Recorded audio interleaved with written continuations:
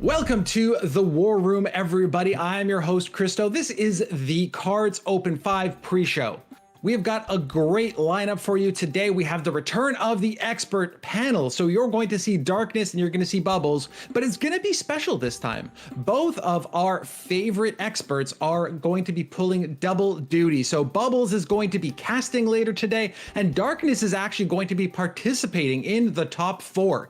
So we're going to chat with Darkness a little bit about his preparation and with Bubbles a bit about what he expects. But before we get to that point, let's talk to you about KARDS Open 5. What was it? When did it happen? What are we looking at today? Let me tell you. Last weekend, we had 7 rounds of Swiss. Nearly 100 players competed in best of 3. They got to bring whatever decks they wanted. I like to call it the Wild West because they really could bring the same list, play it multiple times, change it in between games. Anything goes. And the aforementioned Darkness went ahead and finished that Swiss round 7-0, guaranteeing him a spot in the top 16. But let's bring up the bracket and see who else made the top 16.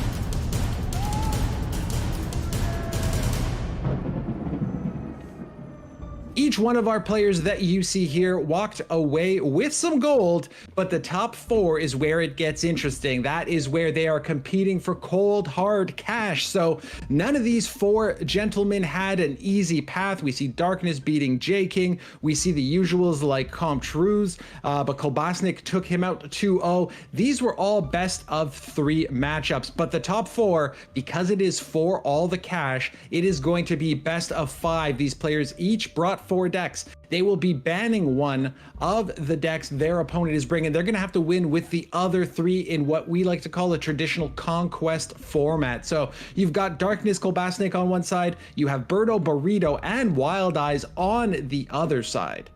Let's jump in to our expert panel. Let's talk to Darkness about how he went 7-0, and let's find out more about how Bubbles is prepping for this cast.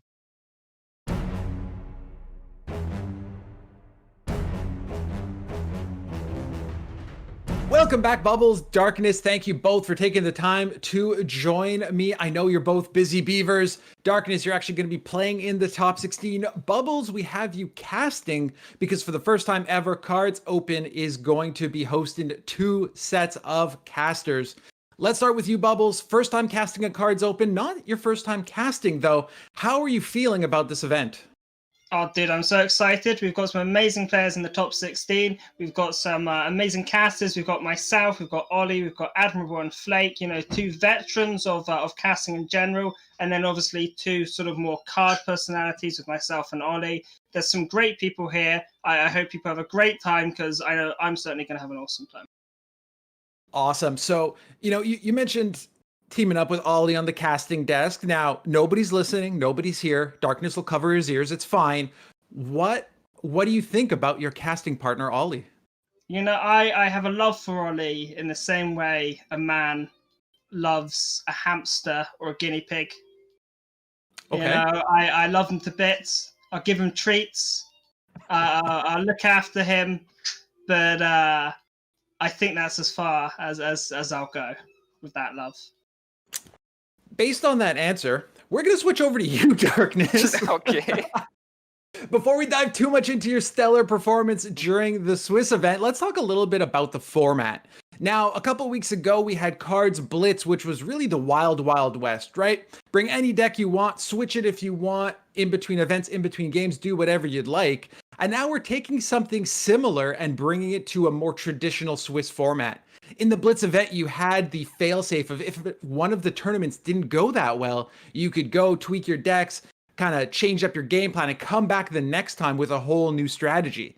You don't have that advantage when you're going into 7 rounds of Swiss, knowing that even if you lose maybe one of those, that could spell the difference between you making it to top 16 or not. So knowing that things can be a little bit wacky in this type of event, Darkness, how did you prepare for the qualifying rounds?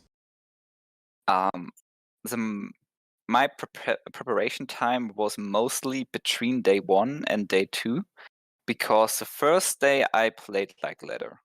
I was using the strongest deck overall, and I only played that. That was very fine. And that's artillery currently in this matter. But day 2, when I faced stronger player like Vinny, like Berto, Burrito, they were aware of this matter of the strongest deck, and they were playing artillery 2 or decks who are very, very strong against artillery. So I prepared an artillery crushing deck to be able to beat artillery, and I was preparing a ramp deck to beat anti-ramp decks. And at this point, day 2, it was like rock, paper, scissors. Mm-hmm. So is he bringing the artillery deck? Is he bringing the anti-artillery deck? Maybe I should play the anti-artillery deck. And yeah, this was more intense because you only had this one chance, and maybe you can drop one game, maybe you can drop 2 matchups, but after you dropped 3 matchups in the Swiss round, best of 7, you're definitely out. Mm-hmm. Exactly. So basically, having the event split over 2 days was an advantage because you got to take the time in between to sort of figure out how the meta was establishing itself and then trying to counter it in day 2. Do you think it would have been more of a challenge if the entire event was played out in one day? Yes, definitely. Because after 7 hours of playing, of gaming, you lose your focus. Mm. It's very harder to concentrate that long. So having it split over 2 days, not only does it allow you to sort of adapt to this meta, but it also allows you to kind of refresh yourself and refresh that focus. Yes. Bubbles, I know you only got to play a couple rounds. What was your experience like for KARDS Open 5? So yeah, I only got to play day 1, and I didn't even get to play all of day 1. It was only 3 out of 4 rounds, but I had an amazing time in those 3 rounds. I was streaming it all on Twitch, chatting to people, interacting with people, and then for my round 3, my final round, I got matched up against Berto. But then disaster struck. My challenge friend function in the game had completely broken. We tried everything. I removed him, I re-added him, I restarted cards, I restarted Steam. We were really clutching at straws here. We were going to be holding everyone back. It looked like I was going to have to give him the buy. And then I had this genius idea. I messaged him, I said, Berto, I'm going to tell you when to search ladder. We're both going to queue into each other, and we're going to get matched up against each other through the matchmaking system. So we both queue at the same time. First try goes absolutely horrible. I get matched up against some random person I've never heard of. And we try again, and sure enough, through pure matchmaking and randomness, I get matched up against Burrito. And even with a broken system and the challenge function not working, I still managed to match up against him. And then he beat me, and I lost. So what you're saying is, while Darkness, treated day 1 like ladder, you essentially just played day 1 on ladder. Oh, I was doing actual ladder. I was searching. We were both searching ranked. So not only was Swiss placement at risk here, we were also losing ladder points. So I'd say our games may have been the most serious games in KARDS history. I don't think anything has been at stake in the same way that our game was just then. So you really doubled up the prize pool, taking a win for Swiss, taking a win on ladder, and you ended up losing. And all of that stress of having, the weight of the importance of that match on you, you just decided after that, you know what, I'm done.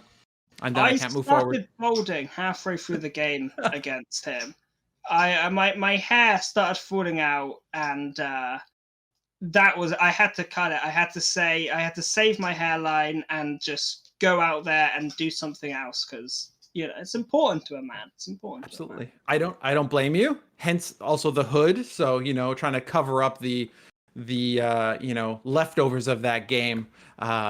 Absolutely. So let's move forward. Let's talk a little bit about sort of Darkness. You mentioned it before, talking about the mini meta that's created within these tournaments, because it is a little bit like ladder. You're queuing into, matchups, and you don't fully know what to expect. You don't have a deck list, anything like that. So is it sort of a mini meta that is created within these tournaments? And if so, how did it change from day 1 to day 2 based on the fact that you had time to prepare for day 2?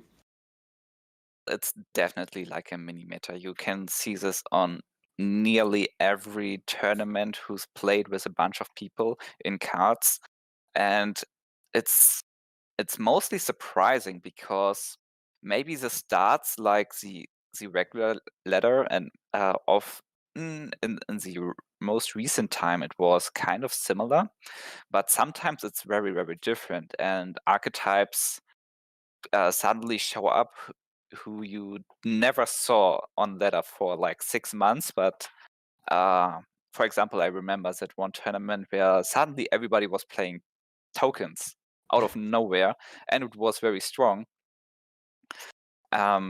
So yeah, how do I prepare for that? After the first day I just played like ladder, I used my strong stack, and that went well.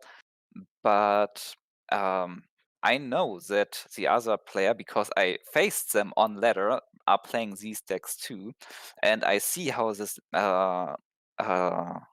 mini meta is evolving, because I know these player, I know kind of their decks, and I see who's up there, which decks are strong, which decks and player are successful.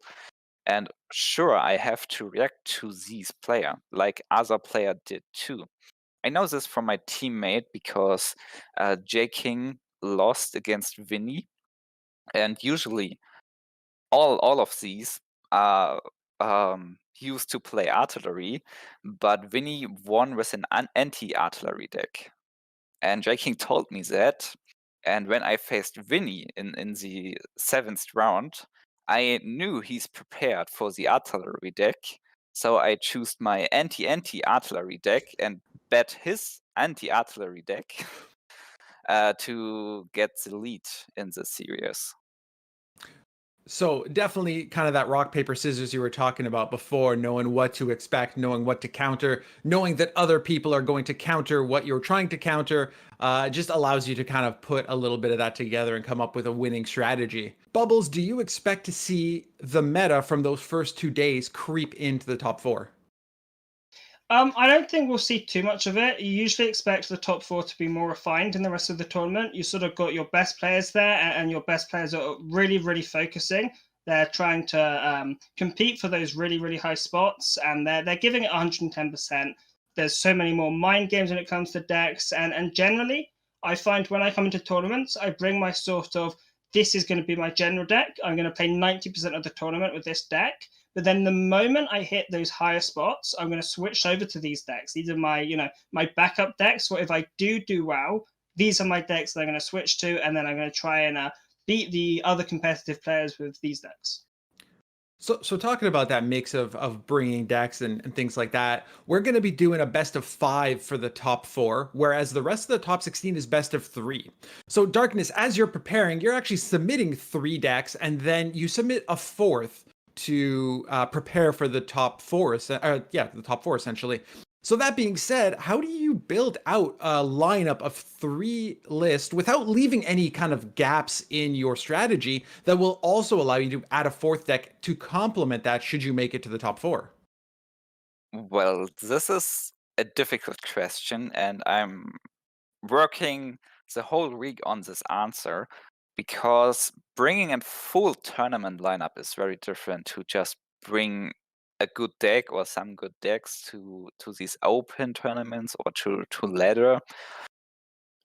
Because you really need to have a strategy. Like, do you go full aggro, playing 3 or 4 very fast decks beating every slow deck, or do you run full anti-aggro or full heavy control to beat anti-aggro, but then you will lose to an aggro player who's bringing 2 or 3 aggro decks?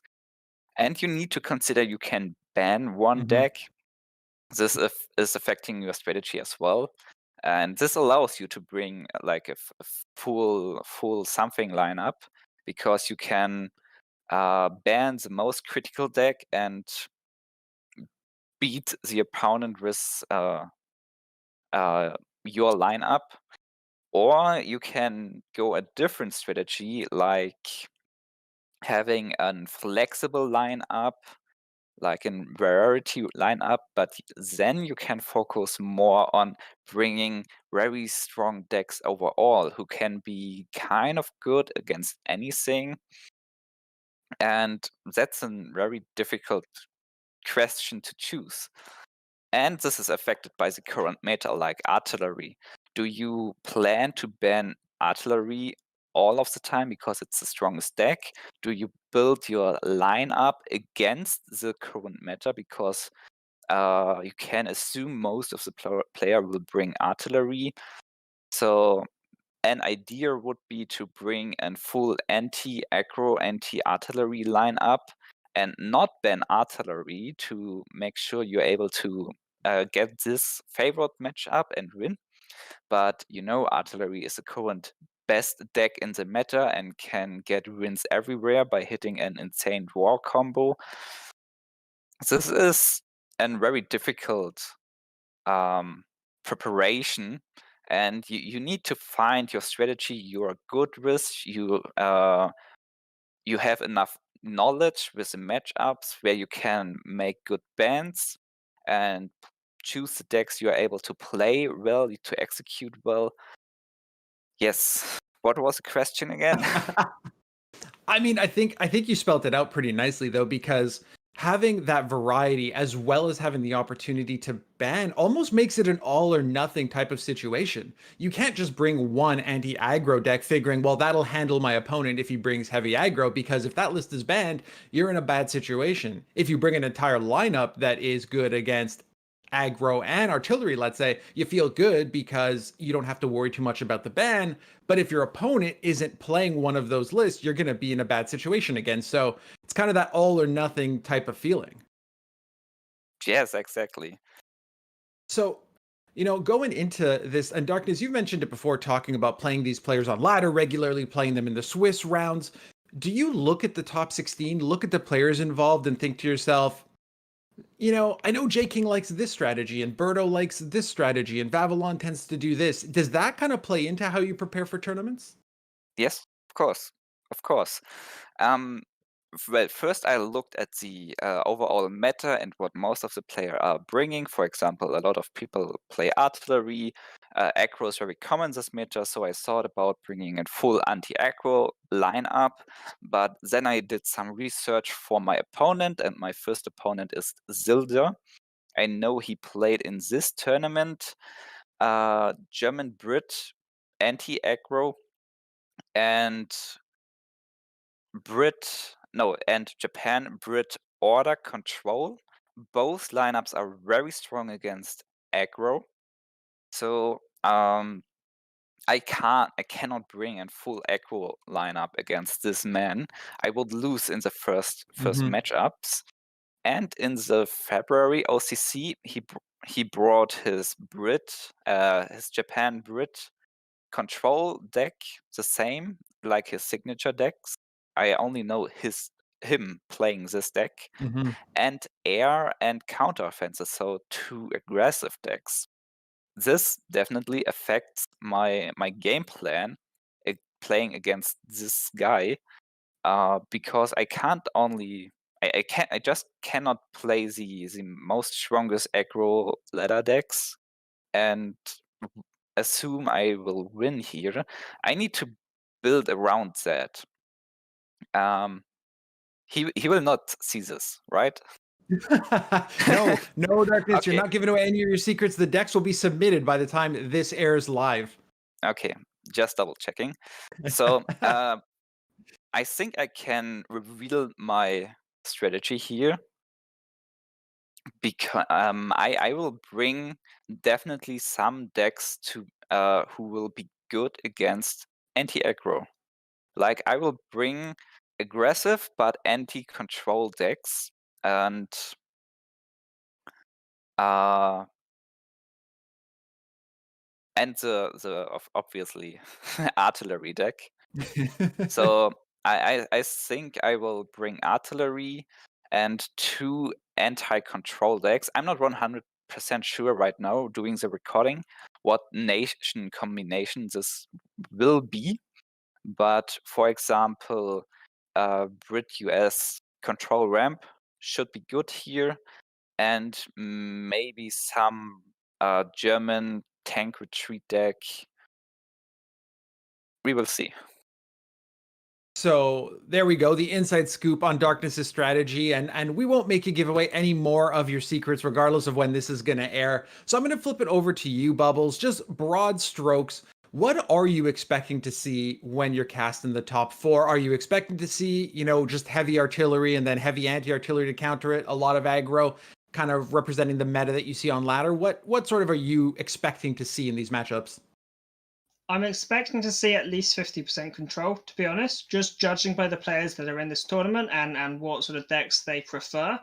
I know there are some that are traditionally aggro players, but I think there's more control there. I think we'll probably see like a lot of Germany control, sort of Brit Germany, sort of hand attack kind of things. Maybe not with discard necessarily, because the discard is less good against the artillery deck, but maybe just sort of draw denial stuff.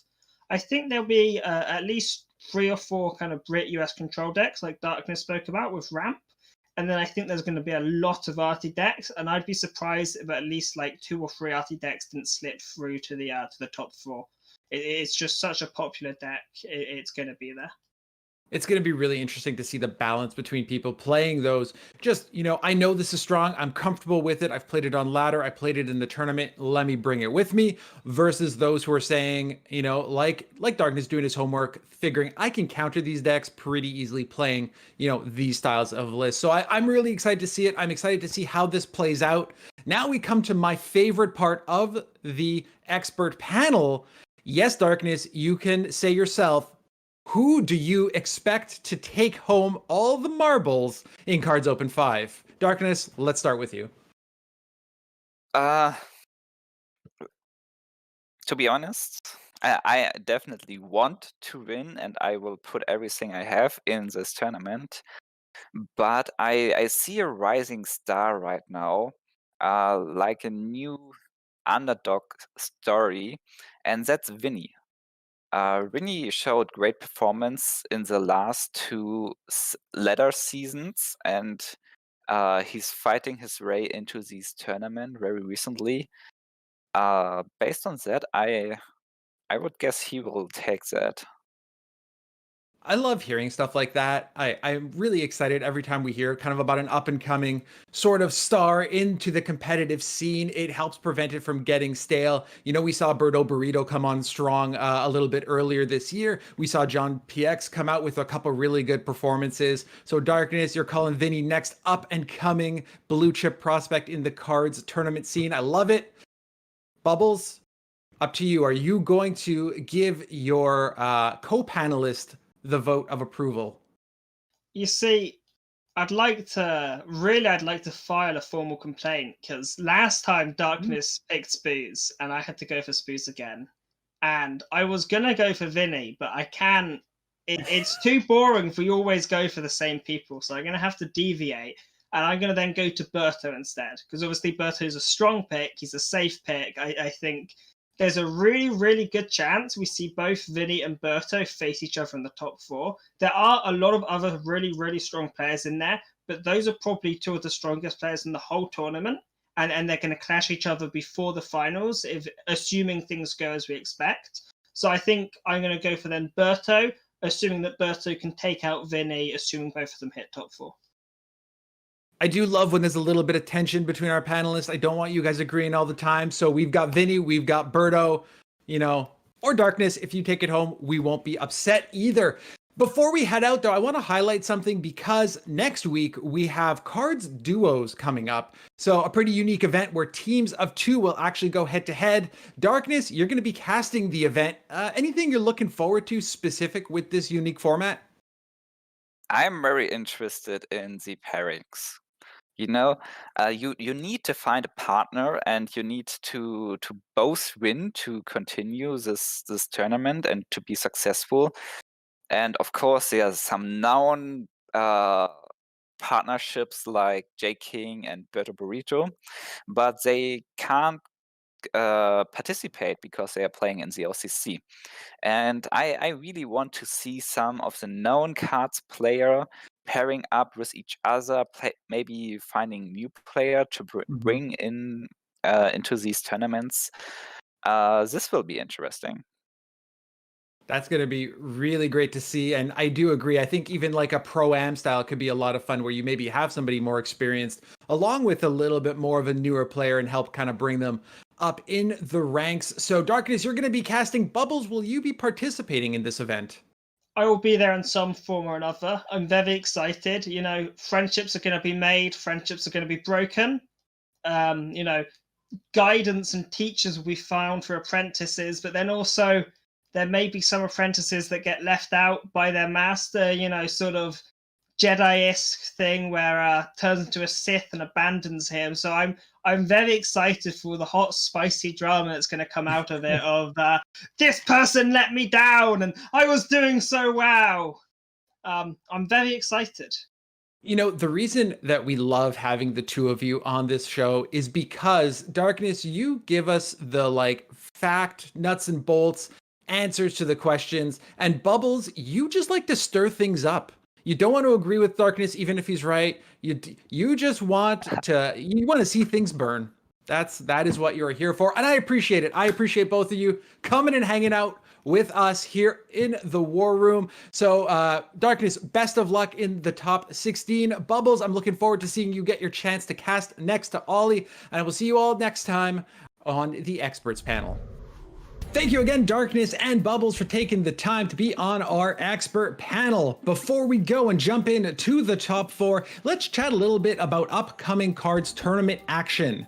Next weekend, we're going to have Cards Duo, a 2v2 type of format where you're going to grab a friend and you're going to go head to head with 2 other Cards competitors. That goes on starting next Saturday, the 17th. So you've got a week left to sign up. Check out 983 TV and Cards on Discord, Steam, Twitter, and everywhere else that you typically consume Cards content. There will be a link to go ahead and sign up. Not only that, but you can also check out right here 1 week from today, the OCC. That's a lie. It actually starts on Saturday, but you can check it out all weekend long. The OCC right here on Cards' official Twitch channel. Let's get right into it. So we've got the top 4 coming up. I will actually be hosting on the other side, so I will see you all in just a few moments.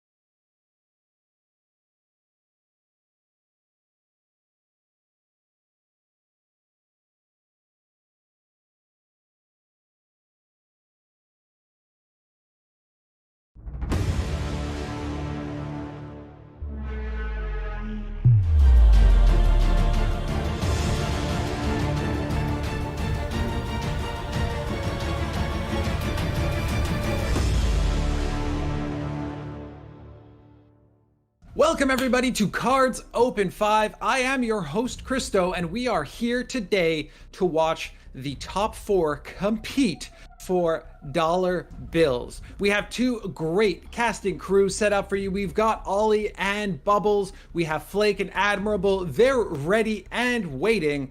Let's chat a little bit about how we got to where we are today. We had nearly 100 players compete last weekend in a best of 3 Wild West. Bring whatever deck you'd like, play it as often as you'd like, to get us down to a top 16. So they played 7 Swiss rounds, and here you have your top 16 in front of you.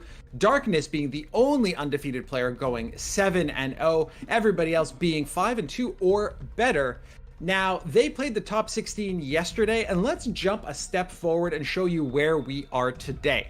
You're going to see in the first semifinal, Darkness versus Kolbasnik. In the second semifinal, we have Berto, Burrito lined up against Wild Eyes. Those and much more action coming right at you. But first, let's talk about what they are playing for.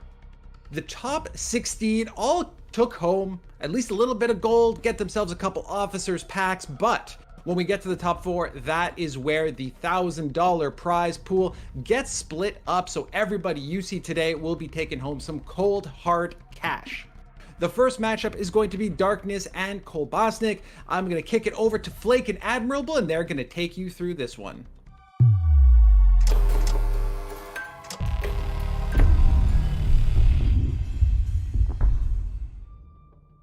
Thank you so much, my boy Chris. There we go. There was a little sneak peek as to the 2 more handsome of the casting crew. However, here I am with my good friend Admirable. Admirable, this is our second go through here of casting a cards event, and I know that you and I are so enamored with this game, and we just can't stop talking about it. It's just so exciting. Something about the game just has so many little entitlements to it that really traps me into proposing and preparing for a game. It brings a lot of my friends in questions with things. And the thing that's so beautiful about it is it's not difficult to explain the little tiny rules about anything. It's really easy to learn how the game is going along. The tough part about it is, well, what about all these other cards that go with the rules all day long? Am I really supposed to use all of these things? The answer to it is, well, sometimes. That's part of what makes it so beautiful, is that there's always a little something that's tricky in the game, and then the other really tricky part is just by having to hang out with you sometimes all the time, Flake, but it's wonderful to be here. That's right. It's like microwaving popcorn. Easy to learn, difficult to master. That's what Cards CCG is all about, friends. And we've got the top 4 of Cards Open 5 are ready to rock and roll. And like Chris mentioned, there was almost 100 people that played in the Swiss, and the records were it shook out as they did. Darkness coming out top 7-0, a flawless run through Swiss, and then here he is in the top 4 as well. Some great names, and maybe new to the game, but there are so many names, Admirable, that you and I recognize as just being really heavy hitters here. Anybody that you suspect here or you see that's just like no surprise to be in this tournament?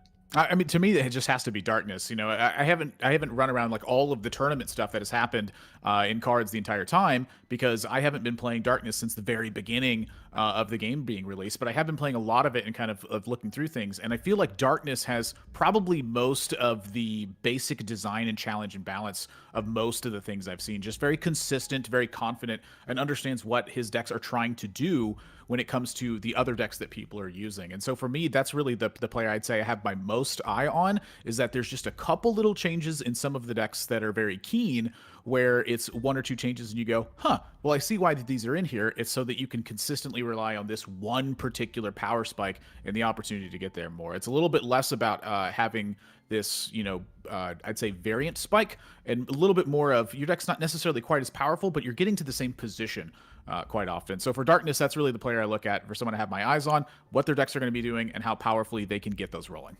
And Darkness did, to get to the top 4, did take down the previous tournament winner, J King. So there's a lot of momentum and a lot of pride going through there. Just, Darkness is somebody that we see on the analyst desk a lot, somebody we see on the casting desk a lot. This is somebody who's got all areas of the spectrum just covered when it comes to cards. And when you're talking about the deck building, I know that this is something that I enjoy about this game so much, is just discussing these decks with you, Admirable, because there's so much minutia to these decks that it's really difficult to sort of pick and choose everything, where you and I have these discussions all the time. time of why choose this over this, and then we just we kind of have to sort of just throttle back a little bit and realize that these are the players in the top 4. These are the best in the world. They're making educated decisions on these cards. Let's take a look at these deck lists that we're going to see. We're going to be casting Kolbasnik versus Darkness first and foremost here. So why don't we take a look at these lists? And here's Darkness representing Germany again. 7-0 in the Swiss. It's basically, you know, a fearsome record to just stare down and a nice mountain to sit on. And looking at these decks again, in the top 4, you're taking 4 decks to the tournament. It is a best of 5 open deck list. No surprises when you're facing somebody. But in terms of surprises here, any deck that you're kind of looking at right now as being sort of you know, a ban target or the strongest of the list here? Admirable, walk us through these lists here. Yeah, a lot. Kind of the way that these decks are going to work is with the open deck list stuff. Obviously, you're getting to ban a choice, and you want to ban the one that's probably just the strongest against what your lineup is going to be. But sometimes that depends on what your opponent's going to ban. So occasionally there's some mind gamey stuff to it. Occasionally there's not. For myself personally, if you're just looking at the decks from a generic standpoint, my head comes to the Soviet US deck, where that's just an extremely powerful deck that often leaves you in a spot where you're like, you just have to have ways to kill these early units, or the deck's going to run you over with a single buff card. So that's always one of the ones that I want to look at in stuff to ban. But to me, the most interesting part about Darkness's decks here is just the way that they're built out. 3 of the decks are using US, and 3 of the decks are using Britain in this case. And that's a lot of US and Britain that's used over the course of 4 decks. And that to me says someone has been, you know, very experienced in building these out. They have understood that Britain's very powerful. They've understood that US is very powerful. And then from there, they've gone even further, understood which of the cards are fitting into what types of role that they're playing. You'll notice that there's one extremely aggressive deck, and there's 3 more mid-rangey decks outside of that that are using British and using US. The ones that are using Britain first, US is secondary. The ones that are using US first, Britain is secondary, and then it's Germany with Britain, and then Soviet with US. Like, there's just a giant spread of cards here that really make a ton of sense. And so I think the one to me that really stands out the most is the Germany with Britain one, where it extends all the way to the top end of using Leopold. Leopold to me has felt like a very difficult card to use, but a very powerful card at that. So that's the deck I'm most looking forward to seeing. We haven't seen Leopold hit the table in any of the previous tournaments that you and I have casted, so this is always something that's very exciting when you have that Leopold in hand, when you find the opportunity, find that margin to actually slam that card. But very astute in terms of looking at these decks. It looks like you know, Darkness with this list here of just really leaning heavy on the fact that he's just trusting US and Britain so much that it is appearing in one of the 2 are appearing in all 4 of the decks. So there's clearly an understanding, a trust of those 2 nations. And again, based on the deck building rules, you can't have a main nation repeated. So you have a main nation Soviet, Britain, US, and Germany. But when you're leaning on certain nations such as US and Britain, you can sprinkle them into the other decks to make sure that those cards that you're really relying on and trust the most will appear in most of these decks. And like you said, that aggressive list, that list, the Soviet list, artillery, you have the war production and the supply chain, get that cranking and going, and it's just a deck that really just doesn't care about defenders, doesn't care about your back line. It's going to get buffed up, it's going to get lots of reach and accessibility to the HQ based on those artillery. So we're going to see that deck really start railing on your opponent. Yeah, and if we take a look at Kolbasnik's side, there is a very interesting list that I have not played too much against, and I didn't really get the opportunity to play at all myself, which was this Germany and France deck that's going on with a lot of resistance that's taken place here. I'd say like one of the big things I'm looking at was Liberation being available to this deck alongside Phony War. It feels like if you give this deck time, it is very drastically punishing in that the fact that it's adding resistance cards to your hand, that it's going to be tough to actually just develop your own board and kind of ignore the resistance cards there, because it feels like they get such a big payoff if you let them do that. This is a list that, like you said, is going to be the most sexy to sort of watch unfold. With Vive la Résistance and all the French support cards here, having that hand pollution of putting those resistance cards in your opponent's hand, it doesn't seem like much in the early portion of that development of putting those cards in your opponent's hand. Again, the resistance cards did get changed recently, whereas they used to be that you just you basically discard the top card of your deck, but now they have the option of choosing, do you do a damage to your HQ or do you chuck a card off the top? And eventually you can't ignore those cards for long enough, because with cards like Liberation and Phony War, you are going to get a gigantic hand of pretty much worthless trash. So when these cards are just start to pile onto your opponent, you're really choking their ability to gain access to their resources, and then needing to spend their resources just to clean out and do a little bit of spring cleaning out of their hand in order to get back to business. And meanwhile, you have the German main nation, coming after you and applying pressure. But some of these other lists that we see here, there's a Japan aggro list. I don't think there's any surprises there. This is a very reliable list. It goes in hot and heavy. It drops in, does a lot of damage. You have just the single Katyusha for a little bit of spice, but cards like Counteroffensive and Winter Warfare will give a lot of reach to even just the single devastating infantry that gets to the front line. This is a deck that likes to take the front line early, hold the front line, apply pressure, and hopefully close out the game within 5 or 6 turns. And there it is. I know that you've been playing a lot of Artie Admirable. There's that same list that you like, that War Production Greyhound supply chain list. Yeah, I do like this list a lot. I think one of the big things that caught my eye with this list was the Petliakov at 3 credit costs, where it's a 2/4 bomber that prevents all deployment effects from happening on both sides.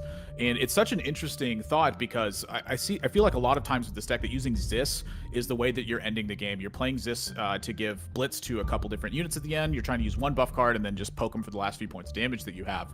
With Petliakov, what's happening is a lot of times you're shutting off things like the Sendai Regiment from your opponent, or if your opponent has like a cheap unit in the front line, or they can move something in the front line, you can shut down a Sherman from some of the US aggro decks. And so I'm kind of curious about that card, because to me a 2/4 bomber is a pretty good stat line, especially for 3 credits, but I feel like it's a bit of a difficult card to use, because it's something that feels to me like if you're ahead, you stay ahead. If you're not ahead, does this get you to that spot? And so I am kind of curious about that card sitting in there, and really interested to see how this does. So again, my fear though is that, to me, this is one of the decks that I want to ban. And from Kolbasnik's side, when I look at this resistance deck, and I'm looking at, again, War Production and Supply Chain on the other side of the table from Darkness's side, that same thing looks like it's possible to get banned to me. You don't want to stick a bunch of resistance cards in your opponent's hand and then have them War Production, and you did basically nothing for your turn. So I will be curious to see if these decks actually get used, because there's consistency on one side, there's uniqueness on the other. But at the end of the day, I still am personally more interested in seeing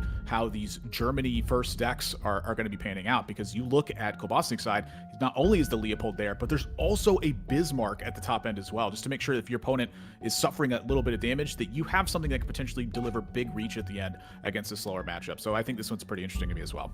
Yeah, I like to see it, especially that Bismarck. Nice little extra spice as well with the Leopold sitting in there. That Germany and France deck is basically what I am most interested in seeing. Friends, we are about ready to rock and roll here. It is Cards Open 5. I am Flake. That is Admirable, and it's nigh time to see which gets banned here. Again, best of 5 means that you bring 4 decks, 1 gets banned. We're going to see what each player is most afraid of. There's no boogeymen here. There's no heights. There's no sharks or Draculia. It is merely a faction or a nation that you get rid of. And Darkness will have no access to that Germany list, and the Soviet list that we talked about earlier is also gone. So here we have it: Kolbasnik of Ukraine, Darkness of Germany. First game, Cards Open 5. Let's get straight to it. Yeah, Darkness on the bottom end of your screen here that you're going to be seeing, and this is a pretty reasonable opening hand with the Greyhound and Supply Chain. Honestly, I'd say that mulliganing with this deck has been a little bit tough for me as well. It's like, which ones do you want to keep and which ones do you want to get rid of? And for Supply Chain has felt like one of the ones that I want to keep, because if you draw War Production to go alongside this card, you have such a deliberate game plan of what you want to do. It's get some stuff in play. It's make sure that your opponent doesn't run you over. And then at some point in the game, you end up drawing a ton of cards from it. So I like that Darkness kept a Supply Chain. Kind of unfortunate, I think, from their angle to see a second Supply Chain drawn right away. This is what gets dangerous now for Darkness, is going second against this Japanese aggro list that really wants to hold the front line, have access to the HQ, but also be able to play certain cards that, cards like Rising Sun to, again, continue to draw cards and deploy units and continue the pressure. That Greyhound on the first turn is lovely if you can go ahead and follow up to take the front line and maybe protect against this Japanese aggression. However, at this point, you can see Kolbasnik is just wasting no time going in and starting to, just own that front line against Darkness's list that wants to hold the front line and get those artillery, safe and sound. Yeah, and you can see Tora here just being such an important card for Kolbasnik in this situation. The whole situation was that little tiny space could have been so bad. Instead, they get to move these 0 operation cost units forward. They get to use the Bloody Sickle to pick that off. Tora delivers an extra point of damage, and they get to right away start attacking. Darkness knows that they're going to have to defend from this spot, and Kolbasnik realizes that. Rather than simply trade and try to take advantage of that, your opponent's going to have to trade anyway. So just go ahead and attack the base at that point and start getting in through some chip damage while your opponent has to play defense. This is a list. I think both the lists here are really valuing that front line. The Japanese list, especially, as you can see, it's one thing to be able to go ahead and fire those artillery real nice and tidy, but the difference here is that even though the Japanese aggro is always hunting for that HQ damage, there are a lot of value trades at 0 operation cost that can really turn the tide here. And owning that front line, as you saw there earlier, playing Rising Sun adds cards to your hand. You need to own the front line, obviously, but it just really helps. That's a low roll there. That's going to unfortunately cost that extra little, an extra turn to help things out. But boy, oh boy, counteroffensive does make things look real nasty. Yeah. And so the question here for Kolbasnik is whether or not they want to trade or whether or not they want to go face. And going face with the 2, but then trading with the 6, it looks a little bit weird. But I think that what's going on through Kolbasnik's head here is that, well, wait a second, something like Ura or a pair of buffs to the back line from like Patriotic is going to yield them in a spot where perhaps they lose this big unit. And so why take that risk right now? If this big unit lives, they feel like that they're going to be at a tremendous advantage. And frankly, with Sendai Regiment in hand, I think that they're right. And so I like the play that they make here. Just go ahead and play it a little bit safer and say, if you can't answer the 6-6 in the next turn or so, you're not going to be able to answer the 6-6 for the rest of the game. So it's a little bit unusual with what has happened in their prior couple of turns, but I think that it's the right call. And so for here, Darkness having to go with the war production that they just drew and then start supply chaining here, they need to find a way to start answering this or things are going to get really ugly. And I like what you said there. The decision needed to be made. Do I take the free swing at the HQ, bring them down to 9? As we see right now, the war production draws, and this is a nasty little train of events here. As you can see, those supply chains cost 0, but there is... Your enemy at this point is the clock, frankly, because you're going to run out of time. And as you can see, the computer itself is just struggling to keep up as there's just so much going on. We promise, friends, this is all legal. Everything here is not, your eyes are not deceiving you.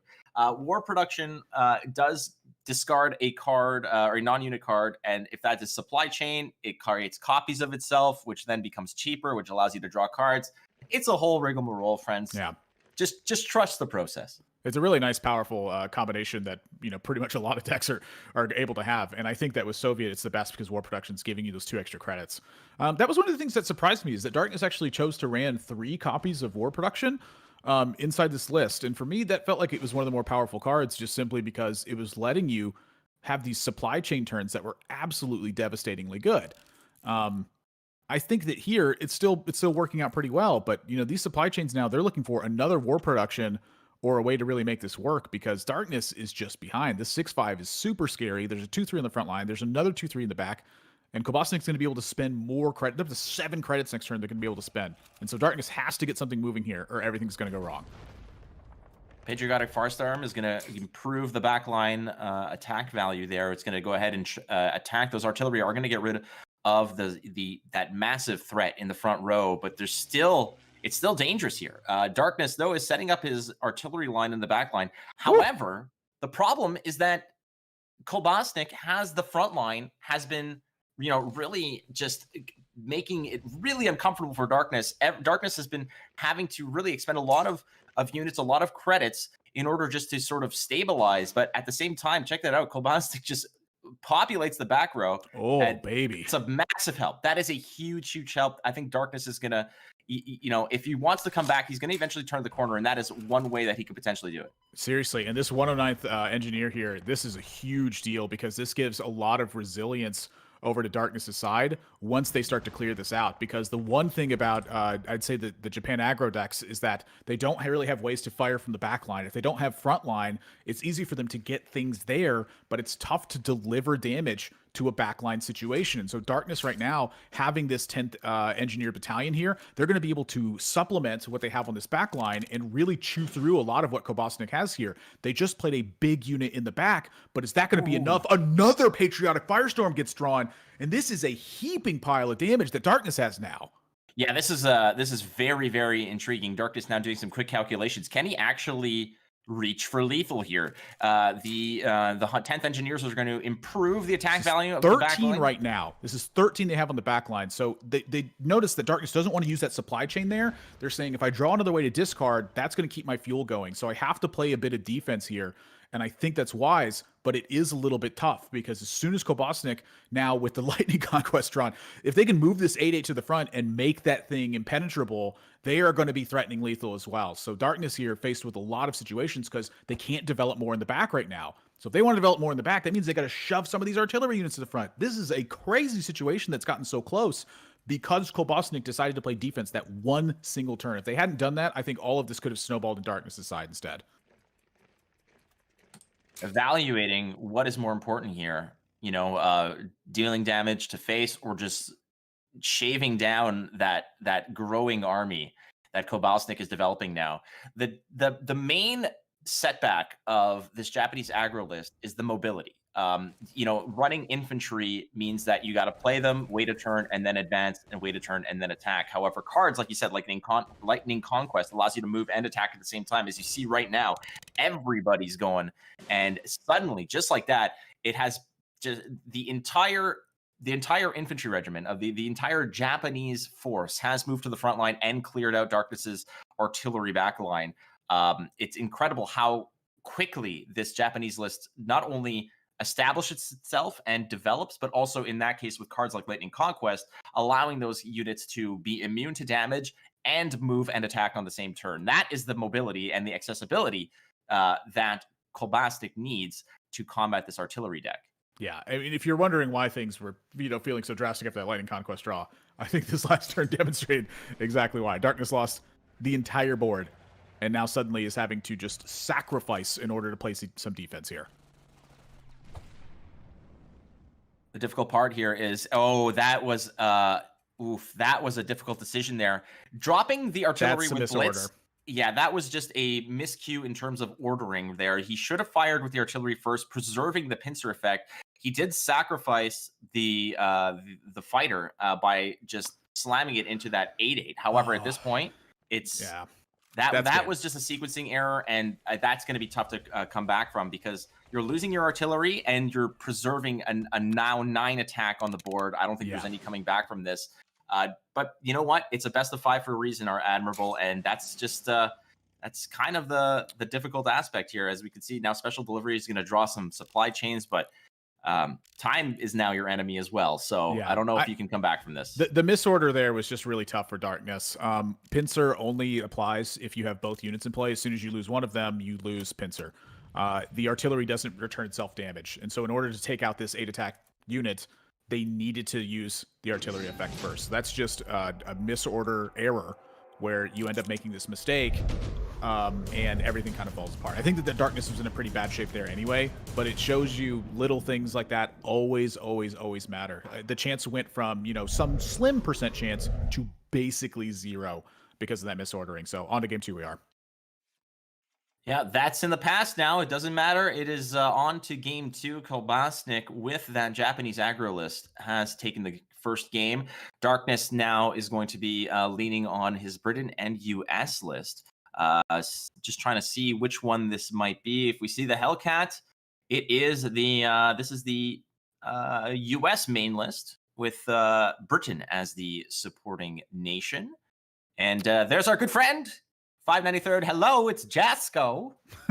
Jasko on the line. Yes, Jasko here. Calling the Corey hotline. I need to speak to your manager, please. All right, I'll wait. I'll wait. Mulligan away. Kolbasnik, meanwhile, onto the Germany-France deck. And so I've been very curious to see how this operates. For most of the time that I have been playing cards, it has been ladder play. And so when I've queued into the resistance decks, I've pretty much tended to play either the Commonwealth as one of my base decks, or I have chosen to play Soviet US as an aggressive deck with the artillery. And so for me, the resistance hasn't been too much of a big deal because my Commonwealth decks are a lot of ramp in them, and then a lot of HP gain with some commandos. So when my opponent stuffs my hand full of resistance, a lot of times I get to play commando and then jam all the resistance cards down and just shoot everything because of it. Against the artillery deck is just very powerful against it because you can discard the resistance cards while you're just playing your normal turns. So it's been kind of a tough matchup for my opponent when they're playing resistance. But against pretty much everything else, I feel like resistance has a good game plan. And so I'm really curious to see how it operates versus this. I'd say that the weakness against Darkness's deck here for Kolbasnik is that Darkness is going to be able to ramp up a bunch. And so while the hand's getting clogged, they do have an option of how to expend a lot of their resources. They get extra credits really quickly, and hopefully you're able to make a use of them on their side. Not only that, but you're seeing the difference that Blackwatch makes here when it makes all of these resistance cards cost more to fill up your opponent's hand. It's a lot tougher to do. So I'm kind of curious to see where this ends up and how Kolbasnik ends up getting there, because the first thing that happened was 2 careless talks. They landed on a C4th Highlander, and the C4th Highlander is still alive. So it's a bit of a tough card economy that Kolbasnik is facing here so far. It's just incredible at the speed at which these players are also playing. It's incredible. It's it's testament to the fact that the players are not only just well versed in their deck list, in their opponents' game plans, etc. There's a lot of confidence in going that fast. But as you can see right now, Kolbasnik is getting the game rolling in terms of what the game plan is when you're playing France. You're especially with a resistance-based deck. It's not a mobilization deck here. This is pure resistance, which means lots of deck pollution. However, at the risk of board development here, rather at sacrificing the board development, what you're doing at this case is you're trying to just punish your opponent's hand by clogging it with garbage. And as you can see over here, the countermeasures are dropped. We saw 2 Careless Whispers being played earlier to just kind of rain a little bit of damage on the guard that is protecting the HQ. But I'm telling you, this was the matchup that I wanted to see. I wanted to see this France list, in all its beautiful glory, and it's getting the job done because as you can see, there's 3 resistance cards in that hand that are just taking up space. It's taking up real estate. Darkness is going to have to be conscious of that. Look at that, grabbing a B-17 from a few good men. This could be pretty serious because you notice that last turn Darkness did not really care that a card was getting burned because the hand was full. And I think in this turn it's pretty wise because they needed to get a little bit of threat of damage chipped away on that headquarters. And so Kolbasnik now needs to go, well, hey, wait a second here. I wasn't really too worried about this, but, I am getting chipped away in terms of damage at this point. And a few good men popping up and then your opponent not really playing anything off that, there's a lot of things that could be at that point. And B-17, a big bomber unit that cannot be targeted by enemy orders. So that's a difficult one to deal with if Darkness has got the front line. So kind of a unique game plan that's going on here. Kolbasnik is going to fill up the hand again with some more resistance stuff and try to make this really awkward. But I feel like on Darkness' side that there's a lot of strength and a lot of game plan here because pretty much every single card in their hand is very useful. So useful, in fact, that they're going, go ahead, burn some cards. Don't really care that much. As we saw there, that's where this deck is, in terms of what it wants to do. It wants to make sure that your opponent is, perhaps sacrificing some cards and some credits just to do some spring cleaning, tidy up the hand a little bit. As you can saw, there was a card that was burnt, poof, gone into oblivion. And using some of that credits as well to just go ahead and, use some of those resistance cards. But here it comes. That was, I believe that was Liberation, if it was, or Arming the Resistance, that would just went ahead and added more of those cards to your opponent's hand. It's nice. You can see there's 4 of those floating around as, once again, carrier cover, sending something back, Beautiful. Redeploying. That is the self-own, you know what I mean, of the Blackwatch. It's interesting to me because carrier cover is a card that I was like, this seems like a pretty reasonable way to ramp your cards. If you don't need the ramp, you can use it to return something to hand. Returning your own thing to hand is something that I have very rarely considered, but when it ends up working out, it works out really well. And so Darkness, they spent 8 credits last turn putting a card back in their own hand. But what does it do? Just makes everything tougher for Kolbasnik in this spot. So keep chipping away, make everything difficult for your opponent. It's tough for them to recover because they're not being able to spend on the curve that they anticipate, which is eventually at some point use 2 cards at the same time. Much tougher to do if some of your cards are costing 4 more than they usually do. Card draw now is kind of feeling a little bit bad if you're Darkness because, again, you're drawing cards back into your hand that is already clogged. You're going to have to eventually use some of those resistance cards, which he did. And this is the issue now, is that Darkness owns the board. And Kolbasnik has the game plan pretty much underway, but he has been taxed twice by that Blackwatch, meaning that he's not necessarily getting as efficient getting as efficient use of his credits as he would have hoped, which does mess with your game plan. What you would have deployed next turn may take 2 turns now to actually effectuate. As we can see now, Call to the Colonies is a card that typically costs 6, but in that 4, but in that case costs 6 just to gain some health, just to stay alive a little bit longer. Yeah, effectively just like a single turn fog effect to where you're just preventing the damage that's coming in. They spent their entire turn doing that, so this is really a rinse repeat situation. The difference is Darkness gets to seemingly modify the situation that they're in. And so I think that Darkness, looking at the amount of cards that are in deck right now, how long does it take before that stuff starts burning? How important is my life total instead? And they have made the determination, you know what? My life total seems very important, and the cards in my deck don't. I have what I need to win, so let's start burning them. And that's a very intriguing choice to make, is what do I value more? The cards that I'll be drawing or my health total? At this case, I don't think health total is that big of a deal. I mean, you could probably go either way, take some damage, knowing that you have a very, very fortified front line and back line that is feeling pretty good. As you can see, every turn that Kolbasnik's playing now is, as we can see here, there's the daylight bombing, and that was just, I don't want to say it was painless, but Kolbasnik's game plan was kind of, it was just a wrench thrown into it because of the fact that Blackwatch hit the table twice. And sorry, go ahead. It's a rough matchup, and the Blackwatch hitting twice that's really the nail in the coffin there. I'd say it's tough for Resistance when your opponent's able to ramp up all their stuff, because the whole point is to make it tougher for them to spend their credits.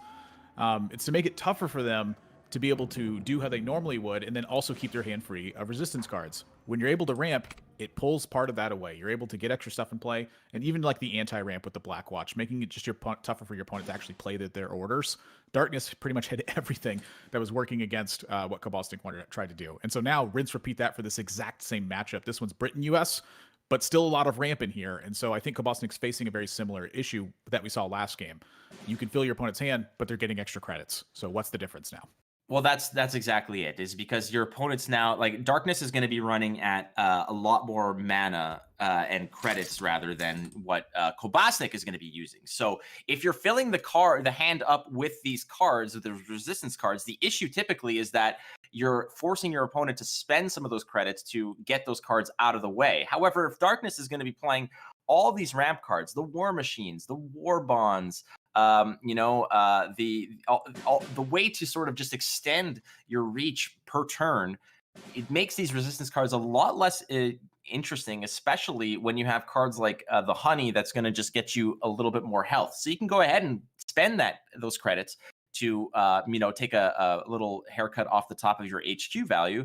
But at the same time, it's not a big deal because you're already so far ahead in terms of your credits. As you can see here, hovering over War Machine, that's just going to go ahead and ramp them up by 1 more credit, and you're still holding on to the 2 honeys in your hand. So I suspect that as the Resistance cards get put into Darkness's hand, he will just immediately respond by just getting rid of them. Yeah, not an easy turn here for Darkness either. It's do you want to use Dark Bombing and move your unit forward, which is kind of like ramp, although you're giving up your Daylight Bombing, or do you want to play Honey, War Machine, and move your thing forward? This keeps the Daylight Bombing in hand, but it doesn't peel something away from your opponent. And I feel like all of these options really had merit from Darkness's side. And what the War Machine tells me is that Darkness is much more concerned with their own development than they are with stunting Kolbasnik's anti-development in a situation like this. So I'll be kind of curious to see how this pans out in the long term, and whether or not this is something that feels like it ramped out for them right.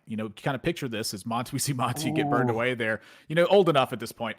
I'm kind of curious to see if Darkness had used Daylight Bombing in that situation, if that disrupts the way that Kolbasnik wants to develop, and in turn gives Darkness this turn where they would have had the War Machine plus the 2 honeys to lay down. So this was an interesting spot to me where they're having to spend on the Resistance side instead, and that could have been what they were thinking about, was the extra credits gives me a way to counter develop on Resistance stuff, and it gets to keep the Daylight Bombing in hand. Just curious what the Daylight Bombing is reserved for at this point. Perhaps they're seeking a bigger turn where it disrupts something that Kolbasnik is planning for. And as we saw there, as those Resistance cards started to pollute Darkness's hand, he wasted no time and just getting rid of them. immediately using as much of his credits as possible just to go ahead and clean out his hand a little bit. I suspect that there's probably going to be the same option here.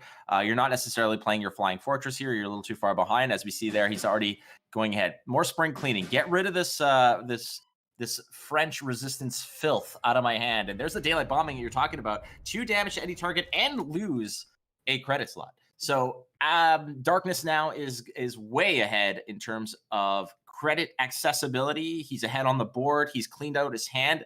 But there is Leopold as a bounce back card, but you're still so far away from that card being an option. It does feel like that Darkness is lacking a lot of threat at this point, though. And I think that for Kolbasnik, that probably feels like a good deal.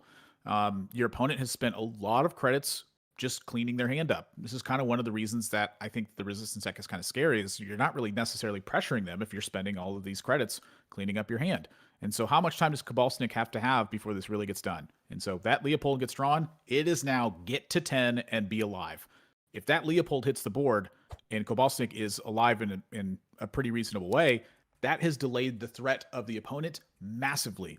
I'd say the big downside to that is, of course, we're staring at 2 B-17s over Darkness's hand. So how long is Leopold going to live if that's the case?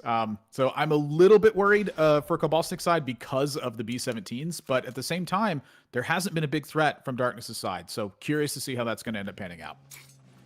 It's a good point to make, is that if you're constantly polluting your opponent's hand and your opponent is then spending those credits to go ahead and get rid of that hand pollution, those resistance cards, like you said, that those are credits that are therefore not used to develop the board, to move units forward, to attack the HQ. And that does buy you time to go ahead and make those big plays with the Leopold, for example, and set up your own threats, like Comet, for instance, just getting out those cards and making those cards finally punch through. As we could see, gaining some HQ here, drawing some cards from the War Bonds was Darkness, and the Flying Fortresses are still there if necessary. But now this is where it becomes a little bit dangerous, because Kolbasnik is still two turns away from that Leopold. When the turn rolls around, he'll be at 8 credits. Still a little bit ways away from Leopold saving the day, but does he have a big enough cushion to get there? And once he does get there, is that enough to save the day? Well, we'll find out. It is looking like that this is a bit of a threat, but the fact that there was just 8 defense added to the headquarter last turn, pretty wise. I think that Kolbasnik is very clearly understanding the macro here, which is do whatever you can to stay alive. It does not matter anything else, because I think that their threat, quite literally at this point, is feeling like it's running Darkness out of cards in total. So how do you just continue to disrupt threat? How do you eventually answer it? And then how do you get their hand down to very little and then burn the rest of these cards away? This turn feels very difficult because there's just not really clean answers here.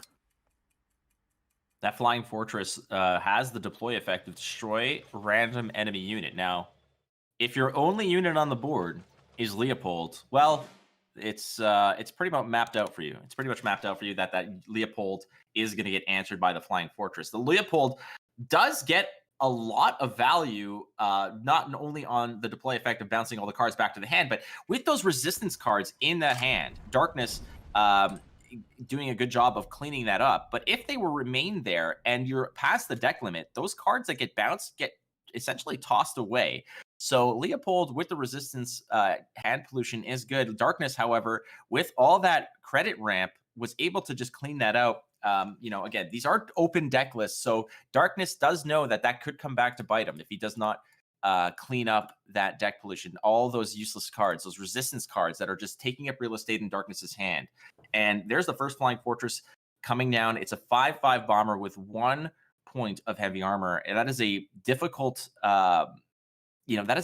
threat to stare down when you do not have the front line and you do not have any air superiority right now. However, there is a Comet that can come through and save the day, but it is going to have to going to cost you credits, and you're still staring down a lot of frontline damage. Yep. Doubting system easy for Darkness to play this turn. There's just saying just disrupt as much as you can. Get rid of these resistance cards from hand. So no further development, no reason to develop heading into this turn. Just take advantage of what you have in play here. So there's the damage. And you and I were talking about this, right? When we're looking at what deck versus what deck, and what is the ideal matchup versus what do you not want to see. This resistance list can be very disruptive against lists that want to play on curve and really curve out properly, maximizing their credit usage. When you're playing with so much ramp that Darkness is playing with, again, there's so much extra credits that you can play with that you can just constantly make do there. And here it is. There's a Leopold coming through, filling up the hand. The Lancaster gets burned out of existence because of that. But there it is. That's the response. That is a very ideal response, is with a second Flying Fortress answering it. And perhaps Kolbasnik saw the first Flying Fortress, thought he might be out of the woods. But the second one comes through and answers that no problem. I mean, Leopold's taking it back to hand. So, it is pretty tough to, I'd say, call that too much of an answer. I think that the comment here is really where Kolbasnik is looking at. They understood this Leopold's going away, right? The whole point of the Leopold, I feel like, is to just buy you more time. And so the one thing that I think Kolbasnik really has to think about here is a doubting system set up. This is open deck list. They know that it's possible. They're going to end up burning their own card as the comment comes back for 9 here. And so on Darkness's side, it's just as long as this B17 is here, you just keep cranking 5. This is all up to Kolbasnik to have to answer this first. That is a nice careless talk there. That took care of one of the honeys that got bounced. Yep. Still holding on to a Sexton as well. Darkness does have plenty of answers and threats as well. The Flying Fortress can answer a big threat with a little bit of creative accounting with the damage being done. Phony War is nice, but that goes away because of the doubting system maybe rooting it out and just trying to bait out the doubting system and then playing the root out the enemy to go ahead and clean up the rest of that bomber. Royal Research getting drawn feels big too. So very versatile card for sure. Absolutely. I mean, you could play it early to sort of secure a turn, or you can kind of develop it late game. But I think at this point, you just want to continue to pile on to Kolbasnik. Flampanzer hasn't really found anything, unfortunately. It's a nice card to have. Unfortunately, it's really not going to be finding a 1 credit unit to go ahead and burn off the board. However, it's still a body, and at this point, you do need to fight back. But there's a lot of reach out of that support row, out of that back line. Darkness does have the fighter and 2 tanks. It's a lot of mobility and a lot of range to reach the HQ for a lethal here. Sudden Strike, take out the honey. Flampanzer hits the board just to be something in play that can hopefully fight. So here we go. Royal Research. They're going to expand up to 6. And then it's grab that synthetic rubber and apply more pressure. And that's game. That Royal Research came through, and like we said, sometimes you can just use that bad boy early, or you can develop when you're smelling blood like that. When the blood's in the water, you've chummed them up, and everyone's feasting. At that point, you're just hunting for lethal, and it was a nice no-brainer move. Big brain move. No-brainer move is semantics, kind of, maybe. I feel like the no-brainer move would be to just not use your cards. The no-brain move, yes, exactly, is to retreat. I feel like that was a pretty big brainer move. I mean, they used their cards and won the game. Yeah, that's a pretty big brain move. Not gonna lie. This is a big brain move right here. Zhukov on 1, but the careless talk wipes it out. And that's the only counter I have found to shut down Zhukov. Every single time I've played Zhukov, it has not been careless talk. And on the other side for my opponent, whoever has gotten the Zhukov off first has been heavily the victor, no doubt. And so for Darkness, getting that Zhukov countered is such a big deal on their end. It wiped out all of the force that this hand was representing, and now you have to play on the fair side of this game, which is build up your board and threaten board buffs. And so from Kolbasnik's side, this particular deck, I think, does a pretty good job at picking apart what this artillery deck is trying to do. It's trying to get multiple units, buff the board. Kolbasnik's deck is very good, as we've seen, at picking off 1 unit, or stuffing your opponent from doing multiple things all at once because you filled their hand with resistance stuff. So Darkness here having to play this fair spot, I think, is an opening for Kolbasnik to perhaps take over and get to a great spot in this game. Sudden Strike comes through, does kill the backline artillery there, and there's one part of that supply chain, beautician, if you will. Special delivery comes through, discard all the cards that are 2 or less. Look at this. This is going to be... Yikes. Yeah. Now, moving forward with that card, there is an answer. Flampanzer does have a nice, delicious, juicy target when it does hit the board, as we'll see it just right now. Oof. And takes out that 10th Engineers Battalion. Flampanzer, good value there, especially with that 10th Engineers. Those bad boys sitting in the back line is where it gives a lot more punch to these to this artillery deck. As we see here, the Katyusha hits the board, does go ahead and take out that Flampanzer free and clear. Oh, a Comet drawn! Big draw there because it just bounces back.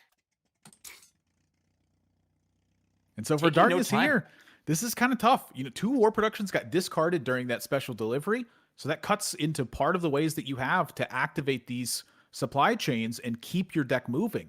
You don't want to just use the supply chains to draw cards. The reason why it's so powerful is because as soon as you hit one of those discard effects that generates momentum, the supply chains get you to the cards that you need. That's part of what makes this deck so powerful is it's like an aggressive deck, but it has like a little combo engine in it as well.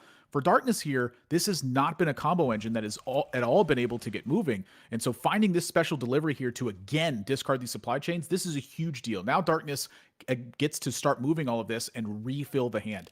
That's why this artillery deck is so powerful. It's not because it's so strong early, it's because it's so strong throughout the game. There's just so much synergy. Look at that, rooting out all those countermeasures, doing a good job doing it exactly, looking at how many credits are being floated there, what the potential is in terms of what countermeasures exist in that deck list, and playing in the proper sequence. Darkness is just firing from the hip here, getting all the job done, but doing so confidently, so comfortably, establishing that board. 25 HQ defense is a lot of defense. However, you just need to, Kolbasnik does need to start doing what that resistance, that French deck needs to do, which is just polluting the hand. As you can see there, there's a supply chain just burnt. It's not discarded. It needs to be realized that is not a discard. That is essentially a burn, a banish, a exile, a gone. It's done. Where'd that Greyhound go? I think it's missing now. The Greyhound did move to the front. It did get completely just scorched earth, and it is now a distant memory. All right, so there's the Zis for Darkness now. So a way to access damage from your hand. This is one of the few cards in the game, I think, that gives you like general access from damage in hand when it comes to units. If unit doesn't have Blitz, Zis is the way to give it to them. And so this is, to me, like one of the weirder cards in the deck. It feels so costly to me, but it does accomplish this one thing that you need, which is against these slower decks, you have a way to actually get your buffs rolling because they build up in your hand. Your opponent just blows up all the stuff that you play. And so how do you use Ura or how do you use Patriotic Firestorm? The answer is quite literally Zis. It's expensive, but it gets the job done as long as the game is not ending immediately from your opponent's pressure. But here we go, arming the resistance even more. This is just tough. Yeah, this is what we're talking about, right? This is where this gets really, really naughty. As you can see, there are 5 resistance cards now in Darkness's hand, making it really awkward as a war production. That was the 3rd war production gone, and the Katyusha completely gonzo. Ura, though, this is a lot of damage coming through. It's a lot of damage. I'm really surprised that Darkness is attacking the 1-2 in this spot. Just given how much damage was able to be applied there from Ura, I guess it does trample over. For the excess damage, when you Ura and your unit is able to destroy an opposing unit, the rest of the damage goes onto the headquarters there. Yeah, just feels like the 1-2 was doing nothing to me. I just wanted just 2 less damage to face. Well, might as well. I mean, you're not necessarily giving up. You're still going to be hunting for lethal in short order, given the fact that you do have another 10th Engineers. Root out gets found.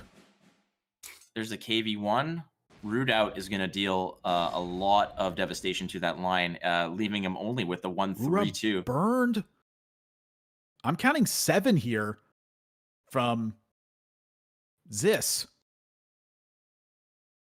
So kind of look back to that 2 damage that got used on that plane. If Darkness had not applied that 2 damage there, this would have been a lethal turn because that 1-2 that wasn't doing anything by itself. No, that's a good point. When you're just kind of playing it a little bit safe rather than going for the throat in this case, no need to go ahead and hunt for lethal and, drop that Zis now if it can be answered. You want to drop it in as kind of like I don't want to say like a surprise, but look at this. This is a difficult spot to be in. All those resistance cards that, those seeds of resistance that Kolbasnik has been sowing into Darkness's pumpkin patch there are now, unfortunately, I don't think that it's going to be any type of harvest anytime soon because he is, approaching end of season with 3 health left, 3 defense left on the HQ. Bouncing a card doesn't seem like the right answer at this point. You need You need Well, HQ, you need defense, and you need to get rid of the board. you got to bounce the KV1. The KV1's dealing you 2 every time you draw a card. So you have to either make your opponent spend more credits, or you have to stop that. And so what I'm looking at here is that this goes to 8 in hand from the or this went to 8 in hand from the resistance. It could have gone to 9 in hand from the other resistance, and then also played the return effect from there. Instead, this KV1 got to be held in hand. I mean, the Zist with the 10th Engineers should be lethal, right? It is this with 10th Engineer, I believe, but there's the Careless Talk was the thing that Darkness was accounting for. Yeah. Smart move. Great intuition there. Waiting for that other Careless Talk to come through, and Darkness takes it. And unfortunately for Kolbasnik, that resistance list didn't quite get the job done in terms of victory, as Darkness takes this one 3-1, best of 5 series here at KARDS Open 5. My goodness gracious, Admirable. The good news versus the bad news. The good news in this case is we got to see some of the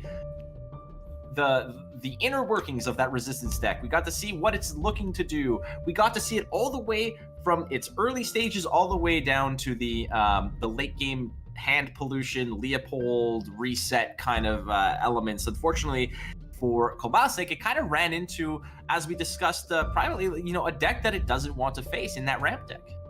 It faced 2 ramp decks, and it also faced an artillery deck. And I have to imagine that while those 3 decks are still they're quite popular and they're quite powerful, those are the worst things I think that you want to see from the resistance standpoint. It gives your opponent all opportunities to build from their perspective, and then to wait to see how you are using your cards in order to answer back. And that's just a tough thing for the resistance matchup here. So I think that Darkness really just having the right lineup for this particular match was really the tough part. But you know what?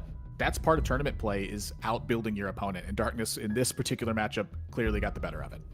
Well, we'll see how that one sort of shakes out. Darkness, of course, is one of the world-class players of KARDS CCG. It is KARDS Open 5, friends, and Darkness did recover from a sequencing error and a game loss, but did recover and bounce back quite nicely and played that masterfully. And, some of those careless whispers, those careless talks were beautiful. Music to my ears, if I may. But we will be hearing from Christo, who's going to be having a quick discussion, a little interview with our winner of the top 4 here, the first pairing of KARDS Open 5. It is Darkness and Christo. Take it away, my friend. Big victory in the first semifinals of KARDS Open 5, defeating Kolbasnik 3-1. Darkness, that first game didn't exactly go as planned, but you kind of came back and pushed through, taking the next 3. What happened in that first game? You kind of mentioned briefly when we were chatting before setting this up that there was a little bit of a misplay there. What exactly went on? In the first game, I didn't had a great start with my artillery deck, so the whole game didn't work as I wanted it to do. And I made a horrible mistake in the last round or second last round, where I played the pincer artillery, the CIS, onto my fighter.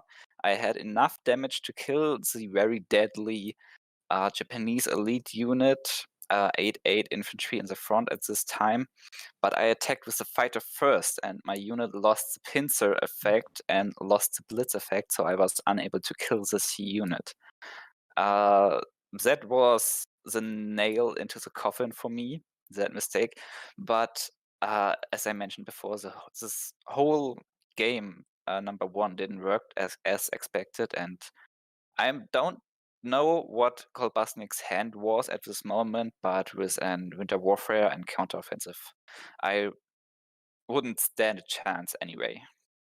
And he had a lot of pressure on you from the start, so obviously you're already trying to dig yourself out of a hole. It didn't really slow you down because you came back in game 2 and didn't look back from there. I wanted to get your opinion on something.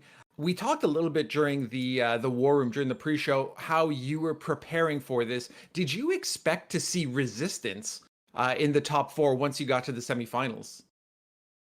Actually, I consider it playing resistance, but Japan, France resistance, it can be very strong. against aggro, even artillery, with a lot of AoE, a lot of pin, but I didn't thought it's good enough. But sure, I could believe if someone told me that there will be one resistance deck in the top 4. And for Kolbasnik, I think this was his 4th deck. So he didn't had to prove this one in the earlier stages. This was his +1 in the top 4. I think that was interesting as well because it didn't really show his hand. I think that the resistance deck was a little bit, unique, a little bit out of left field, but nobody saw it until he got to the top 4 and added in that 4th deck. So I think that was an interesting strategy from his point. Speaking of strategy, he came in and banned your Germany list, and when I told you that, you pretty much said, yeah, okay, no problem. Were you expecting Germany to get banned, or were you just that comfortable with the other 3 lists that you knew, hey, this won't be a problem for me?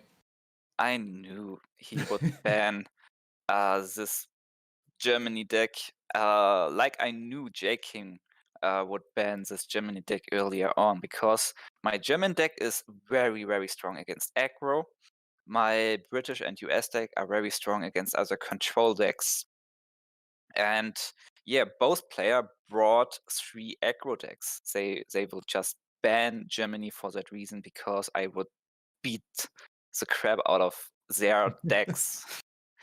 So that didn't surprise me. And obviously, exactly like you said, it didn't slow you down. He started out, Kolbasnik did, with his aggro deck, took the win, but after that, trying to push through his resistance list, it didn't kind of go as well. If were you expecting him game after game to keep coming back with that list? And, was that sort of part of your game plan when you selected your next decks to go forward with? Or were you surprised that, you kept queuing into it? Well, the decks, the matchup worked exactly like I expected them to be. I wanted my artillery deck against his favorite deck, against his Japan deck, because I think artillery had the biggest win chance against this deck. Sadly, it didn't work. But then he was left with German resistance and US German bolster. And both my ramp decks are very, very strong against his resistance decks. So I could easily play my control decks against his deck, and I won both times very easily. Well, to be honest, I had great starting hands there. That they were amazing. But I was very afraid of my matchup with artillery against resistance. As you saw, this was a very, very close matchup for me, especially after he killed turn 1 Cuban Cossacks with his careless talk. He had every turn 1 a careless talk ready. That was a little bit unlucky for me, but it was just enough to win this match with artillery. To be honest, I didn't expect that. I already hoped to get a good start with artillery against this bolster deck. And I think to your point, those opening hands probably came in handy, or starting strong did, because he was able to generate a good amount of momentum with the resistance cards. I know at a certain point, or at certain points throughout the series, it kind of made your life a little bit difficult having to take turns to kind of clear out your hand and get yourself sorted back out. Now, looking forward, we have Berto, Burrito, and Wild Eyes in the other semi-final. If you had a choice in the matter, which one would you want to go up against? Who do you want to face in this next match? I would like to face Wild Eyes, because we prepared a lot with each other for this KARDS Open, because we were in different brackets. Okay. And So you knew you'd only face each other in the finals if that did happen. Yes, exactly. And I want to see him in a final. He's like our chicken in the team, and the one with the least amount of tournament wins or earnings. And it's nice to see someone who's always there, who's always in the team, always participating, always training, and seeing him climbing slowly Mhm. but steady and reaching this top 4 and maybe final. Did they finished yet? We're coming. We're gonna show that match next, so we're gonna find out very shortly who you're gonna be All going right. up against. But I think you're spot on. We've seen, and I think we talked about it in a war room not that long ago. But we've seen Wild Eyes really get that close. He's always placing well, always coming into the top 8, top 16. So it's gonna be interesting to see if he can make it through and will be your opponent in the finals for KARDS Open 5. Darkness, congratulations again. Go take a walk, get a breath of fresh air, shake it off. Because get back, you've got one more game to try and take the whole thing home. We have got Ollie and Bubbles ready to go to cast that second semifinal.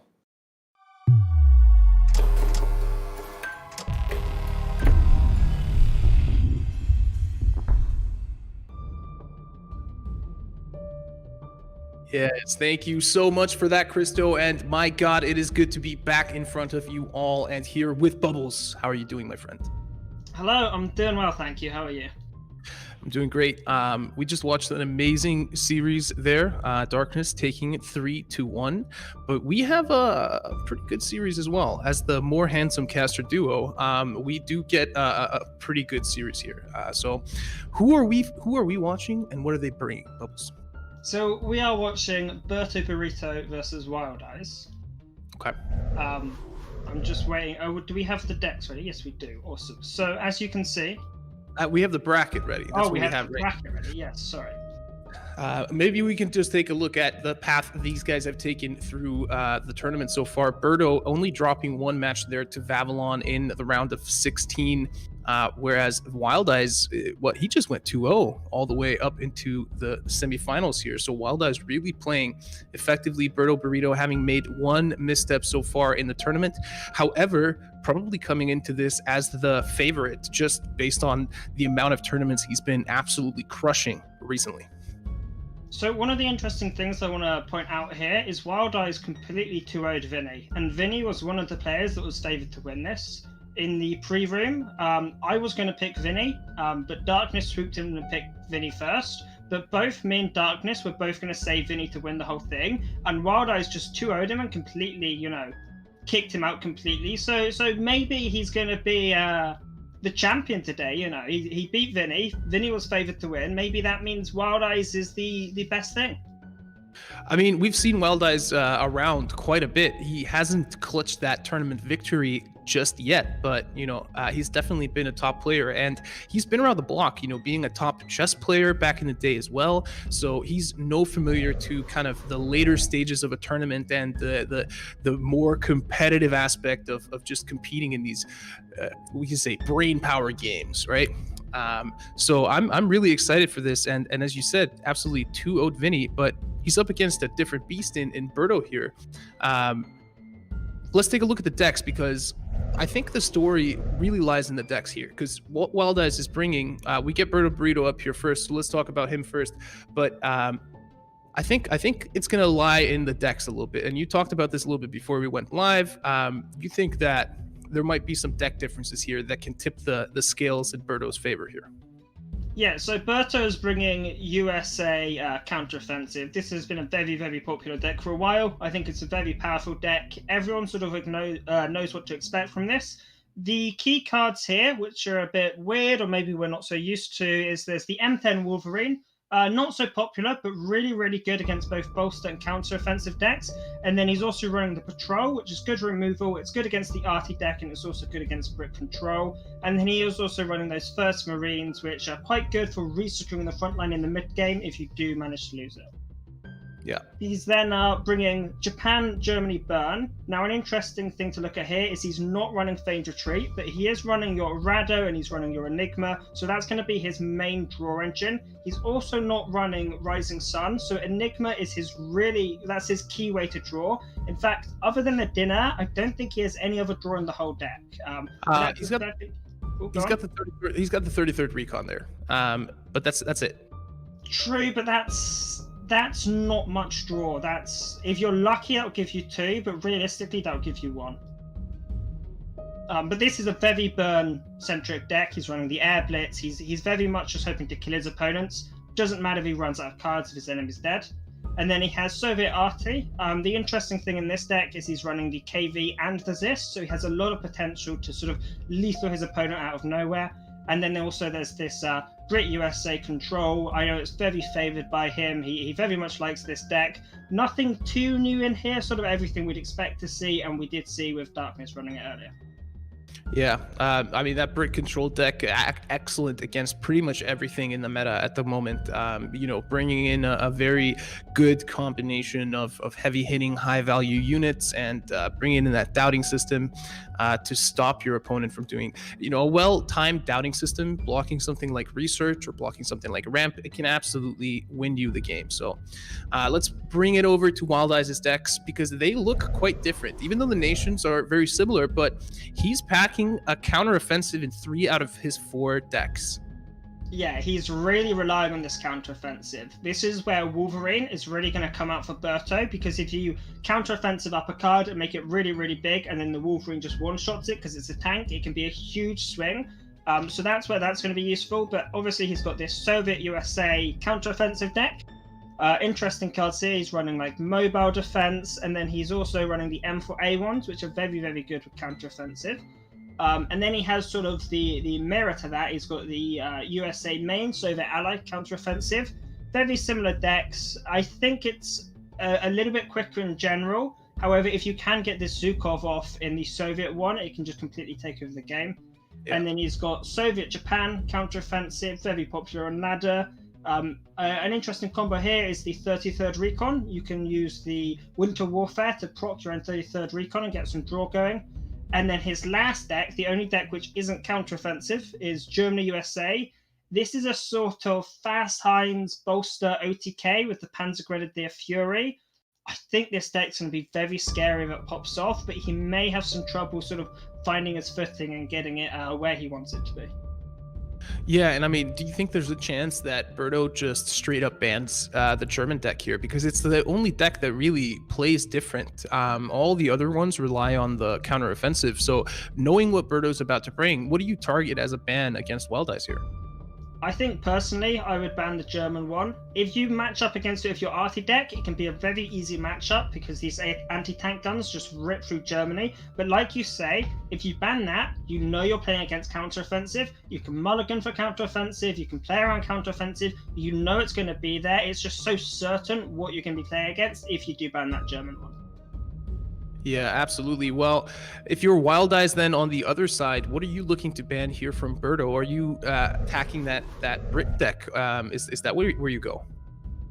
I would either personally ban the Brit deck just because it's such a scary deck, or ban the Soviet deck just because those anti-tank guns could be so scary for sort of 2 out of 3 of your decks. It's pretty scary for the US main deck as well.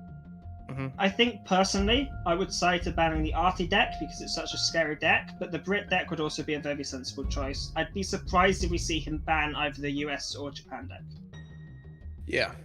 No, I mean, I think that makes perfect sense. Let's see what the players ended up banning here before we get on into the matches here. I think we're going to be dead on. I think we're going to be dead on with the money. It's going to be a German ban and a Brit ban. When have we ever been wrong? Oh, no, it wasn't a Brit ban. It was indeed the Soviet ban. So Wild Eyes, listening to you, Bubbles. Yeah, so I was dead on. You were dead on. Yes. Sorry about that, Ollie. That's fine. As we were 50% dead on between the two of us. So we're perfectly fine. So here we are in game 1. Berto bringing his Japan deck and Wild Eyes bringing his Soviet deck.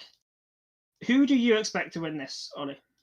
Just purely based on the deck matchups, this game 1, who do you think is favored for this versus Japan? This is Soviet burn from Berto. Japan burn, sorry, like full burn, no breaks. And then this is obviously a counteroffensive deck from Wild Eyes.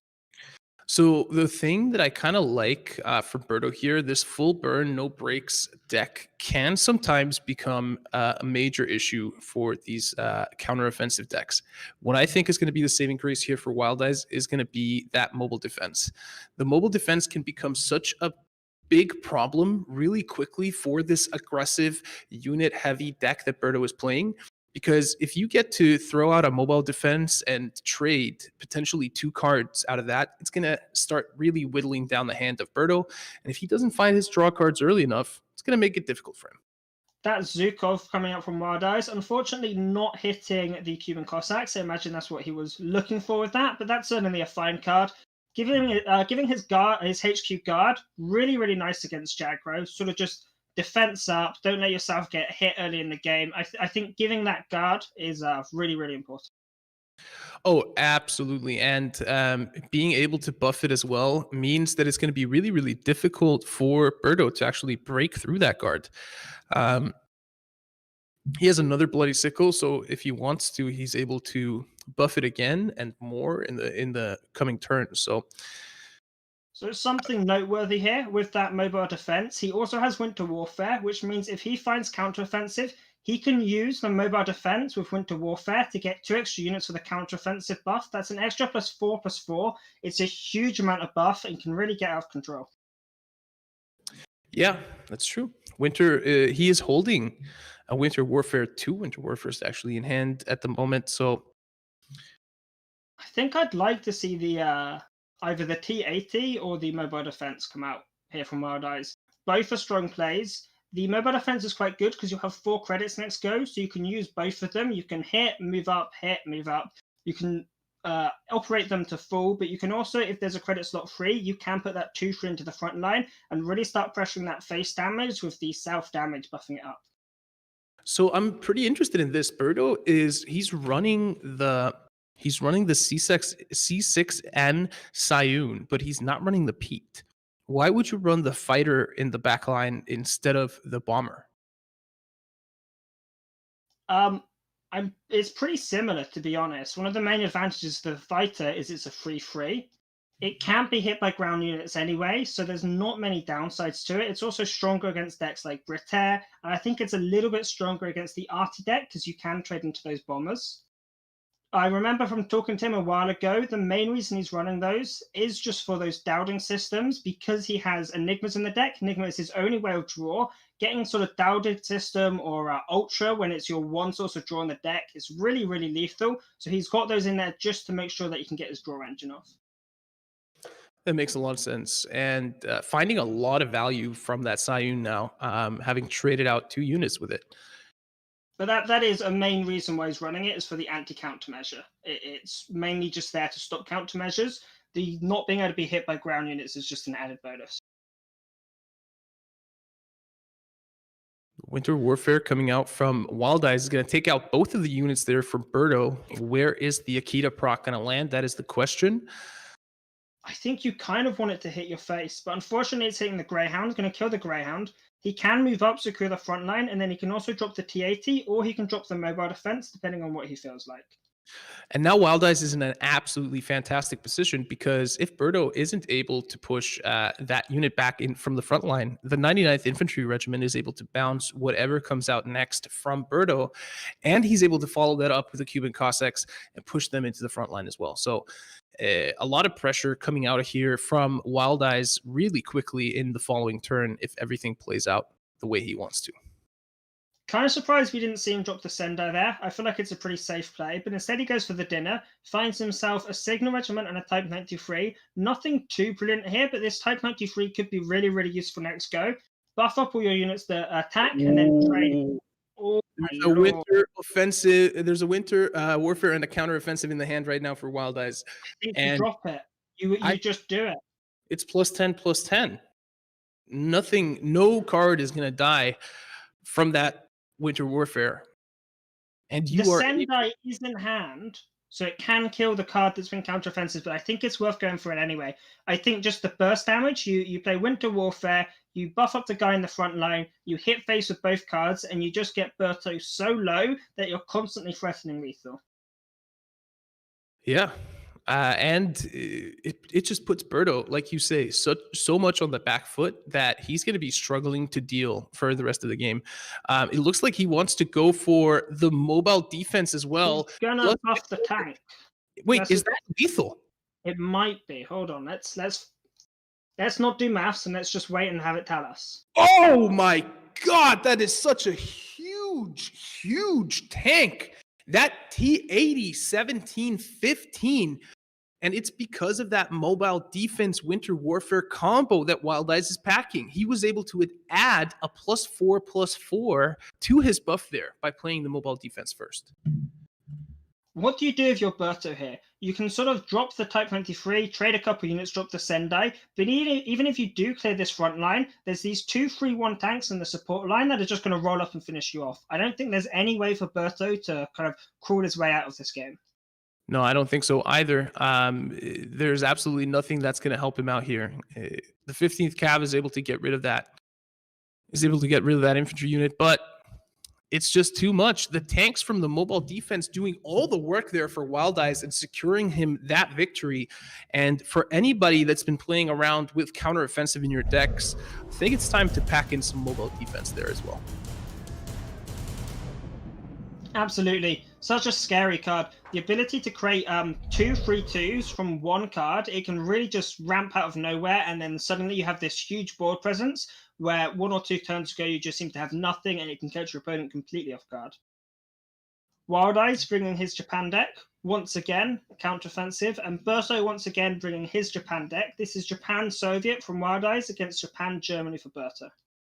So a little bit of a slower deck here from Wild Eyes with that Japan-Soviet combo, but still can really spiral out of control quickly. But Berto is going first, and if he gets the right starting hand, I think Berto is in a pretty good spot here, playing the faster deck and going first.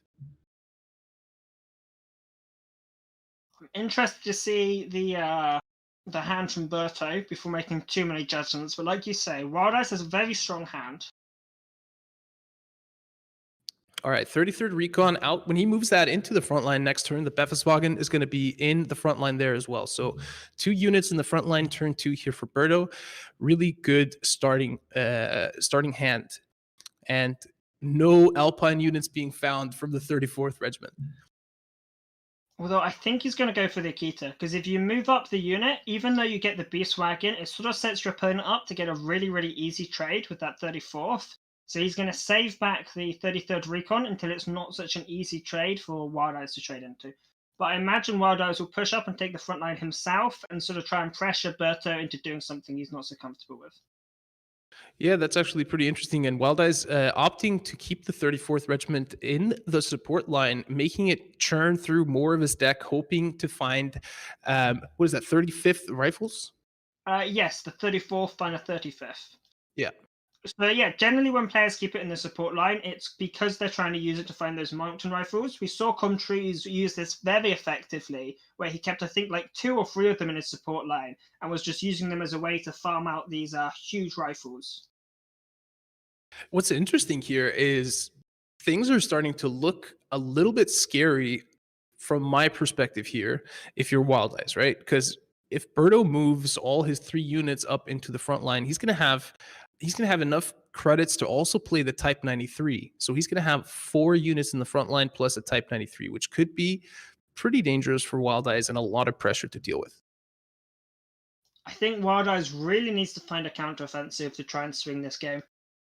Like you say, There's going to be 4 units in the front line. You've got the Type 93. You really need a huge buff. Either another Winter Warfare could swing it, or a counteroffensive. Those are the sort of 2 cards he's looking for. Yeah, I mean, a counteroffensive would be huge here. It would be 5 units that would be damaged. More if the Befelswagen is out on the field as well. Wild Eyes also has the option to drop some units himself and increase those numbers by even more, and you could get looking into like sort of +16/+16 and this kind of stuff very quickly. It looks like Berto, yeah. Yep, going for it, taking the front line with 4 units and playing the Type 93, and that is putting him up at 11 damage threatened in the front line, and he has another Type 93 in hand. So Wild Eyes needs to deal with that front line immediately. He may be interested in trading into that 33rd Recon first so that he prevents Berto from getting extra draw, but I think it's not worth it considering your unit will probably die due to that Type 93 in the support line. Even when you play Winter Warfare, it will kill your unit. I think he's better off leading with the Winter Warfare and then trading.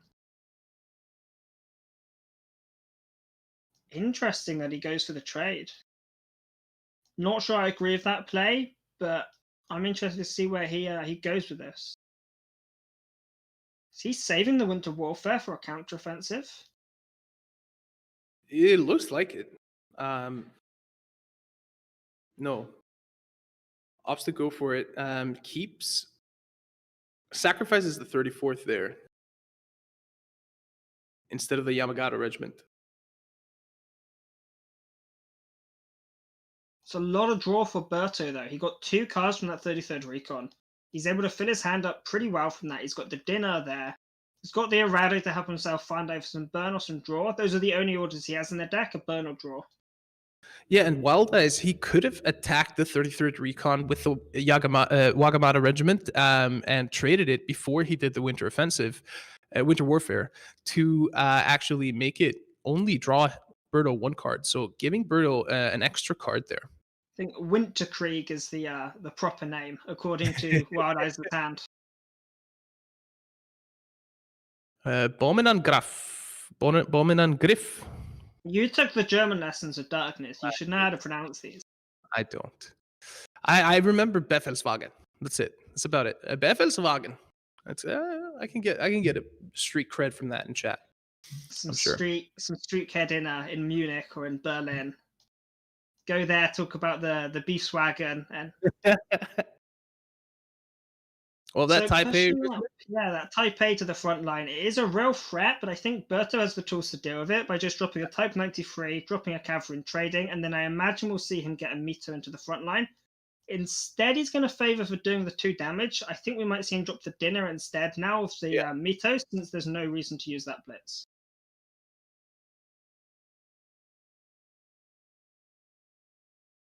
Type 97 being found here for Wild Eyes.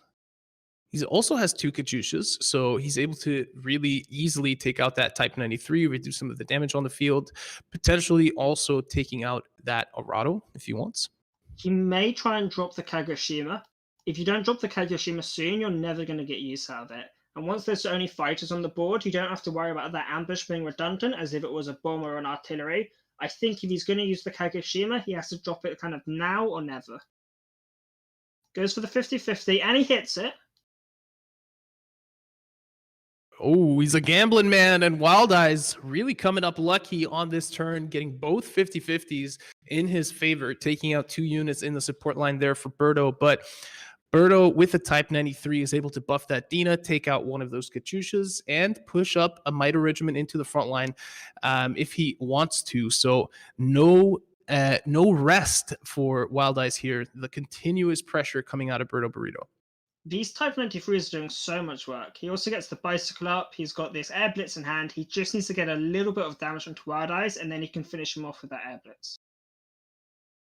Although this Shinoto, potentially doing a lot of work, can use the Kyusha to take out the Type 93, and then use his tank to trade into the 2-3, put himself in a really nice position. Then you are down to 11 health, and he's got 5 points of burn in Berto's hand.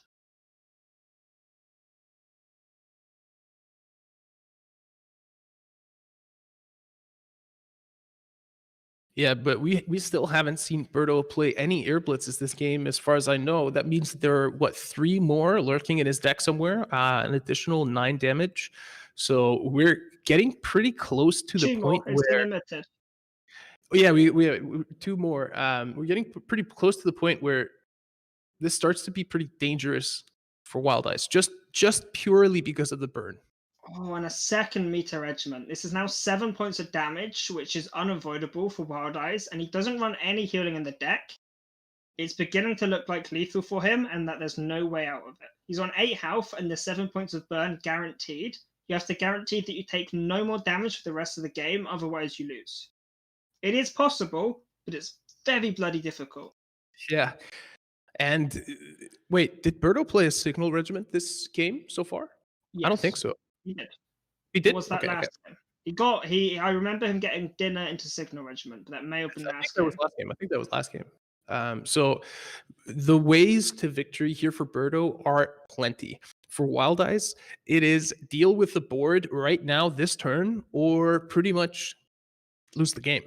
he's going to have to get a lot of luck to pull himself out of this. I think if he gets counter-offensive, he might be able to do it, but he can't even afford to play Winter Warfare anymore, or he puts himself in lethal range with Berto.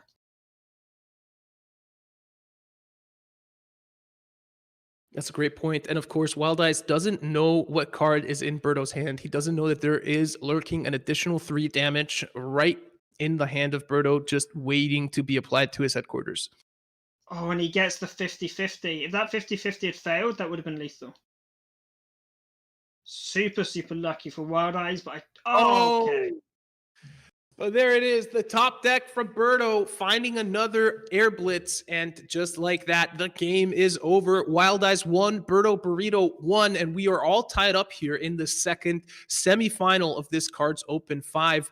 Who is gonna be facing off against Darkness in the finals? Is gonna be Wild Eyes or Berto Burrito? Let's see what the next game has in store. Brit and US decks available for Berto. US and Japan decks available for Wild Eyes, and Wild Eyes sticking with Japan. Berto going for his heavy control Brit deck, and I gotta favor Berto here. I feel like the Japan deck does not do well, especially not when you get that starting hand here for Berto. Man, the P40 Kitty Hawk and the Daylight Bombing just means that turn 3 and 4, you're able to do so much damage to disrupt the plan from your opponent. It's also worth noting this C4th. There's no bounce in Wild Eyes' deck. His only real way of getting through this C4th is by trading into it with units that have been counter-fenced, or he can use Sendai. Other than that, he's going to struggle to kill it unless he can pull like his Lightning Conquest and then use units that are immune to damage to trade into it. But it's going to be a real thorn in his back this game. Yeah, and I feel like we've seen this before multiple times. Oh, and Berto pulls a honey off the top as well to find the turn 2 play.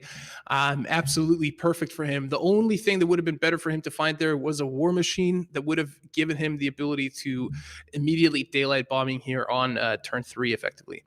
But now we're going to see that Katyusha more than likely get taken out here. Or is he going to go for the 34th to try and limit the mountain rifles?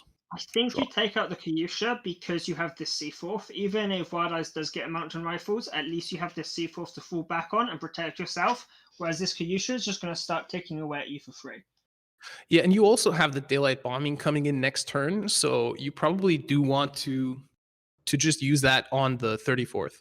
You give him one more chance to pull the mountain rifles, but on the flip side, you do take out all risk. But looks like he wants to not give risk from Berto.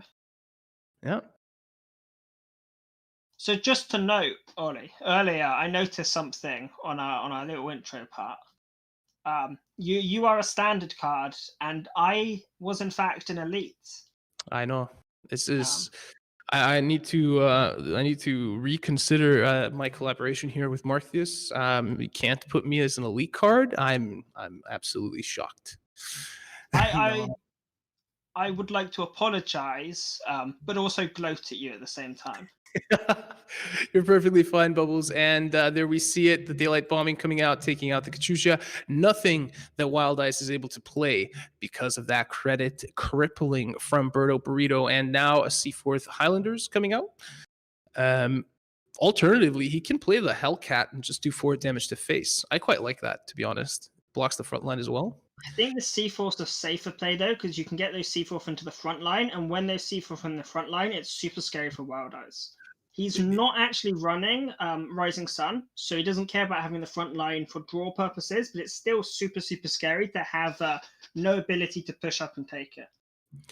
Yeah, I would say that if Berto brings the C4th into the front line, I think the game's just over for Wild Eyes.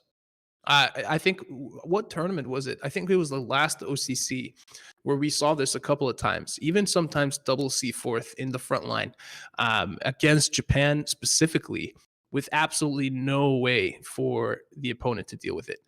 And now the Wrath Lightning bouncing those mountain rifles, forcing Wild Eyes to respend the credits or,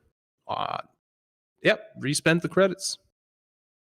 I don't think you have many options but to respend the credits. It hurts and it stings, but I think you just have to go for it. I don't think you've got any other options. At some point, you want to use these Tape Eye regiments in combo with the Lightning Conquest to get a lot of damage and capture the board very quickly. But now is not the time to do that. Right now, you just get these mountain rifles back on the board, try and get some board presence going. Yeah, and Berto, if he wants to, he's able to attack with all the units that he has on the board. So he is threatening around, what is that, 8 damage every turn if he decides to attack with everything that's on board right now. I like the idea of him dropping this Sexton though. It sort of says you had to replay this unit, you had to respend the credits to try and make this a threat, and now your threat's just gone away. Wild Eyes has spent 8 credits on something which is no longer a threat to Berto. I think it's a really, really good play, and it sort of saves him from this Lightning Conquest play.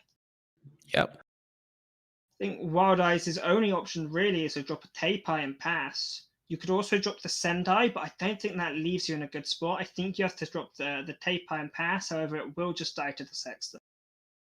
Yeah, and looking at the board here for Berto as well, I mean, just look at the HP totals already up to 25 there. The Honey slowly but surely ticking away every draw.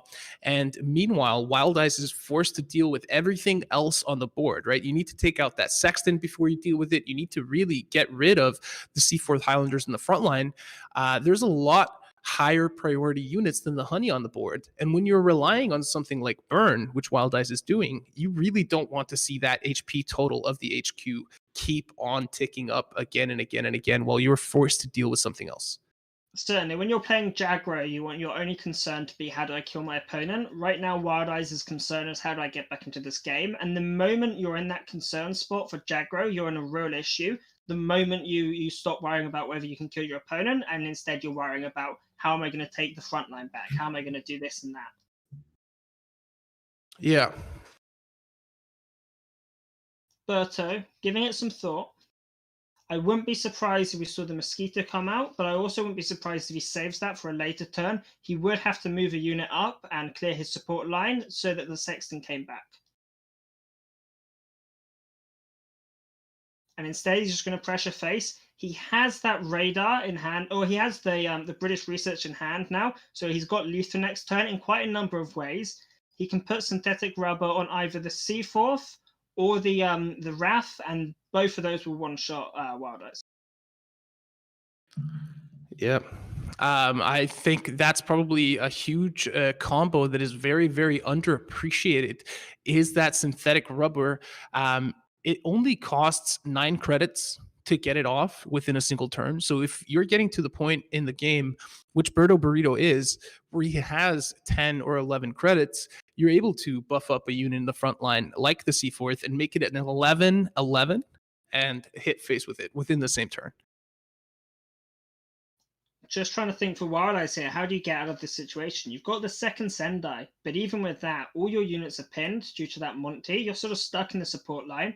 You can drop the Sendai, but then that's your entire turn. You don't have any other options or anything else you can do. And I mean, it's also rough because he doesn't have enough credits to actually use the Sheeden. But it looks like he wants to go for... Nope, opting not to drop the Lightning Conquest to try and whittle down the HP of those Seaforth Highlanders. But I think he knows what's up. He knows that this is about to be all she wrote. And with the Hellcat, that's going to be enough. And Berto Burrito takes a lead here against Wild Eyes in this semifinal series. Berto Burrito 2, Wild Eyes 1. And we're getting some close semifinal matches here. We certainly are. And remind me what Wild Eyes banned? Wild Eyes banned the Soviet deck. So if my memory serves me right, then Berto is stuck with his US deck for this game, and that means Wild Eyes can play around that and plan around that and bring the deck he thinks will counter that US deck and essentially get himself an extra win before he's forced to play it in a less comfortable matchup.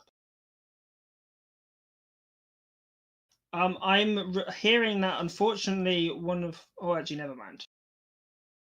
I thought it said next game, but it says one of the games. We'll see if it's this game.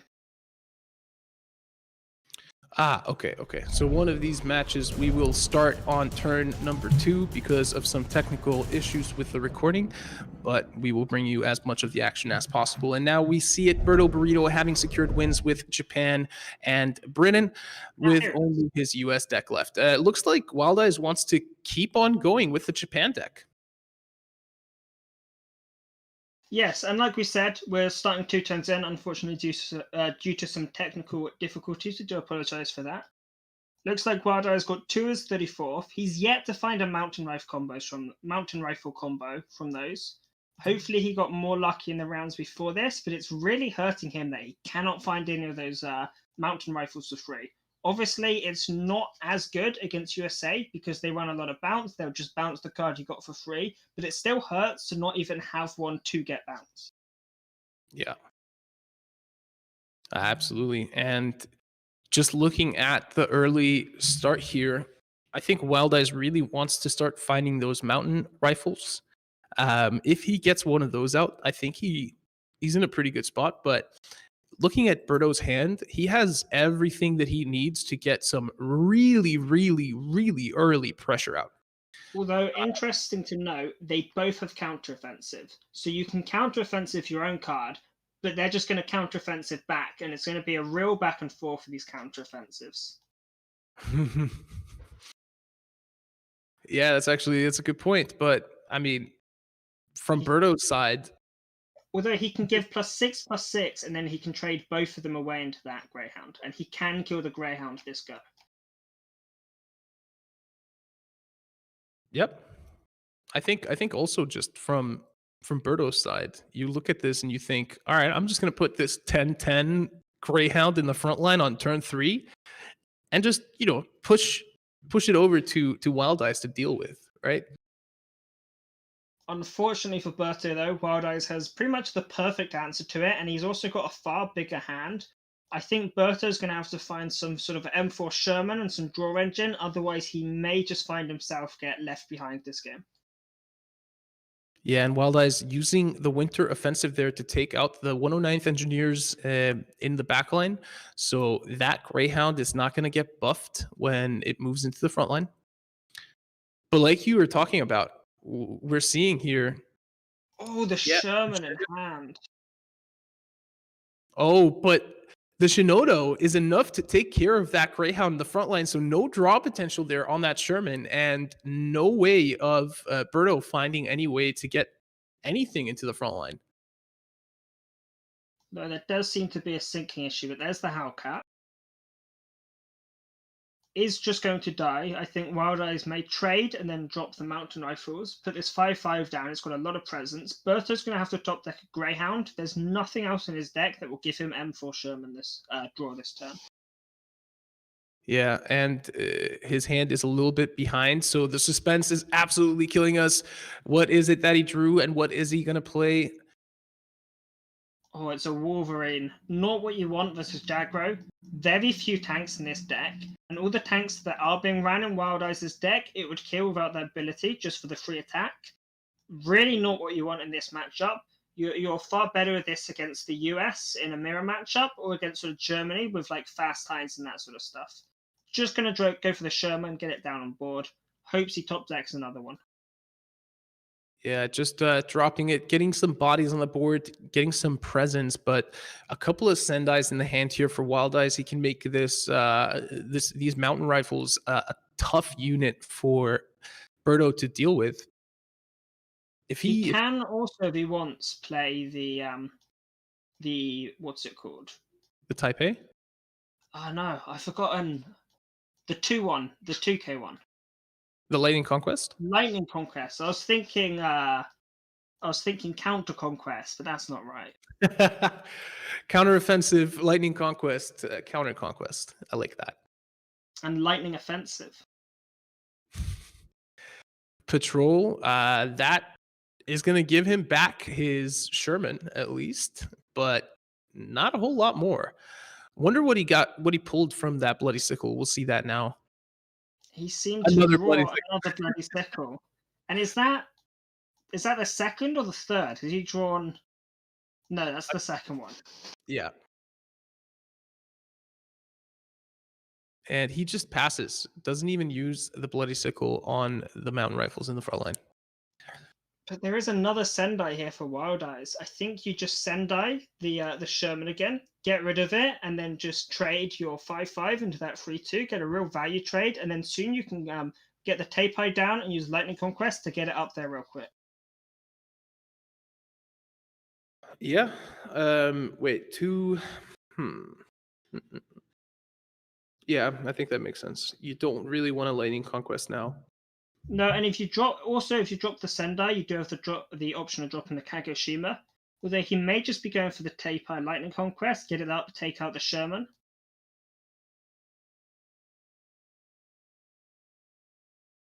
It looks like that's what he's going for. And keep in mind, those Taipei units also bring 3 damage burn with them. So 2 that's damage burn, right? 2 damage burn. Is yes, it 2? same as Mito. Okay, I thought it was 3. Unless you've buffed it since it came out. When it came out, Okay. it was 2. We There have you it. go. It's This shows you why I'm level 7 with Japan and 110 with Britain. oh my lord! You're only level 7 on Japan. Yes. Is that your lowest level, or are you like low on say Germany or something? No, Japan is my lowest level. Have you not tried Japan Commandos with last rites? I have not. You do Japan main and you do last rites with some commandos. You play with the last rites and each one gives you a commando ping. Oh, I like that. We might see some level ups on Japan for you soon, Ollie. Oh, we might. I definitely have some XP to grind. And I'm going to spoil a little bit. There's some stuff happening very, very soon to celebrate the 1-year anniversary of the release of cards. So everybody should be, warming up their playing fingies for the coming weeks. So, You excite me, Ollie. I'm excited. but I mean, looking at this game, we've kind of devolved into casual conversation because Berto Burrito is just in such a terrible position right now. Really, really tough for him to do anything on the back foot here. And with no cards in hand, very, very difficult to deal with whatever is coming out here from Wild Eyes. So Wild Eyes actually has lethal, or essentially has guaranteed lethal when he hits face for 5 with that Teipai death effect, and then the Winter Warfare. It would have been lethal, but he did just chop like a second Teipai, so he has lethal through death effects now. Yeah. And I believe, this is going to be it. We're going to see him play a Taipei regiment, push it up into the front line, attack with the 35th Mountain Rifles, and play a Kagoshima, meaning that there's no way that even if Berto had healing in his hand, he could heal himself up from this. And I think you dropped the Winter Warfare, not because it's a better play, but just as a signal. You drop the Winter Warfare, and it says to Berto, "Hey, I'm going to kill you. There is nothing you can do. I will kill you." And then your opponent surrenders, and you save yourself about 10 seconds. Well, yeah, that's definitely an interesting take. I think from my perspective, I play the Kagoshima there just to be safe, but... So this is open decklist, right? And he can see that Berto's running no healing in his deck. It's true. And there's the Winter Warfare lethal. Or the Teipai lethal. No, go for the Winter Warfare. It's cooler. Ah. Go for both. Well, GG anyway. GG, and that is 2-2. It's going to be a USA versus USA pure final game here in this best out of 5 series. Man, Burrito Ollie, who's going to win? Quickly, before we see too much of the game, who's going to win? Wild Eyes, he has the Field Marshal card back. I'm going Berto then. Come on, Berto. I know we're meant to be impartial, but you support Wild Eyes, I'll support Berto. But then, so I said that he's rocking the Field Marshal card back, but then Berto is rocking the World Championship one, so I kind of misspoke there. So they're both flexing pretty hard on with their card back. Do you want to change? I don't. I'll be Team Wild Eyes here this game. So Wild Eyes finding himself the Wolverine, pretty good in the US mirror, can take out those counteroffensive cards. Berto finding himself the Hellcat, sort of the older brother to the Wolverine. An M4 Sherman in Wild Eyes' hand. If he can get this M4 Sherman off, it could be real big, but obviously Berto has this counteroffensive. If he can use this smartly and not get a card Wolverine by whatever his counteroffensive, this could be the thing that wins in the game. Yeah. kind of a strange turn two here. If you're Wild Eyes, do you prioritize developing your board or taking the front line here, knowing that there is a Greyhound on the other side waiting to do effectively the same? I think you develop your board because there's no threat of a Sherman until a couple turns away. If there was a Sherman, potentially from Berto, Wild Eyes would be more concerned about pushing up that front line and guaranteeing it. But I think dropping the Wolverine, it prevents Berto from doing any fancy plays where he gets like this huge unit or anything. I think it's just a safer play. It's going to change the way Berto plays more than moving up the Greyhound would.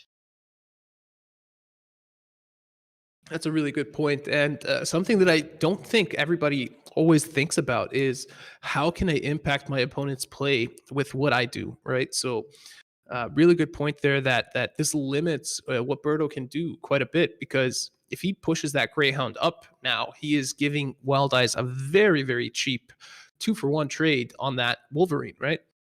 Now, he may be thinking about double sickling that Wolverine, but the issue is, if you're Berto, you're probably thinking about this Sherman already. Next turn, Wild Eyes is going to try and guarantee himself a spot where he can use this Sherman, and it's going to be in Berto's field to try and find a solution to stop him Shermaning. Yeah, going for the double sickle there, removing that threat, but now Wild Eyes still not able to move that Greyhound, play the Katyusha, and attack with it, but probably wants to get it out and attack with it, given... I think you've got to push up, because if you push up, you can get that Sherman off next go. I think you maybe push up and hit face. Dropping the Kyusha, my only issue dropping the Kyusha is more of a psychological thing. If you drop that, Berto's going to be even more worried about taking that front line than he already was. Although only really one choice for Berto here. Oh, he top decks the patrol. So do you patrol the Greyhound and trade, anticipating the Emperor Sherman, or do you patrol the Kyusha to guarantee that you're not going to get hit by the artillery? I think you should go for the Greyhound, but we have all the information and Berto doesn't, so it's going to be a more difficult choice for Berto to make than it is for us. I think if Berto goes for the Greyhound here, that is an example of 200 IQ. And he's doing it. He's going for it. He's going for it. And it's also because Wild Eyes is going first. It means getting that draw from the Sherman is extremely important. However, he has that M4A1, and I think the M4A1 being in his hand gives him a good play on turn 4, making this not quite as devastating as it would have been. It will be bounced, though. It will get bounced by this 99th. Berto has the option of moving up and returning it to his hand, which would be pretty hard for Wild Eyes to deal with. That's true. I mean, Wild Eyes is able to get rid of that Greyhound if he wants. Ooh, actually, the 109th coming out here means that he's able to use that Greyhound to trade with the Katyusha if he wants to, but opting instead to push the M4A1 back into hand. And I think that makes a lot of sense. Now, if you are Wild Eyes, what do you do here? Do you try and go for... I think you go for the 50-50, and if it doesn't land, you then have the Bloody Sickle as a backup, and then you can sort your top deck from the Bloody Sickle. If your 50-50 doesn't land, and then your top deck from the Bloody Sickle doesn't fetch anything you can play, you've been really quite unlucky, because you had 2 opportunities to get something fairly basic. I think that's how I'd go with it. He could also, if he not gets the 50-50, just drop the M4A1, but it leaves your Kyusha very weak to just dying. Yeah. Finds the 50-50, and that makes it simpler to roll out the M4A1 that is now secure in the backline. Both the Katyusha and the M4A1 away from all threat at the moment. Will we see a counteroffensive this turn from Berto? He can push up, he can play the Winter Warfare, and he can play the counteroffensive. The only real threat to him once he's done that is a counteroffensive from Wild Eyes. You've got to play counteroffensive to counter the counteroffensive. That's the strat right now. Yeah. 4 units on board. That's a +8/+8. If you were to pull the trigger now, could make himself a 10-10 infantry unit, push it to the front line, but that is also very vulnerable to just get taken out, and has then drawn a lot of cards. Goes for the Hellcat. I imagine we'll see him trade. I like now, that. a lot of players would be tempted to trade into the Kyusha because the logic and thought process is, hey, my unit survives if I trade into the Kyusha. But that's such a huge bait. The chances that Wild Eyes doesn't have either a Bloody Sickle, a Kyusha, a Winter Warfare, some Blitz Greyhound to kill it, it's really just the bait to get players to go for that, when in reality, trading is 100% the right move. And I'm glad to see we didn't see Berto fall into this regular trap that players would have fallen into. Yep. No, I agree with that. Now the 101st Airborne coming out here from Wild Eyes, taking the front line. Is he going to be able to drop the Sherman finally and get the draw from it? But it's worth gonna be a tough noting, one. Berto has 2 counteroffensives now. He's really going to start buffing up his units. They're going to get really out of hand real quick. Yeah. And there we go. The first one being buffed up and presumably followed up with a Katyusha. Yep. Yes, you go for the Kyusha. You hope Wild Eyes doesn't get the 50-50. You could argue for not dropping it, but the credit efficiency is just too tempting to pass on. Huge top deck here for Wild Eyes. My Gets Greyhound. Lord, that means bounce. Yeah, free bounce and a free kill on the Katyusha in the backline as well. Now, there is first in Berto's hand, but I think that swing might have just been too big. I think that may have put Berto out of this one, and it may have put Wild Eyes straight into the finals. Was that a misclick? Oh, it was. It was definitely a misclick. Oh, no! Wild Eyes! Wow! Oh, and the misclick forcing him to use his bloody sickle, gets himself his Kyusha to the front line, debuffs it from the Greyhound. Oh, that's such a... that we've all done that. And if you haven't done that yet, you will do it soon. I can guarantee that. But, oh, it feels so bad when it happens. But now, what's possible now for Berto that wasn't before? It doesn't seem like this changes a whole lot. I still feel like he has to play that Katyusha, probably hit the other Katyusha, then play even a naked 99th Infantry Battalion, because, yeah, like, what else are you going to do? I don't know. I think you're in a lot of trouble. This first could be really big for him for sniping the other Kyusha. He ends up playing the M4 Sherman, sacrificing the draw. Definitely more credit efficient than leaving 2 credits. But now Wild Eyes gets his Sherman off and finds the draw there, finding 109th Engineers and a Bloody Sickle, which is extremely good for him to just have that additional draw and buff there, to couple with the Hellcat and Greyhound Blitz units that he has in hand. All he really needs now is his own counteroffensive as sort of the cherry in the icing. But we often talk about the Sherman train. Sherman train being where you train Shermans like one after the other, sort of like carriages on a train. I think Wild Eyes is in a far better position to activate this train and get it going than Berto is, because he did get draw from that one just then. Yeah. And can Greyhound with the combat engineers to buff them up and have them kill the Sherman if he wants to. Combat engineers. 3 +1 to units that move up. Yeah. I'm trying to count the number of credits that he has to use here to clear this board. Oh my Lord! Wild Eyes, don't do it to him. It's too much. He's already dead. Please stop it. Oh, no. Huge bloody sickle into strat bombing, completely wipe out Berto's board. And I think there's very few cards Berto can get to swing this. He does have the counteroffensives. He could potentially get, bloody sickle into counteroffensive, trade his 99th, take the front line and Sherman. But at this point, you're grasping on straws. You're sort of saying, if I get this, and if I can jump through that loop, I might be able to get to this. Whereas Wild Eyes is just saying, I'm just going to go straight and just completely kill you. Yeah, and finding another Sherman that procs some more draws. He's able to deal 4 damage to face, play the M4A1, threatening lethal next turn, and it doesn't look like Burrito has a whole lot of stuff to deal with it. In fact, to be able to deal with it, he would have to find a pretty mesmerizing top deck here. So, Ollie, it turns out you should be the elite all along, because it looks like your prediction was the right one.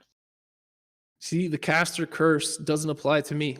That's how that works. Well, if we pick a player each, one of them's got to win. They can't both lose. See, this is the way we actually counter the caster curse, Bubbles. Is We by just picking a player each.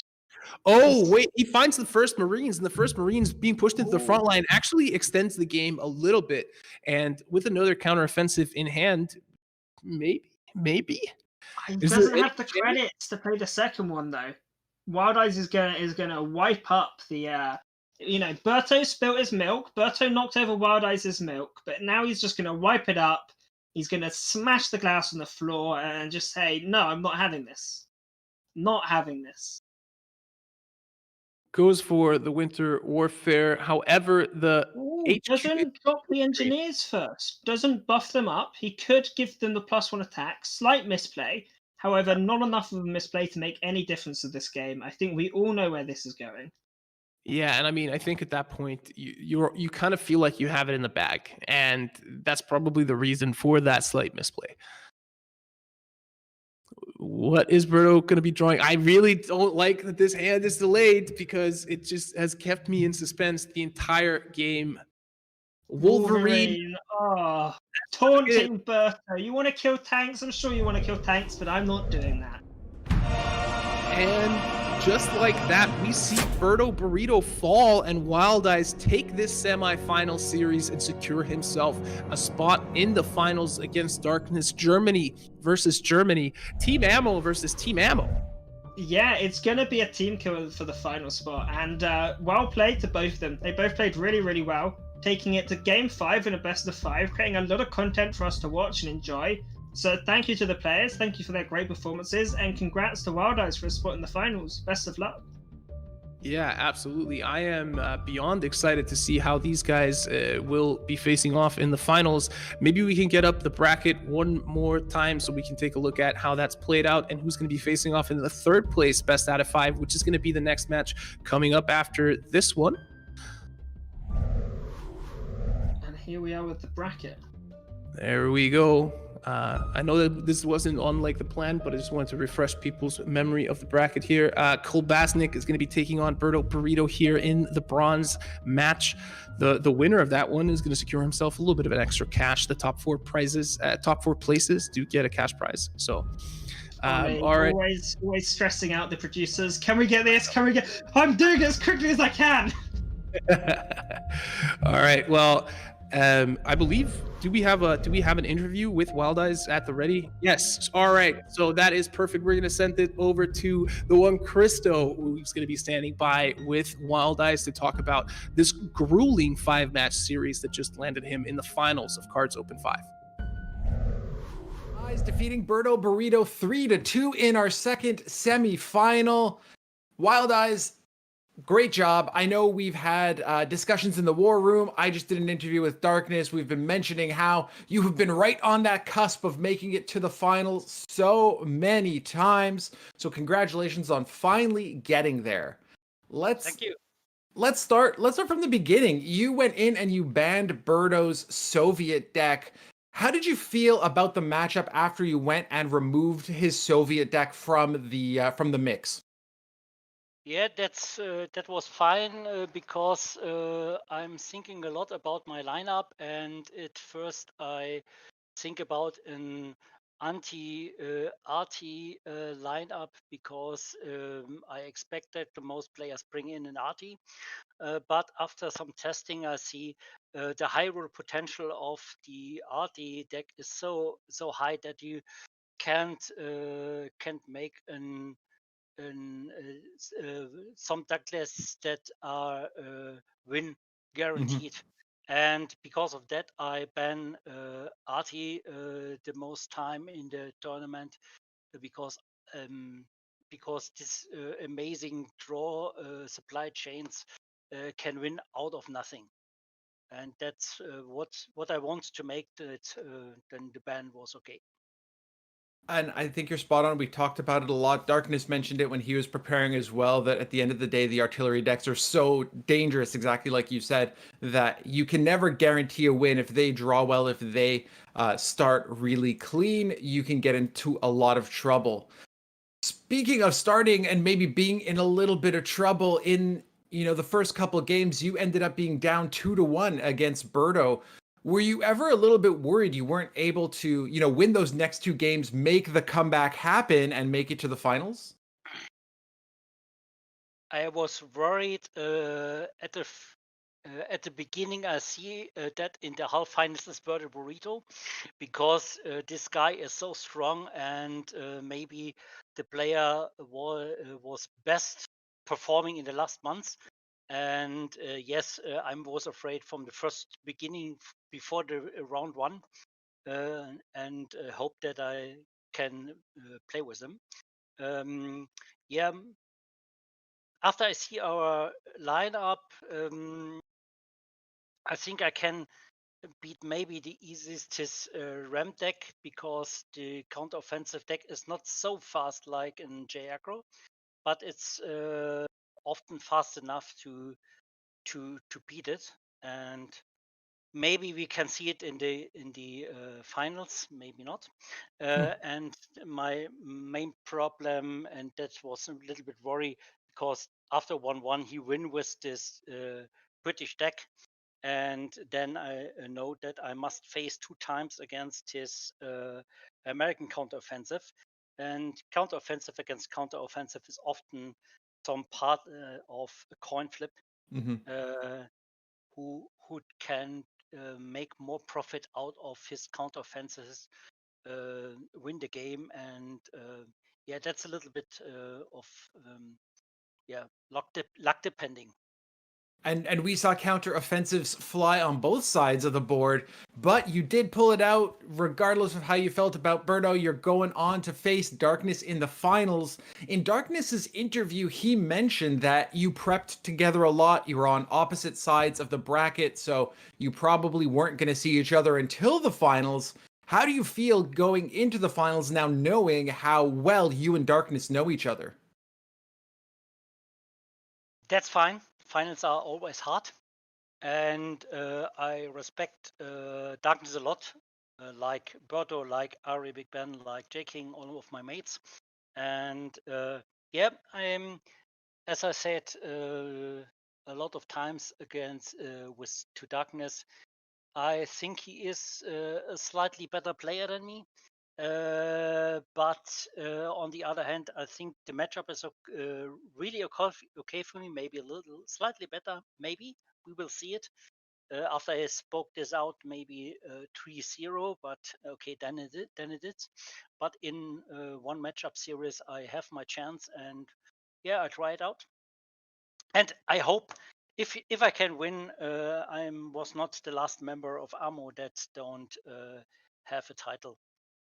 There you go. We're all pulling for you, Wild Eyes. Congratulations once again. Before we jump into that finals of you versus Darkness, we're going to kick it over to Flake and Admirable to check out the 3rd place match between Berto, Burrito, and Kolbasnik.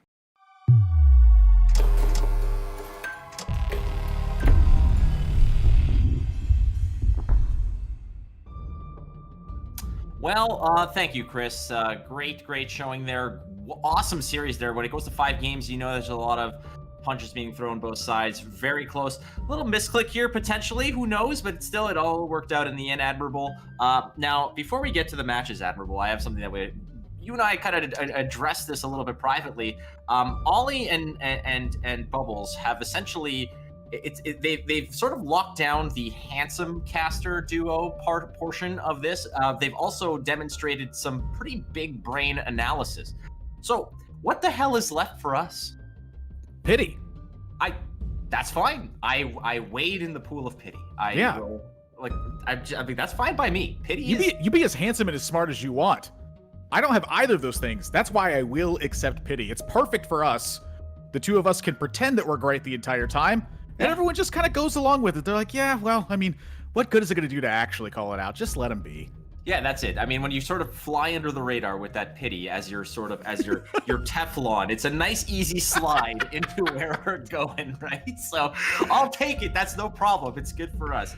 we'll take the pity. That we do have the third place match ready to go, basically the bronze medal, if you will. But all top 4 are going to be walking away with some pretty sweet prizes. And so far, these matches have been great. And again, we are going to get another crack, Admirable, at seeing that French list in action. And I know that in between these games, you've also been playing some of these decks too. We are so invested in this game. We love this game. And I know that you and I have been discussing just that artillery list. And I mean, let's take a look at these lists and you can walk us through them, Admirable, because there's some good stuff here. Yeah, I do want to spend a little bit less time on the artillery, because my suspicion is it's going to be getting banned.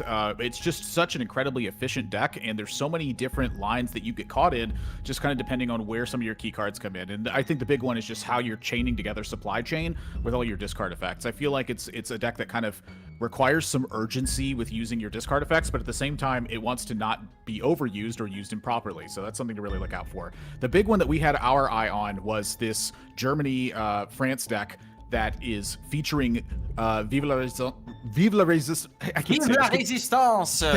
Thank you, Mr. Canadian man who also knows some French stuff. I took 4 years of French. I don't remember a single word. With this deck, it showed what it's capable of in the first match, but it wasn't able to close a game. Instead, it struggled in all 3 of them. But granted, I think it was against some really tough matchups with a lot of ramp on Darkness's side, as well as an artillery deck that got through it in that matchup as well. So I think that was one of the worst things that could have happened for Kolbasnik in that one. In this one, there's only 1 ramp potential on Berto Burrito's side, and there is 1 discard potential with Soviet US. And so what that leaves is it leaves a Japan-Germany aggro deck, and it leaves a US Soviets counteroffensive deck. And I think that this deck will function a little bit better versus the 2 of those, but that's the deck I have my eye on, is this Germany-France deck, and whether or not this Resistance can actually get a win through. We saw it struggle 3 times. Can it get 1 in this series?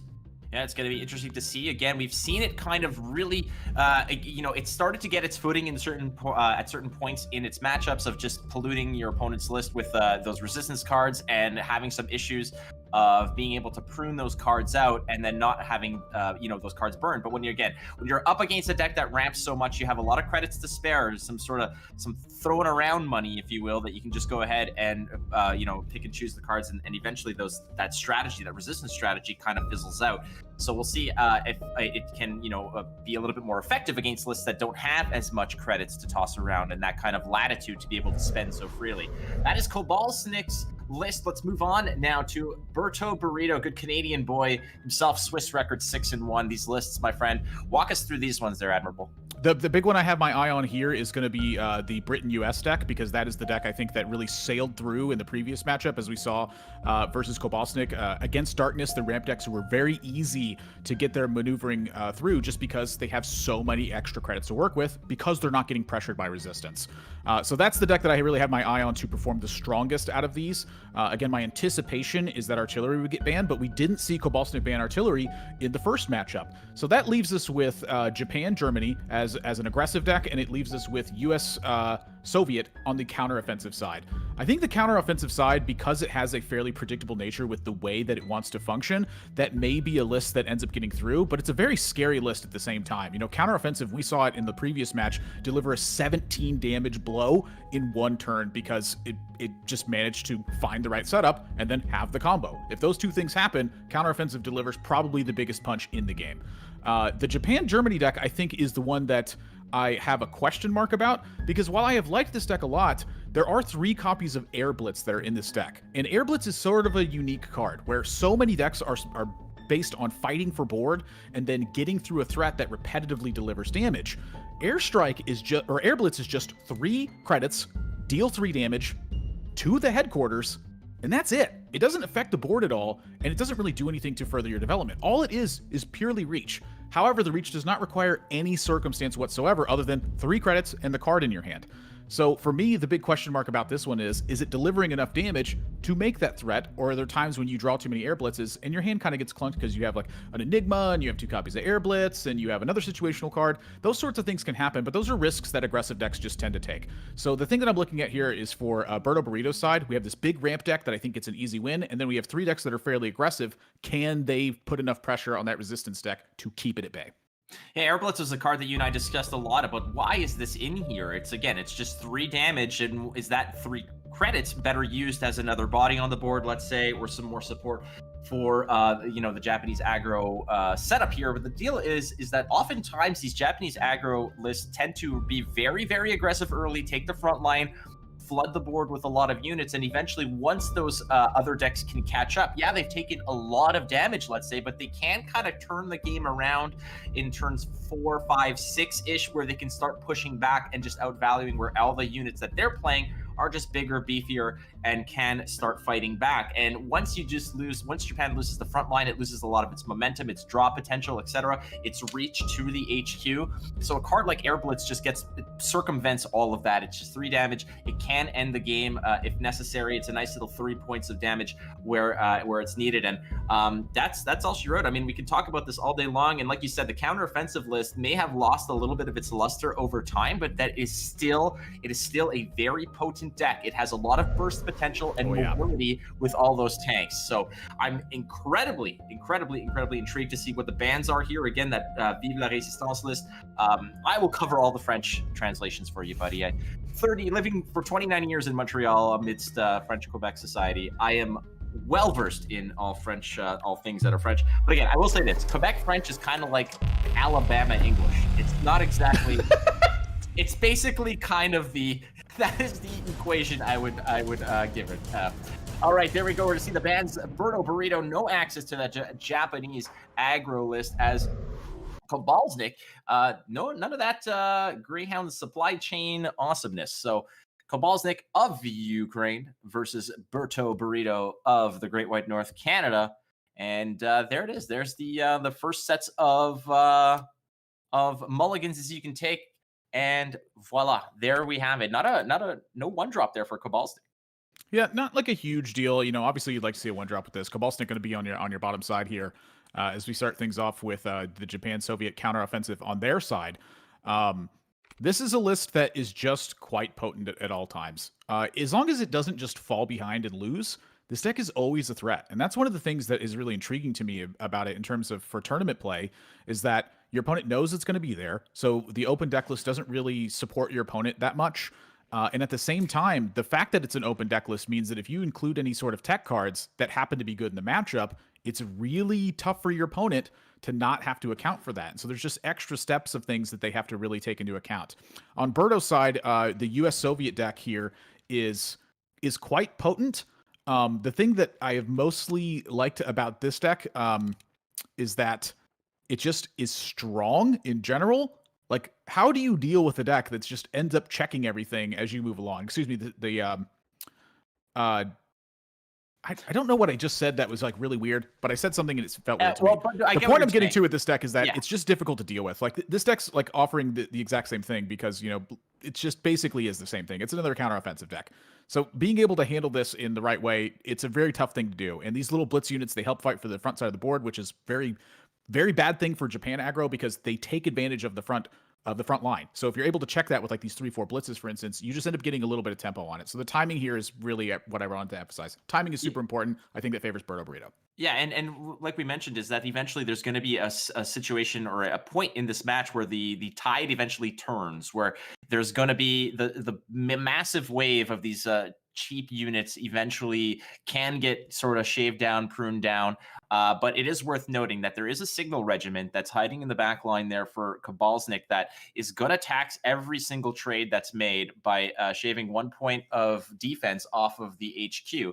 And yeah, those 3-4 blitzes are nice to have because they trade so efficiently with these cheap units. But eventually, with the bounce cards that occur there, just sort of taking some of these units off the board, there's a winter warfare that's going to be done along with a counteroffensive. That is a massive, massive unit now. So yeah, and it's moving forward, by the way.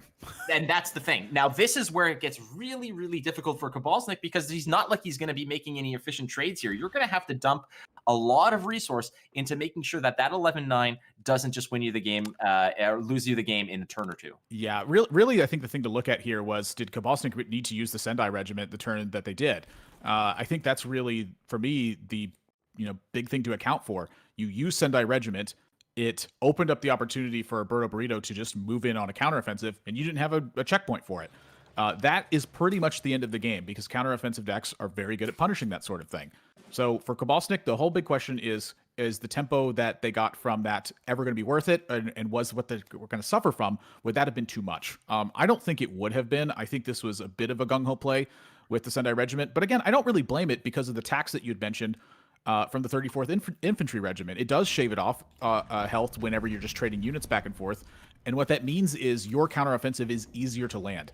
So instead here, Kolbasnik has this play where everything gets trimmed away, everything kind of dies. You get to tax the crap out of your opponent for this, but did you take too much damage in the meantime? That's really my question. Thought process here of what you said there about everything gets checked. That's a brute draw. That is a incredibly enormous freaking draw because, like, how lightning fast did this game go? Back and forth, 1-2 punch. That's all it takes. Level 120 flexing on us as well. Way ahead of the curve there. But dear goodness gracious, you see one quick counter offensive builds this massive unit that just gets into the front, deals a lot of damage, and all of a sudden that is just sort of deleted by another counter offensive. The counter offensive. Trace busta. Bingo. That's exactly what we're talking about here. It's just, okay, it's he who counteroffensive lasts, counteroffensive best, not always. But there's... Look at this opening from Berto Burrito. It's just all units, which is one of the strongest things about this. But the best part about it for Berto is that it's Zhukov as the start. 3-3 Blitz, 0 operation cost is insane on turn 1. That is probably one of the strongest, most aggressive plays that you can make. I mean, in this case, how better can you play that about not just controlling the front line, but having a beefy boy on the front line who is now going to go ahead and trimming away the board as Kolbasnik develops it. And you see right there's a Rising Sun. That's, there's a card draw engine that you can no longer take advantage of because you don't have the front line. Going second in this case for Kolbasnik is going to be difficult because that Zhukov into the Cossacks, into the front line, it's not like you can trade with that very efficiently. That is a devastating card to sort of face when you are Japan. And my God, the hits just keep coming. Wow. Berto here also, I want to say, very disciplined to exercise the trade on the previous turn. Because one of the things that I have realized mostly with this artillery deck is that setting up time so that you can get supply chain rolling is one of the most important things I think that you can do with the deck.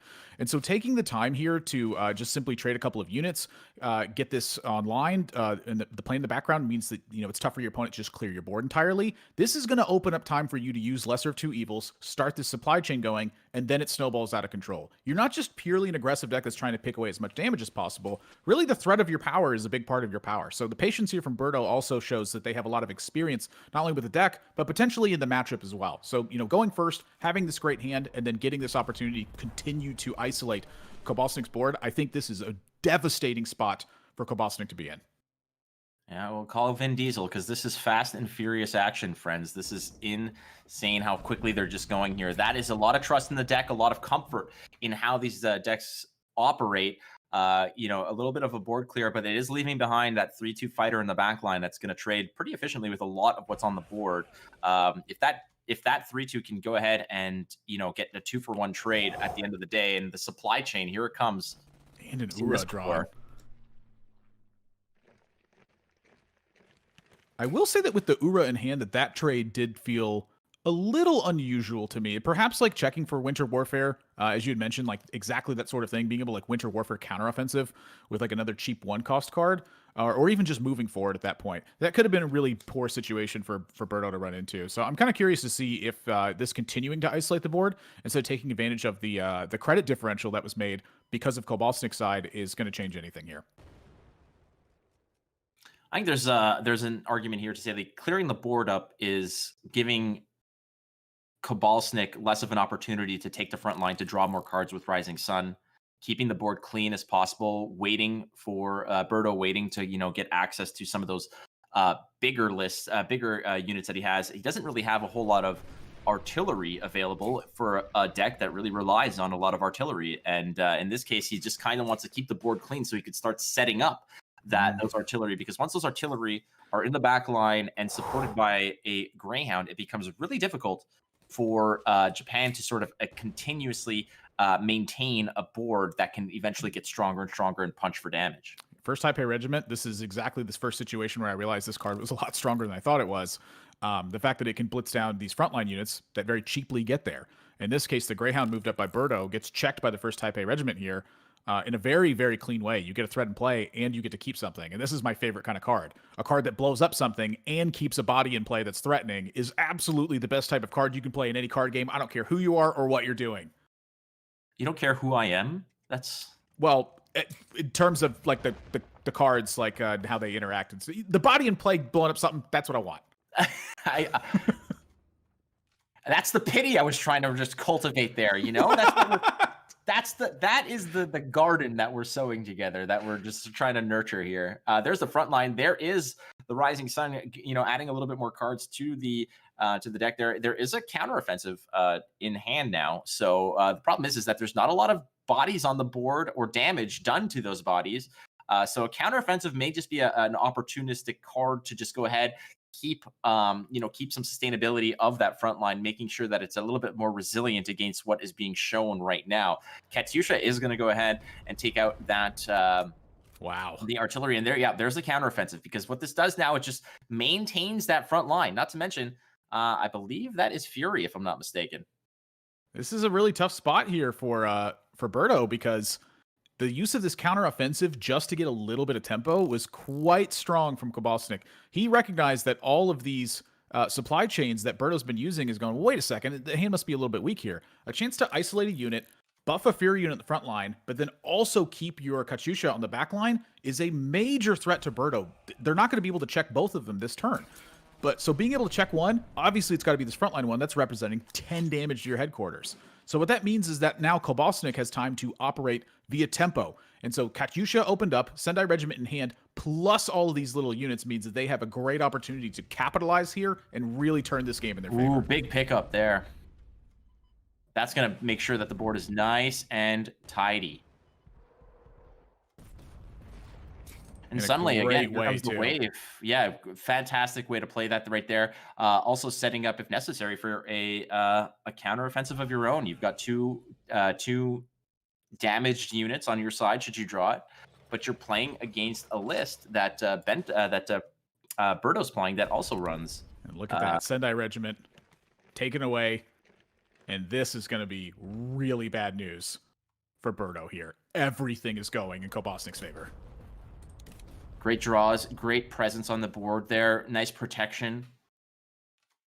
It's looking real nice here. This is a difficult board if you're Berto Burrito, if you want to address this. It's the hand that you have. It's 2 Uras that are doing nothing for you because there's nothing to help. There's a 10th Engineers that has very little support. There's an anti-tank gun that's right there, no problem. But you're going to drop the anti-tank gun, and unfortunately, it is going to die, and the 10th Engineers aren't really going to get much done either. Yeah. It seems like a lost turn, but what do you do here? You have to establish. Do you wait? You don't have any blitz opportunities here. What can they draw that get them out of this situation? The only thing I can literally think of is drawing a Lesser of 2 Evils, hitting a supply chain, and also hitting a way to discard that supply chain to get it in your hand at 0, and then churning to make something else happen. That's about it. Because right now, Kolbasnik's at 13, and Berto has no way, literally 0 way to impact the board this turn, and nothing to do that really threatens Kolbasnik on top of that. So you're at the mercy, quite literally, of drawing Lesser of 2 Evils, and then 2 perfect cards, and then more cards that you need on top of that. So what I see in this situation is Game 3 is in store with a 1-1 count. That's what I'm seeing in this spot. I mean, that's definitely a fair assessment. I guess, some sort of foresight might be what we're leaning on at this point. If we don't have the handsomeness and we don't have the brains, maybe we have some sort of vision of the future that after all the chips are down, it's like, yeah, I think we're going to be all right here. It's unfortunate that this is how this is going to go. Berto Burrito has support cards, but he doesn't have, he's got the buns, he's got the ketchup, the mayo, the mustard, the onions. He just doesn't have the beef that he needs to make this a true hamburger. And oh my goodness, this isn't the Fast Heinz deck. Oh, I get it. Damn it! I walked right into that one. Not Lesser 2 Evils, and that's next game. That's just too much. Yeah, passes it up and says, "You know what? I'll let you have it in this one. Maybe you got a quest where you need some damage." Yeah, I mean that is a nice thing to do. You just pass it over. Good game. I'll let you finish me off, and and we'll all have a Merry Christmas. But there's 1 damage off here in this regard. Excuse me. Oh goodness, ooh, wow. Yeah. So that's pretty much about as the worst situation as you can get into here. But I think that Berto at least made the right efforts in the early game, which was trying to check the board presence and not let a counteroffensive get established, because you saw how devastating it was, even just as a +2/+2. If your board isn't strong enough to answer back, your deck is not prepared to really fight back from that position. Your deck is very low to the ground in cost, so that way you can get a small credit line established in play and then use a small credit line to make high impact. It's quite fragile, but it is quite repetitive, and it's quite card efficient as well. It's very easy to churn out more cards and keep doing it, but not if you get too far behind on board establishment. No early round plays here. Kolbasnik is now playing the that is his US Germany. Yeah, that's right. The US Germany. I apologize. It's going to be Britain US for Berto's side. And this is going to be a bit longer of a game, it feels like. For Kolbasnik, this deck is much more of like a mid-rangey deck that's trying to get to the exact right spot to take advantage. However, it does threaten massive damage at pretty much every stage of the game. It's very similar to like how the artillery deck operates, where it kind of just keeps stuff turning for a little bit. And it has Sherman to really make sure that it keeps its card efficiency going. And to me, that's really the big point of this deck, is what you're trying to do from Berto's side is make sure that your opponent can't get too much in board to threaten you with just one big hit. So whether you're taking that big hit from the Panzer Grenadier, which is giving something Fury for a turn, or whether you're getting hit by something big like the Hellcat, for instance, coming into play, and you having 10th engineers battalions, or having 109th combat engineers in the back line and being able to get something going. Ooh. And every step of the way, there is some significant threat that's taking place, and you have to take advantage of that in some way or another. For Berto here, it's just been ramp to high heavens, and then find ways to make big impact with the cards that they have in hand. And right now, I'm looking at carpet bombing, I'm looking at B-17, I'm looking at C4th Highlanders. There's so many answers here for Berto that I'm having trouble forcing what they will do, because all of their options are just pretty good. The Sherman did draw 2 of the 32nd Infantry, which is kind of a wasted draw, given the fact that they kind of just draw themselves there. So that's a tough break. But I mean, when you're in a position of power, you can't have all the cards fall the way you want them to. But at this point, I think Kolbasnik is sensing the fact that if he wants to win this, he needs to control the front line for his draws with the Shermans, as well as applying pressure. And I mean, he did move forward with the 109th Combat Engineers, which isn't, a typical move, but it is still something that you could do, especially when in the face of a deck that's kind of running a little slower, as Berto went for a double war bonds in a row. That's a big draw. That is a huge draw. Bolster the ranks, fantastic. Let's transfer. Let's just translate those operating costs into pure, just free range organic stats right on board. That is just beautiful how that happens. It's Atkins approved, and there you can see it as that Sherman gets a nice little boost, goes to the front line, gets the 109th tap on the shoulder. Here's a little extra damage for you, and boy oh boy, I mean, now is the time where Berto look at the credit difference here. It's 11-5. Wow. It's gonna be, Berto is going to turn the corner here. The problem is that he's at 11 health there on his HQ. So you can go ahead. Kolbasnik is going to continue probably to just apply pressure, throttle down as much as he can, but everyone's pinned now. This was honestly such an interesting spot here from Kolbasnik as well. Having access to the 99th Infantry, as well as the ability to pick away your opponent's guard effect here, means you don't have to use the 99th Infantry right away. Being at 11, I think, is actually quite a safe spot for Berto here, because they had a board presence in order to protect what was going on. And this honey now is going to start ticking that back. So for Kolbasnik's side, it's really about, can you deliver enough pressure at this point, because Berto is so far ahead on the credit line. The shelling really devastated a lot of this effect. It weakened the board. It set you down on credits for Kolbasnik's side. And it put them in a spot where, as much as they want to develop all these 32nd infantries, they really just can't, because they don't have enough credits to do it.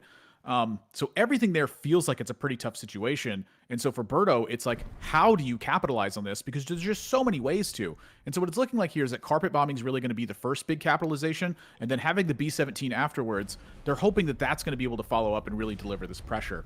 That's where Kolbasnik, I think, has a bit of breathing room here. The 32nd Infantries are going to give some padding against what the B-17 can deliver, and so it's not just a final push that Berto gets to make. It's either take the risk with the B-17, recognize that you have a way to follow up the B-17, or take an alternative path. Yeah, it's a great defense. Again, like you said, it's just sending lemmings out there to sort of absorb potentially what that B-17 can do. Again, the B-17 has a deployment effect of destroying a random unit. Now, when you're tossing out just trash like that, these 2-1s in late game, what you're doing there is you're just basically giving your opponent worse odds to hit something of value. There's you have a 2-1, a 2-1, and then you got a bomber that can actually do some work. So you're going to see how this goes. Berto Burrito does have a lot of range beyond what Kolbasnik has here. Kolbasnik is going to be up to 7 credits, and Berto's was at 7 credits on turn 3 or 4. So it's really he's way beyond here. We're going to bounce a card here, and there's the big boy. Sometimes it's just pure stats that you need, and a 5-9 is pretty nasty when you're way ahead of your opponent in terms of resource management. Yeah, Berto's got to find a way to at least check the Catalina, whether you're going to at least threaten it on the following turn, or you're going to, just put it back in hand and make your opponent reestablish that cost if they want to get these card draws going. You have to do something to answer the Catalina, or it's going to kind of take over the situation.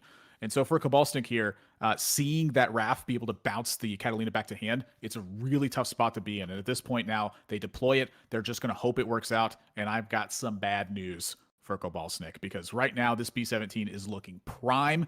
They have a perfect setup for it here, and everything is about to spiral out of control.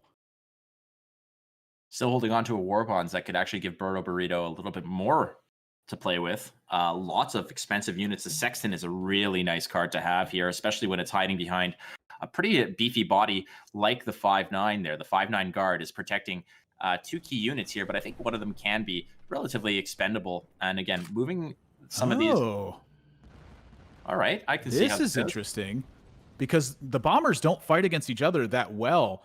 So what Berto's doing here is establishing the Lancaster to threaten the rest of Kolbasnik's hand. Says, yeah, go ahead. If you have more cards to draw, go ahead and draw them. I'm going to increase the cost of all of them while I also threaten you. I think this is really cool, because this also moves the Grenadier to the front line, which makes it really tough for Kolbasnik to basically use a large portion of their deck. The 99th Infantry, it can't be used unless you control the front line. So being able to move this giant unit to the front of that really puts a lot of pressure on that. And that's probably enough to end the game as well. It's kind of like multiple roads to El Dorado here. Almost anything that Berto did that just made sure it established some board presence there really put bad news for Kolbasnik. Yeah, so much for the Catalina wine mixer. That's not happening anymore. Moving forward now, and that's all she wrote. It looks like there wasn't really anything that could be done to deal with that Lancaster in the back row. A 5 damage bomber protected by that Grenadier guard in the front row. That's a lot of beef to punch through, and a 2-1 is not going to get you to the promised land as Kolbasnik does sort of succumb to that massive ramp that Berto Burrito was putting forth there. Again, there was a 7 credit discrepancy in the mid game, and that is really, really tough. We've seen ramp in so many other games. It is definitely an archetype that sort of spans across various different card games, but man, oh man, the reach that you can get with this is out of control, as Berto Burrito is taking a 2-1 lead here for the 3rd place match at KARDS Open 5. Yeah, and oh no! They drew the 4th Cuban Cossacks with the Zhukov in hand! That is bad news. That's the worst draw in the deck! Well, sometimes things don't go your way. And I hate to say it, but a turn 1 3/3 blitz is, it's great, especially with 0 operating cost. But you know what? Sometimes you just have to bite it, and RNG is not in your favor. But boy, oh boy, a 40-card deck, you'd think that the odds would be in your favor. You draw that Zhukov, everything looks great, everything's honky-dory, and suddenly, hello, Cuban Cossacks. Everything's good, everything's fine. Next thing you know, you wake up and everything's on fire. But hey. All right, so it's not the worst thing in the world. You are playing against the Germany-France resistance deck.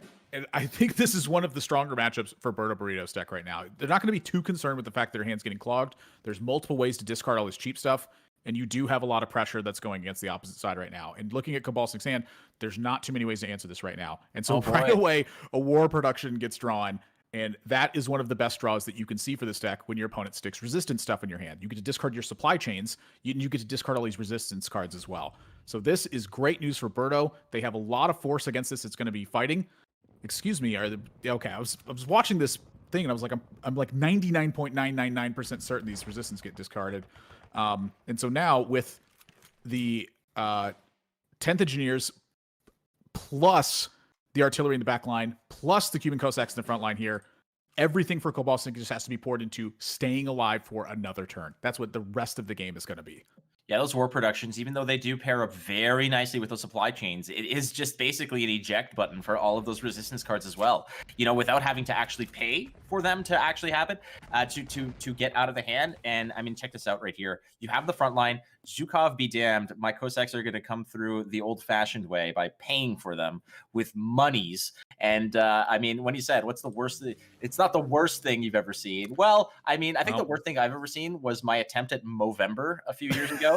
But this is looking pretty This is lethal on board. This is just disgusting. That's 8 in the back line. You move the engineers to the front line, and then it turns the Greyhound into 3 damage as well. This is like one of the strongest things you get to do with this deck, and that is just a runaway game for Berto Burrito to get a clean 3rd place finish in this one. Oh boy, oh boy. Okay, well, it started with a little doom and gloom from my good friend Admirable, who said, oh my god, it's the worst thing you could do. Yes, but when you're operating such a wicked cool, awesome deck like that artillery deck, you can just kind of come back from it. And, you know, I will give a lot of props to Kolbasnik, who did bring a resistance-themed deck, and he got to the top 4. And that is, you know, we saw the potential strength of that deck. We saw how it operates and what it can do to disrupt your opponent. However, when you're up against a list that can really lay on the pressure, lay on the reach, the damage very early, and then you have something like War Production that just, it's like, I'm just going to discard these cards anyways. I don't have to pay for them. I'm not going to take any of the tax or the, you know, the disgustingness of it. That I will even discard my Zhukov because it's just hilarious. But that's it. Berto Burrito took that one. Man, that 3rd game was real hot and heavy. That was just, sometimes the game goes that quick. I was a bit worried when they drew the Cuban Cossacks, but then when they drew the War Production, I was like, a little worried. You were like, your neighbors are now calling the police. Like, you're a murderer? They're used to be yelling all the time. Oh man, this is me in public right now. Imagine how it is when I'm in private and I'm yelling at the game. Yeah, so we have played together very much, and I believe that I have probably, it's like the equivalent of a Metallica concert when I'm talking to you. Except honestly, it's free. It is free. That's true. Thank you so much, for casting with me here, and it's always a pleasure. And these were phenomenal games. Yeah, I want to give a thanks to for Kolbasnik for just bringing a unique lineup as well. You know, taking the risk to build your own decks and, like, you know, pulling some inspiration from where other decks exist, but adding your own tech stuff. We didn't get to see Petlyakov and how it actually operates in this one, but it is a pretty unique body in that it's a card that's proactively stopping your opponent from using certain effects. And it's something that I really haven't seen used elsewhere. The resistance deck, you know, having the courage, I think, to bring your own deck in this spot and take risks against decks that are just very powerful, and then making it to the top 4 on top of that. That's how all of these changes get made. So I want to give a big shout out to Kolbasnik for showing that courage and then also performing well with it. But I also want to give a big shout out to Berto here for just the quick-paced play and understanding of the matchups that they are in. I've really seen very little here from Berto that yields me any question for the plays they're making. I feel like it really shows that they have just played the game a lot and have a lot of understanding of what's happening in these matchups. So big shout out to both these players, and congratulations on Berto for the 3rd. Yeah, we're going to be taking a quick break from myself. We are the non-handsome, non-big brain, but big mouth casting duo. I'll definitely put all of my stock into that, or all my money into that stock. From myself, Flake, and from Admirable, stay tuned. We're going to be going to the finals after a short break here at KARDS Open 5.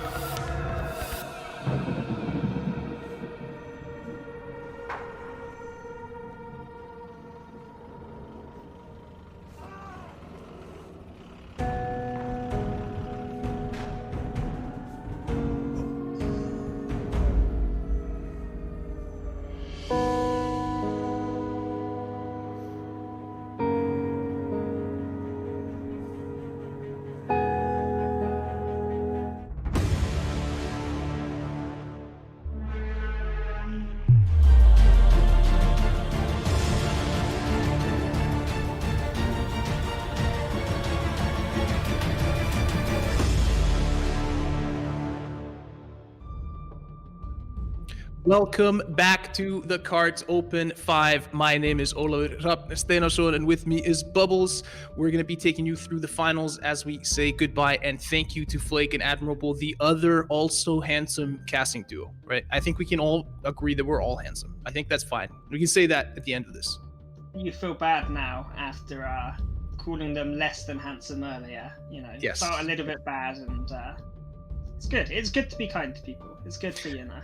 It's true. But Bubbles, you and I, we did get randomed to bring the finals home, right? So we get the finals, the grand finals. It's going to be Darkness taking on Wild Eyes. It's going to be Germany versus Germany. These are two calculated, high-level players that have been around for a while, and I'm expecting an absolute barn buster of a show here. Not just Germany versus Germany, but ammo against ammo, teammate against teammate, friend against friend. Hearts will be broken. I'm excited to see which team ammo player comes out on top against the other one here. Wild Eyes has a really serious shot to this. I know Darkness has historically been in more tournaments, but I think Wild Eyes has really been on fire today, and he has a serious chance at taking this finals. Yeah, and I think, you know, the counteroffensive decks that he's bringing, he's just kind of found a really, really good rhythm with those decks, right? He's really, really good at playing them, and you know, he has 3 of them. So if he gets through with one, he's kind of playing a very similar style of game in the next one as well. So I agree with you. I think he has a good chance. And of course, these players are very familiar with one another, being teammates and having practiced against one another quite a bit. So open deck lists as well. I assume that we're going to be watching a very high level game within the game, right? They're going to be playing a lot on each other and not just the cards that we see. And maybe there are some nuances there that we might miss, but make sure everybody in chat to hound either Darkness or Wild Eyes to search for those after the tournament is over. But before we head on into the finals, I want to ask everybody that is watching to send a message to your friends, to your family, sisters, brothers, aunts, uncles, grandparents, whoever, and tell them that the grand finals of KARDS Open 5 are about to start, and they should get over to twitch.tv/KARDSCCG right away to watch the finals. I did contact my grandfather before this and told him to come on over. He seemed a bit confused. He wasn't really sure what was going on, but I just told him to be here at twitch.tv/KARDS.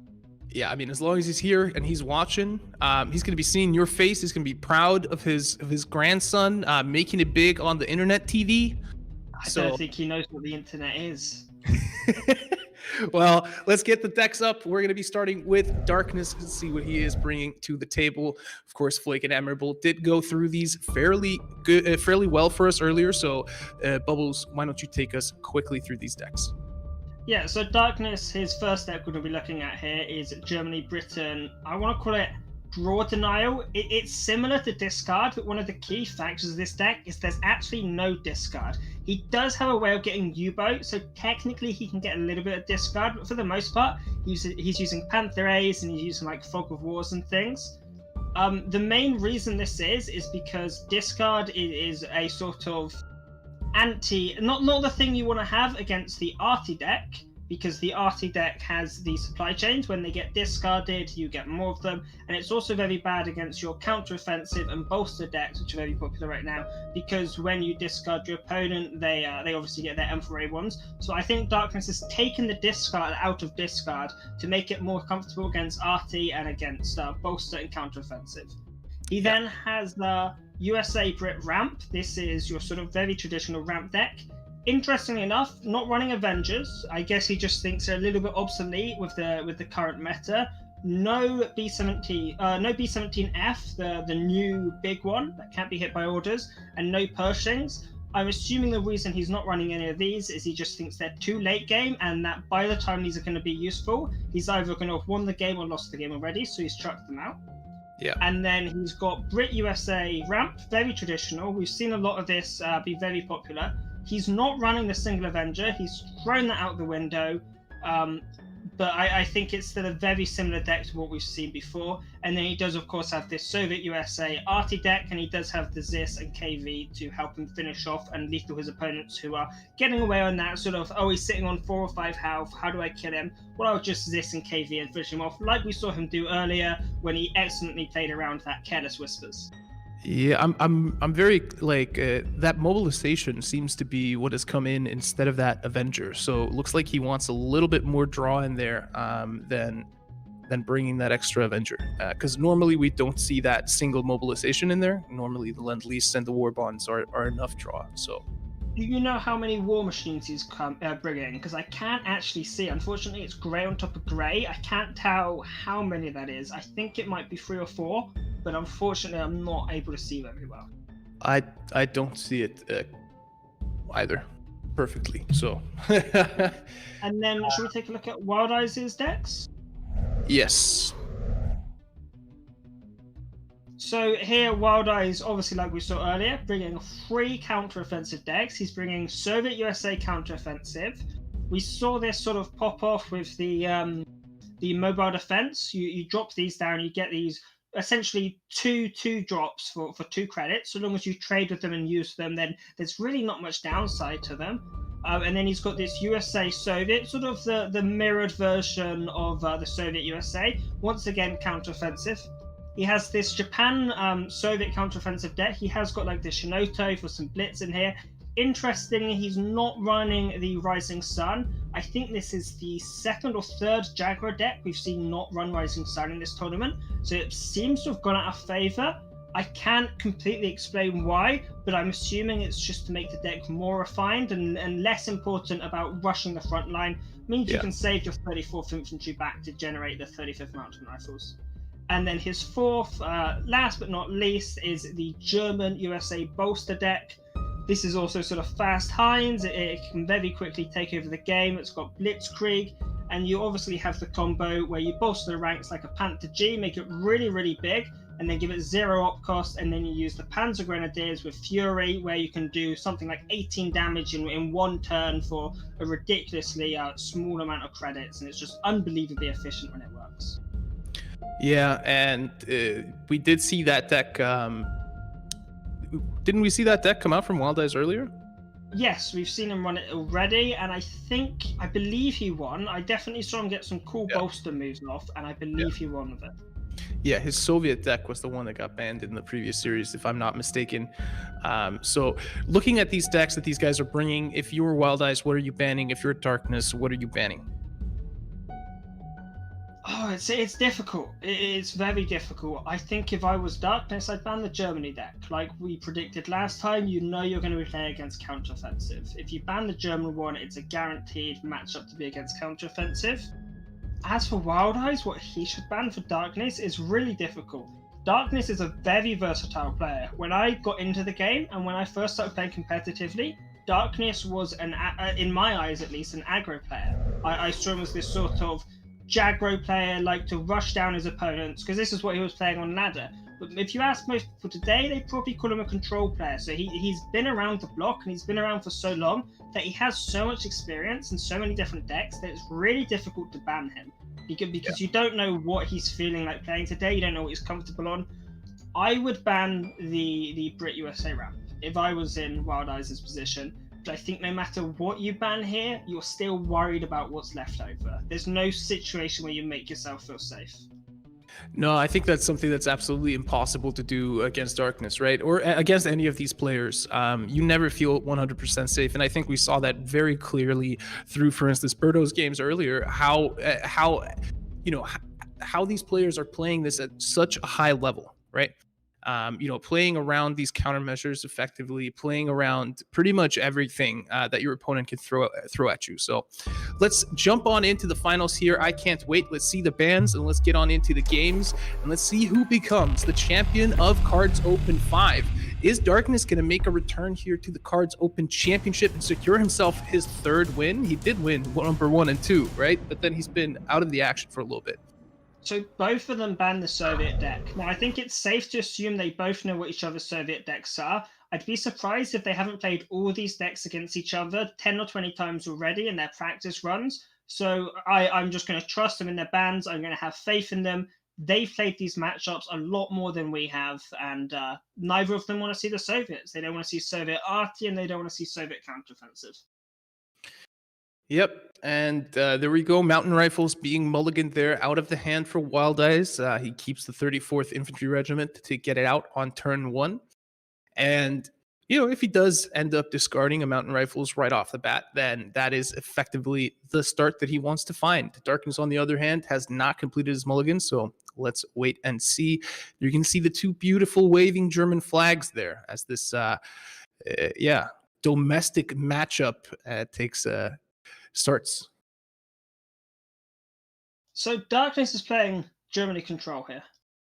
And you have a lot of ways of dealing with these buffed up units, or at least traditionally you do in these sort of German control decks. You can you've got your Flampanzers, your sudden strikes, your V1 missile. You have a lot of ways of killing units that have been buffed up by counteroffensive. However, if he doesn't find what he's looking for, and Wild Eyes gets a sort of abrupt and quick start, I think he might better overrun Darkness. We are seeing 2 root outs in Darkness's hand, which is very scary. Obviously, you can use root out to kill 33rd Recon and prevent any draw for Wild Eyes. Yeah, root outs could definitely end up hurting Wild Eyes quite a bit, opting to go for the 33rd Recon instead of the 34th Engineers. Do you know why that is? Does he just want to get that into the front line early to put some pressure on Darkness and potentially start drawing? Honestly, there's a few reasons it could be. It could be to get it up there and to get some draw going. It could be he's playing around. Oh no! If he dropped it, he would have got them. Oh, that's what I said. I don't know why, but I had that feeling. And he goes for it. He drops the 33rd Recon, but he would have had a 5-5 unit on board here. He would have had both these units in the front line turn 2, Bubbles. Oh no, that feels so bad. I mean, maybe his luck can change. We've seen him get some good luck this tournament. Maybe he can pull it back. Maybe he can get what he's looking for.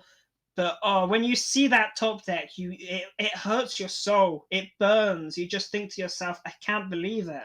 Because you can see it in front of you. It's been presented to you. Yeah, it does get the Yokosuka.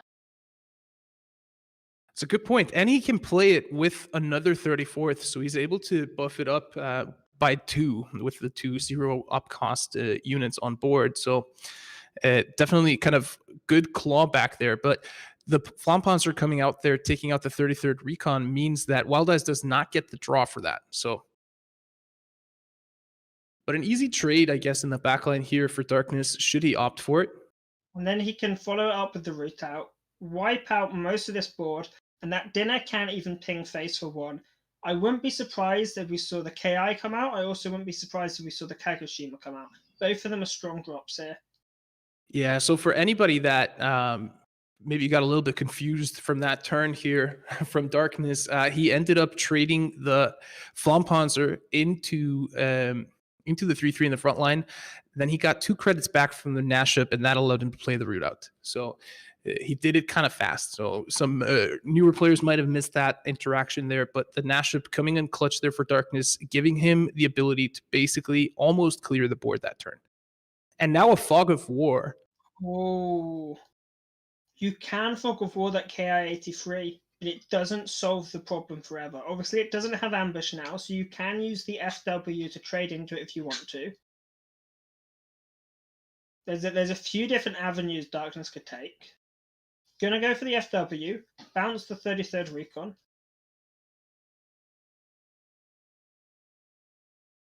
Man, that Key 83 is strong.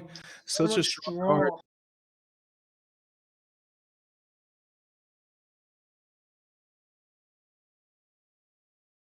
Here we go.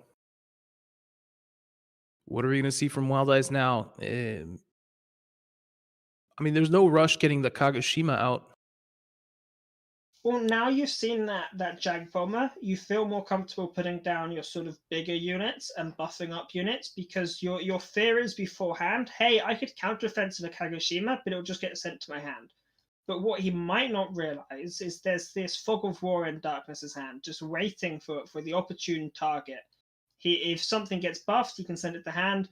At some point, he can get a Whirlwind in the front line and put the K-83 back on Wild Eyes' deck and basically say, if you redeploy this, it's going to get pinned. You're not going to get to use it. He has a lot of options on how he plays this. Goes for the trade, gives himself the extra 2 credit slots from the Nashib, and then goes for the Panther A.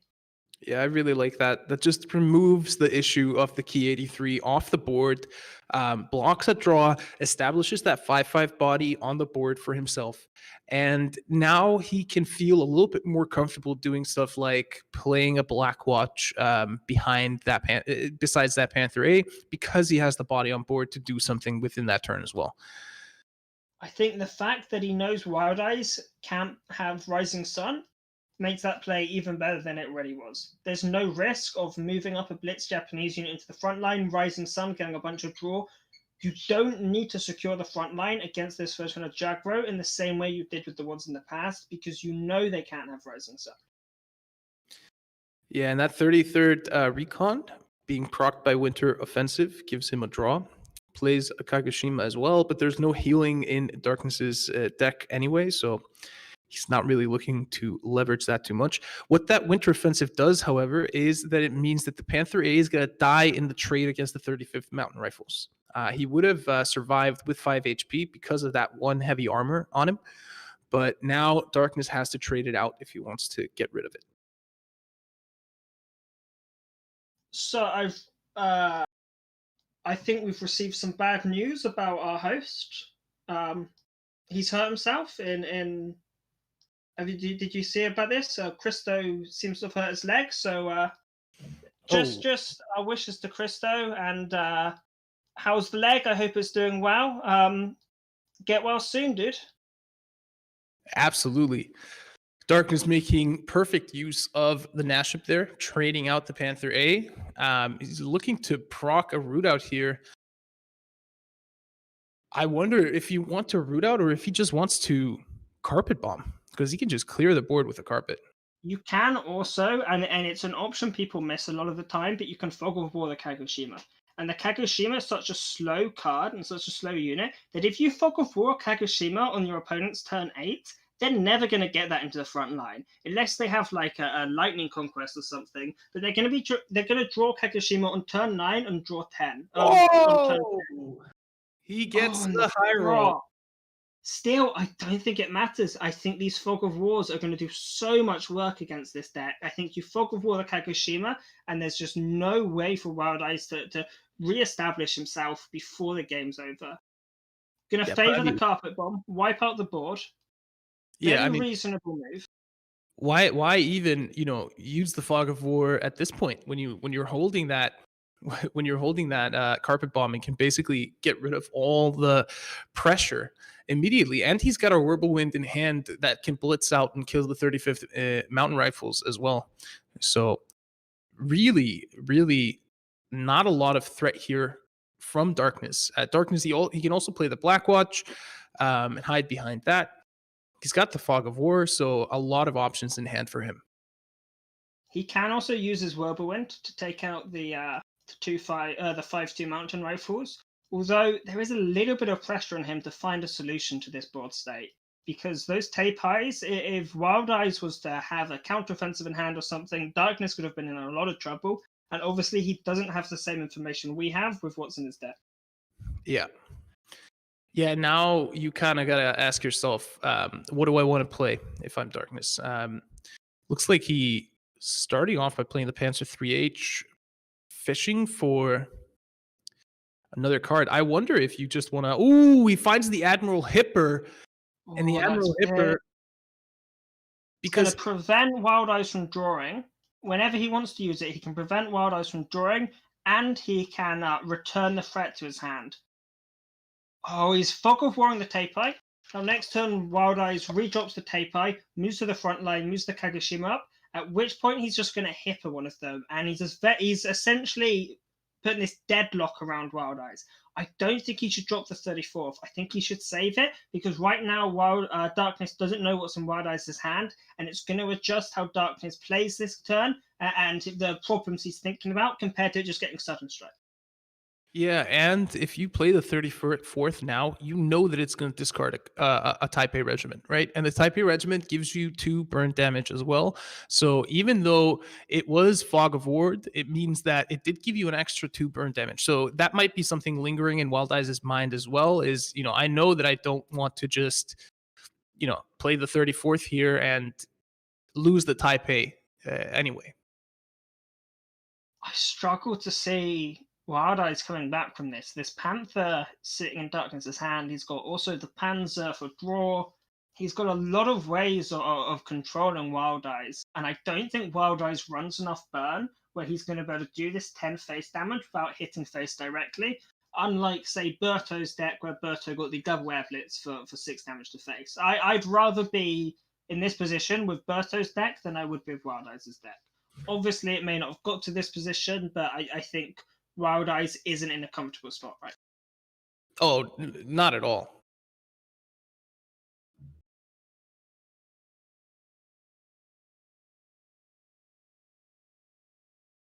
This is an interesting dilemma. Do you trade there and give the free trade to the Blackwatch, or do you take the Blackwatch and start making room to go face? But like you said, I don't think it matters because that Panther A is going to block him from drawing the second Taipei. He's also got another 6 HP to guard with, and he can start researching up if he wants to. What do you research for here? Do you go for synthetic rubber, which is a little, or not synthetic rubber, synthetic oil, sorry, one synthetic, which is a little bit weird, but with the credits, think about this, you get a lot of bonus credits, and you have the Panzer free in hand from draw.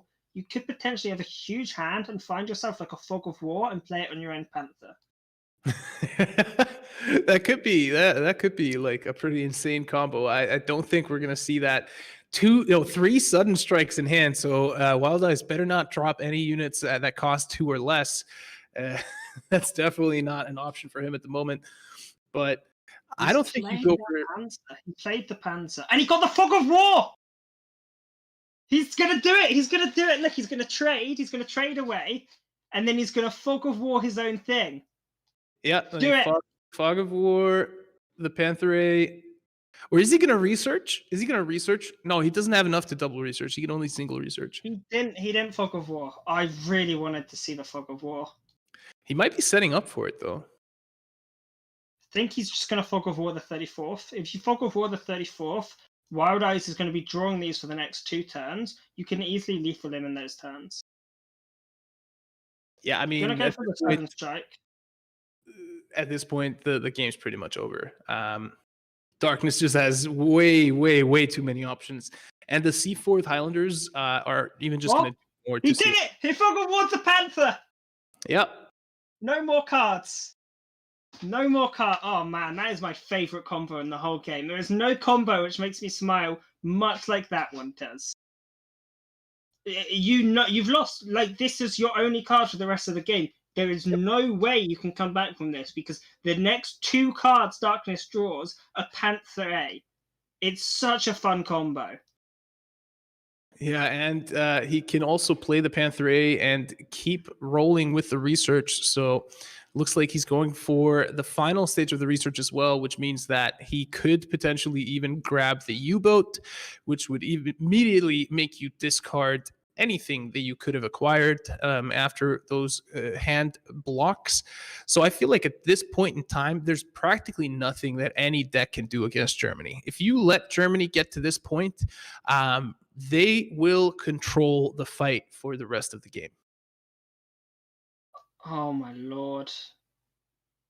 And I think I see Wild Eyes going to surrender over there. He's gone for Uran. He wants the Uran.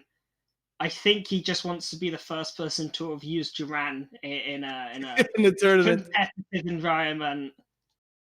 Oh, but is he gonna cut it close? Could you imagine if Wild Eyes had like 1 extra card and that was an Air Blitz? Oh man, if going for Uran project cost Darkness the game, it would be perhaps the most comedic and hilarious thing in KARDS history. Yeah, and that's going to there's be the Iran. the first time that we see it in a tournament setting. The Euron project coming out. Whoa, Winter Warfare. He's getting close. If he gets a tape eye, can he swing it? He can't No, he play can't. orders next. He can't play orders next go, but go after.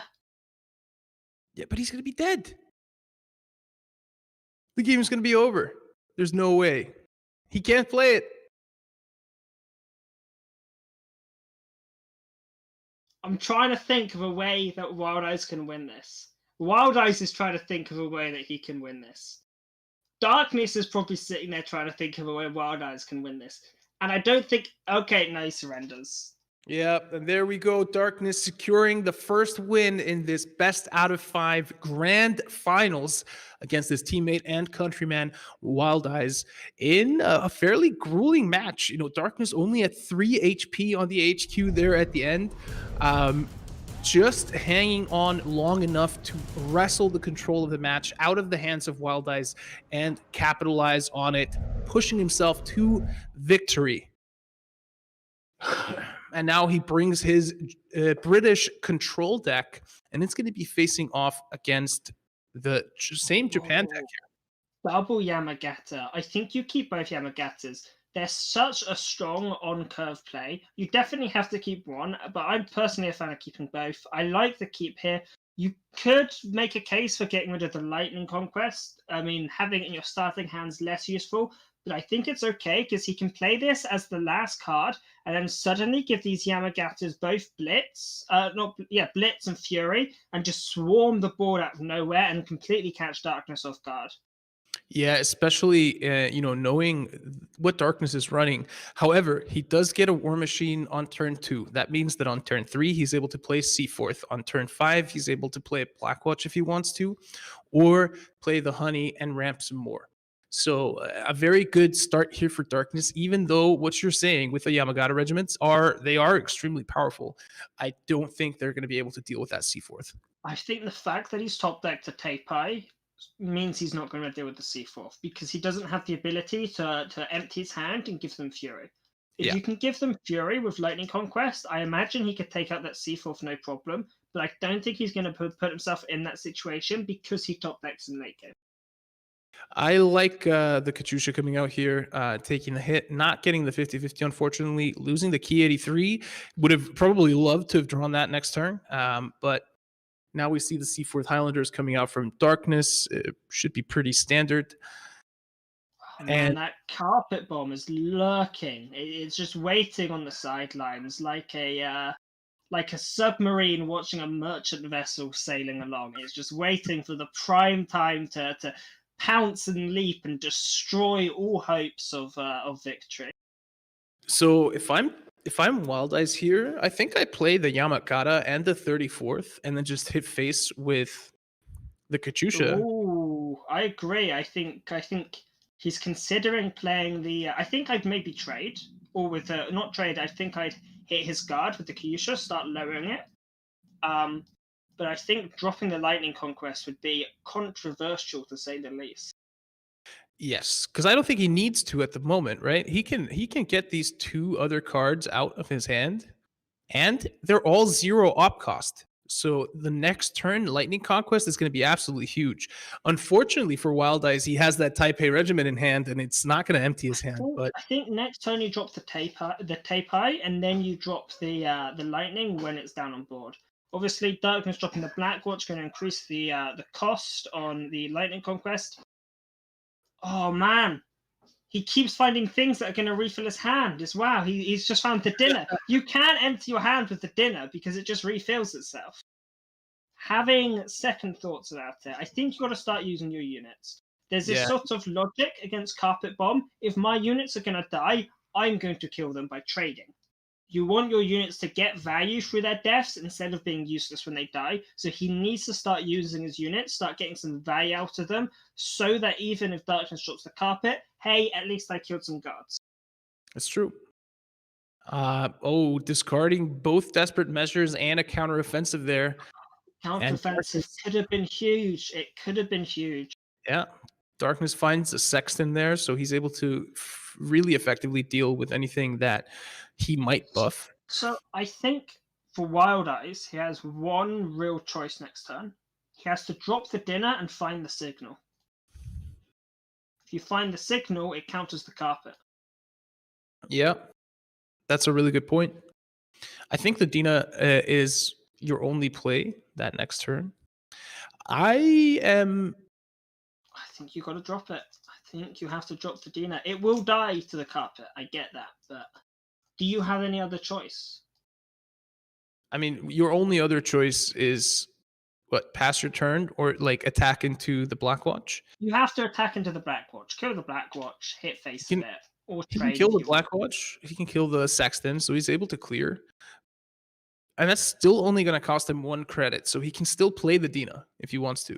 But this is the question of whether or not you want to hold your credits, I guess, or and float them to play around the carpet bomb, or if you are just going to go for it. You have to trade away these units, or you have to use these units in some fashion at least, because there's this carpet bomb coming next go. You can float or pass a whole bunch of stuff. You've got to at least be a little bit active. Oh, he doesn't find the signal though. I think you drop the. I think you drop the recons. I think you should drop the recons. There you go. Get a little withdrawal, because these recons are great and all, but they're not going to win you this game right now. You're better off using the credits to cycle them, so that when the carpet comes out, you might find something a little bit more useful to yourself. And can we just take a moment here to appreciate how satisfying that carpet bomb was? Taking out was. 8 units. Oh. And leaving you with an artillery on the board. It's sort of saying to Wild Eyes, yeah, drop your tape eye. Well, I don't care. I don't care at all. I have a 3-4 artillery. Why would I care? The only real chance I see for Wild Eyes is if he can shoot in lethal. He's trying to shoot in lethal, 2 honeys and a radar in Darkness's hand, and that's assuming Darkness doesn't find any guards. It's true. And this is why I have to ask, should Wild Eyes have taken out that Sexton instead of dealing 4 damage to face? That would have been better, right? There wouldn't have been a Sexton on board. The board would have been completely empty, and he would have been in the same situation. Only the life total over on Darkness's HQ would have been slightly higher. Oh, he finds the 35th Mountain Rifles. This could potentially help him get back into the game here. But a Lend-Lease plus 2 honeys plus a radar, Darkness has all the healing in the world right now.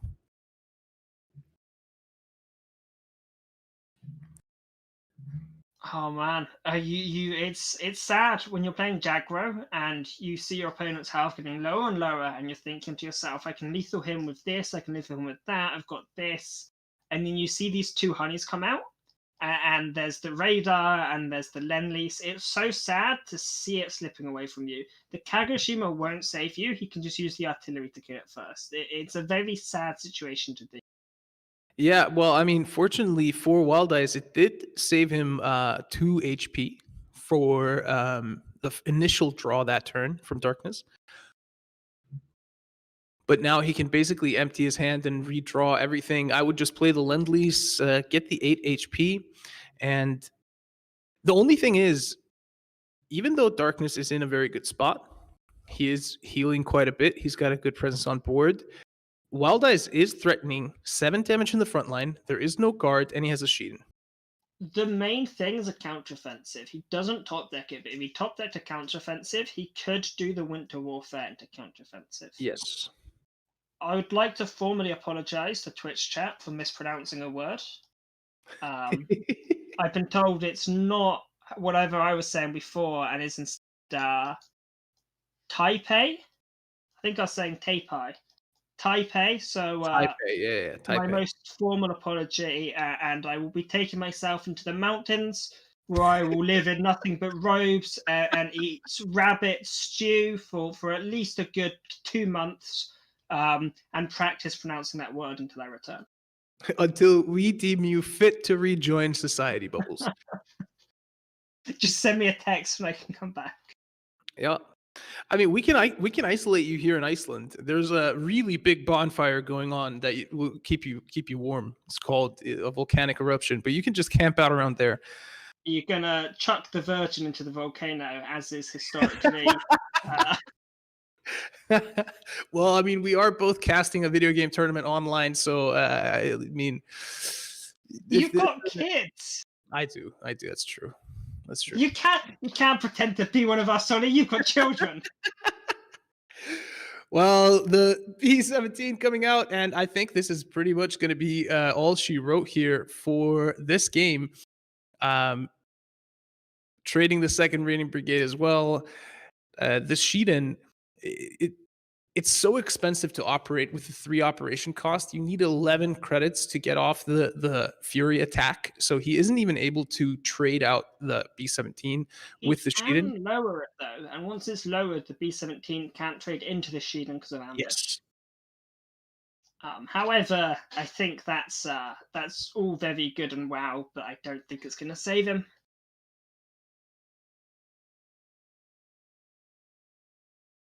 Are you familiar with the term for surrendering? It's WBRC. You heard this? No. It stands for white box right corner. Because when you're in a situation like this that Wild Eyes is in, you should press on the white box in the right corner and just surrender right there. I like that. And the Grenadier comes out. Every turn from Darkness, I'm seeing less and less that Wild Eyes can do to come back into this. Wild Eyes had a pretty good start, but he wasn't able to transition this into a sort of late game massive unit with counteroffensive where he can just chuck guards aside and smash the HQ and just sort of have this huge Japanese brawler. And instead, he's been in this situation where there's the guards and then there's the carpet bomb. Maybe this is one of the drawbacks of taking out Rising Sun and Famed Retreat and this sort of stuff. You don't have a good draw engine for these long games. But, you play with these sort of decks and you have to rely on getting a good start. And that doesn't always happen. Yeah, absolutely. And I mean, looking at this, it also just, wow, that is a huge Fury unit in the front line. But Darkness. I must say, Monty, I was going to say, if he could find a way to pull this out with that 13-14, it would be incredible. But that Monty top deck crushing the dreams right there. Yep, that's definitely all she wrote. The last ditch effort here for Wild Eyes was making that big infantry unit in the front line, but it's not going to be enough. And even if he would have gotten it, Darkness, he's got that synthetic rubber. He can make that Gren Guards. He can make those Gren Guards. 317 though gets an 8/8. Smacks that. Yeah, I think that's perfectly fine from him as well. He knows that Wild Eyes is not going to top deck something that can deal with that 8/8 B17. So everything's pinned. That Monty right as Darkness needed it. Sort of the moment Wild Eyes puts a threat onto the board and it's sort of, I don't know what to do about this. Monty comes out, but he did have mobilization in hand. I don't think he was in much danger, but he certainly was able to just chuck the threat aside the moment it appeared. Yeah, I mean, he had so many ways to deal with it. And, with the Gren Guards out there and no bounce or anything from Wild Eyes, he would always have to attack through the unit anyway. So there was at least a couple of turns until Darkness was in any type of danger from that infantry unit in the front line. Surprised we didn't see Darkness pushing up the Grenadier Guards that turn. Probably wasn't even thinking about it and just playing quickly. You sort of get into these situations where you're winning and it's clear that you're going to win, and you tend just to play very quickly. Chuck cards out and just do it all fast. But I think moving up the Grenadier Guards would have helped him secure the game quickly, especially now Sheed instead. You don't have to worry about getting blitz fighted. Yeah, absolutely. And I mean, he's taking the front line now. Dropping another B17. The threats are just so many on the board right now for Darkness that there is nothing that can be done here for Wild Eyes. What can he find? He finds a counteroffensive, but that's not going to be enough to do anything. And with this, Darkness is going to sail his way to a 2-0 lead here in the best out of 5 finals of the KARDS Open 5. Wild Eyes on the back foot now. And sort of deck matchups aside, player skill aside, just looking at mental state now, you just got beaten twice in a row and you're up against the wall. This is a very difficult position to be in. Just of how it will affect how you play. You're going to be, second guessing of things. You're going to be clutching at straws a bit more, maybe relying on RNG a little bit more than you should because you think, God, I really need this win. I think it's going to be a difficult game for Wild Eyes just because of that mental strain that's going to be due to the situation. Although playing Fast Heinz up against US Ramp, I think this is a Fast Heinz favored matchup. He does have the Adler command vehicle, also known as the Greif. And he also does have the Panzer II and the Panzer 35T. I think he's got a very, very solid starting hand here. And if he mulligans it properly, he could completely overrun Darkness before he gets any defenses built. Yeah, and the huge thing to point out here is that Darkness does not have a War Machine in hand. So for anybody that is playing these heavy ramp US decks, if you get that War Machine off turn 2, you're able to get that daylight bombing off turn 3 and really, really, really cripple the early game of your opponent. So unfortunate there for Darkness, has to pass for the first 2 turns. And I think, yeah, he's going to drop the 22nd. And you might be wondering, why is he dropping the 22nd? He's got the Panzer 35Ts that are going to get buffed by it, sure. But you've got an Adler, he doesn't need to. I think it's just a very safe play to drop it, even though you have that Adler in hand, because it means this turn you can drop the Adler, the Panzer, and even if that, Greif I should be calling, even if that Greif dies, your Panzer 35Ts are going to keep their 0 op cost. So I think it's a sensible play. Yeah, I agree with that. And you're also going to be taking the front line here. So the 22nd is going to get you a draw at the end of this turn. This might also force Darkness to go a little bit off curve and play the daylight bombing here, turn 5, just to deal with the pressure in the front line. If he plays the War Bonds, he has Carpet to go after. So he plays War Bonds this go. Next go he has Carpet. Now I imagine we'll see Wild Eyes drop the Panzer 3F. He shouldn't drop the Adler. If he should just drop that, I think dropping the Adler, it will just die. But he doesn't have all the info we have. If he reads the situation properly, he's going to say to himself, why did Darkness ramp? Well, either Darkness has no answers or he's got a carpet bomb. If he has a carpet bomb, I need to play appropriately. And if he has no answers, I cannot be perfect and still win the game because he's got no answers. That's true. And that carpet bomb definitely is the risk here. Oh, he's thinking about the 35T. If he drops that, he's dropped it. Yeah, I mean, it's going to be, 5 damage to face here.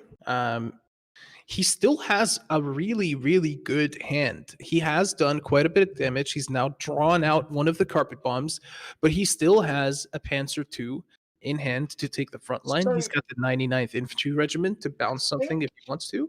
I think you drop the Greif. You drop the Panzer 35. Oh no, the Panzer. Which one is it? The Panzer II. That 1-3. Yeah. And then after you drop both of those, you then drop the Panzer F, buff them, and move up and hit face for 2. That's how I would play it. But Wild Eyes may go a completely different route. He may just drop the Panther G. Reason I don't like the Panther G is it's weak to a B-17 and it's weak to a Hellcat, both of which Darkness has. So he has very good ways of dealing with this. Yeah, and I mean, I think he's going to go for the Hellcat here because it's going to leave him with enough credits to also take out the Naship with the daylight bombing, and it's not going to risk the 50-50 on the B-17. The 50-50 would be super sad. If you drop a B-17 and it hits a 1/2 Naship, you just feel like crying. He opts to go for the Seaforth Highlanders instead of crippling the credits, and that makes sense. I mean, there's a lot of cheap units here for Wild Eyes, so he could definitely get out an explosive turn, especially if he finds that Blitzkrieg. However, the fact that he doesn't have any tanks on the board at the moment is definitely pretty painful for Wild Eyes. I think that bounce was very important, identifying to himself, hey, if Darkness pushes up the front line here, I could be in a lot of trouble, but unfortunately, there is Seaborne Invasion at hand. The moment Darkness says to himself, I want the front line, it's his. It doesn't matter what Wild Eyes has on the board. So long as Darkness has HP and is alive, he can just drop the Seaforth not the Seaforth, he can drop the Seaborne and say, front line's mine. Sorry, I'm taking this. Yeah, and Wild Eyes now really needs to get more of these cheap tanks out on the field. And I feel like that's the biggest difference that we see in these Fast Heinz tank-heavy German blitz decks now than back in the day, back when the Fast Heinz meta is, I feel like there's slightly higher cost of units in this new version of the deck, meaning that it's not quite as fast, meaning that there's just that little bigger opportunity for counterplay than there was before. Especially in this variant Wild Eyes is running, where you have Fury and Bolster. He's doing this Fury Bolster combo with the Panzer Grenadiers. They have Pincer to give something Fury, so you can give Fury to any of your units. The idea of Wild Eyes' deck is very much to bolster a Panther G or an Emperor A1, get himself a very big unit with no operation cost, give it Fury with the Pincer from Panzer Grenadiers, and then go absolutely ham with that. But a consequence of him doing this, like Ollie just said, it's a much, much slower deck compared to the first Fast Heinz deck, that we first saw when Ari started using it. Yeah, I mean, that deck was like the game was over on turn 4. I remember when Fast Heinz was very meta, people started running Germany Soviet. And there was one reason people started running Germany Soviet is they wanted to run the 0K card just so that they could try and be a little faster. It was, if my opponent takes the front line, I lose the game. So I'm running a 0K card just to guarantee I'm going to take the front line. It is just how ridiculously important it was. And we see what a Seaborn from Darkness. He gets the 3/4 and the 6/6. That's almost perfect. That's such a strong Seaborn. No milk trucks, nothing like that. Just these absolute like stompy units that are just gonna really mess up your opponent's day. Oof, and a really tough spot here for Wild Eyes. I mean, yes, he's able to trade out that C4 if he wants to, but still, look at the front line that leaves Darkness with. A 6/6 and a 3/1, and you just spent your entire turn dealing with that single card. So that Seaborn put 10 points of health into the front line, 10 defense points in the front line. And you might think, okay, it's 10 defense points, but think about Blackwatch. Blackwatch has 6 health, but it won't do much damage back. This is 10 points of health that's going to either hit you for 3 or 6 every time you trade into it. These health points are going to punch you real hard. They're going to punch back, and it's just going to be so impossible to trade into for Wild Eyes. Yeah, and that we can do it, making matters even worse. The daylight bombing, making it even worse because it's going to drop him down to 7 credits. So he's only going to have 8 credits to work with this next turn. And a Jasko mitigating the damage incoming as well. Nothing on the board, able to trade into anything. No way of popping off that Blitzkrieg either.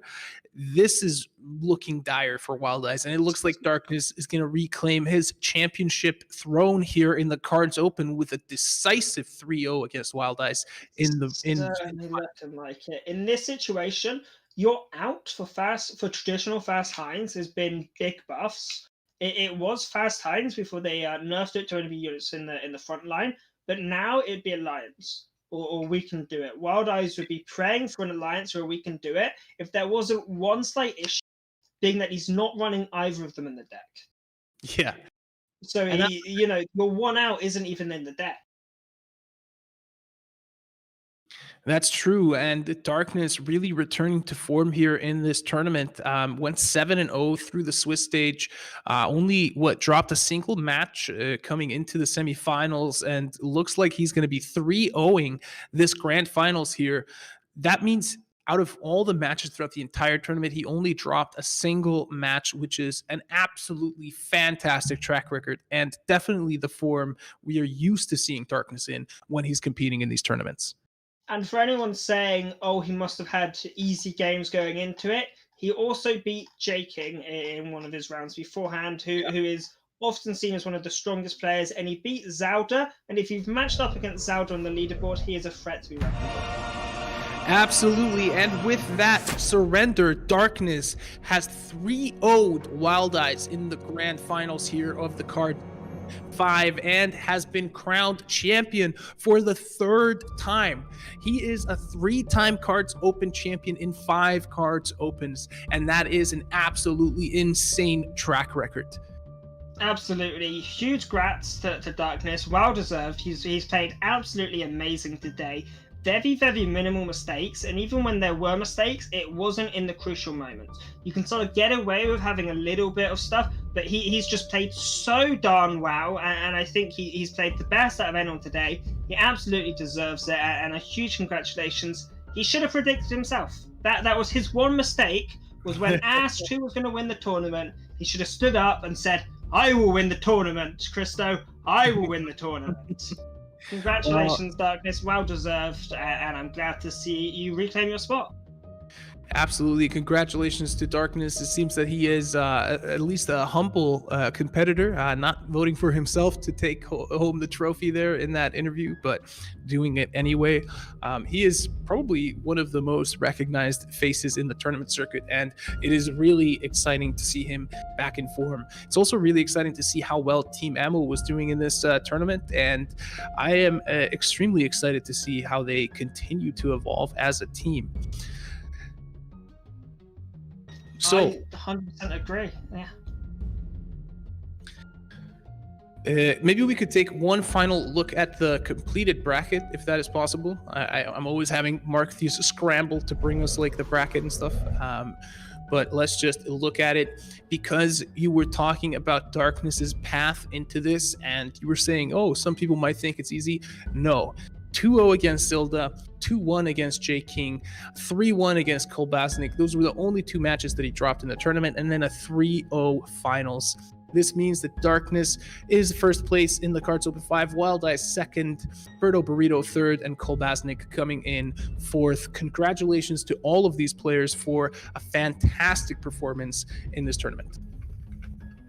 I think I can confidently say, and I can't say this about every tournament, but I think I can confidently say none of the top four played badly today, and they all played really well, and I had an amazing time watching them.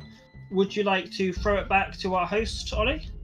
Yeah, well, we'll pass it over to ThatChristo for the last leg of this stream. We hope his leg is feeling better, but he is standing by with Darkness to hear his thoughts after that dominating win in KARDS Open 5. For myself and Bubbles, thank you so much for tuning in, and we will see you next time. Taking home 400 USD, as well as the title of KARDS Open 5 champion.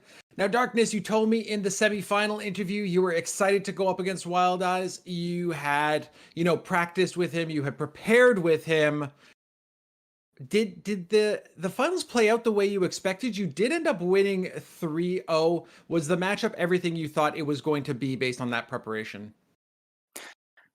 Actually, no. I didn't believe in this 3-0. This was quite fortunate for me. Well, White Eyes didn't ban my German Britain deck, so I had this very strong anti-aggro deck because he banned my artillery deck, and I was sure I'm able to win with this.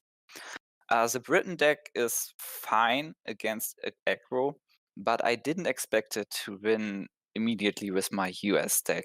This is a lot more ramp and late game. I really need to find a good start. Like you saw, I had one ramp, carrier cover into warbonds into carpet bombing, so turn 5 board wipe. This was very lucky and essential to be able to get this win. I believed I need 2 or 3 tries with this deck to win against his 3 aggro decks. And we saw time and time again, each game he played very aggressively and pushed you pretty far. There was a few scenarios where, the perfect situation happened to get you out of it, but you were on the ropes a few times throughout that matchup. So even though it was 3-0, it probably, it was probably a little bit closer than the score made it out to be. Yeah, it was very, very close. Maybe not the German matchup, because this was my favorite matchup, but on the other sides, with my other ramp decks, with Brit, US ramp, and US Brit ramp, it felt very close, very intense. And I believe if something was different, maybe one card or one move from his side, this would be an 3-2, and maybe he could have won this game. We will analyze this later. And I think that's the best way to learn, going through that matchup all three games where you were potentially one card or one play away from having it turn around. I think that was a great way to put a cap on KARDS Open 5, a great intense matchup, even though the score doesn't necessarily make it out to be that way.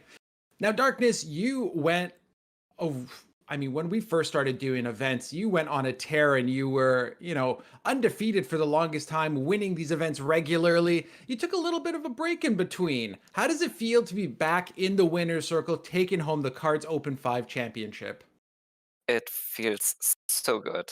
My last true success was participation in the World Championship, and this was December. So this after 4 months of playing cards, this is my first success again, and it feels so good to be in the play on the player side, on the champion side. Well, I do like casting. I like this a lot, especially with you guys. But in my heart, I am a cards player, and I'm grinding in these tournaments. Well, we're happy to see you back in the game, and I love seeing you, take home the championships. Being a friend of the show, I feel like some of the other cards players out there might be a little bit less excited about you having being back in the tournament, back in the field. I have one last question for you. I'm going to leave it for the end, though. I want to know if you have anything you would like to say, just to kind of put a bow on KARDS Open 5. Anything else you'd like to add or address to the community?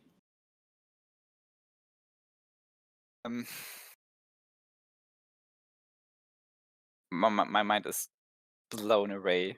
Well, support the community, follow your favorite card streamer, follow cards community contributor in general.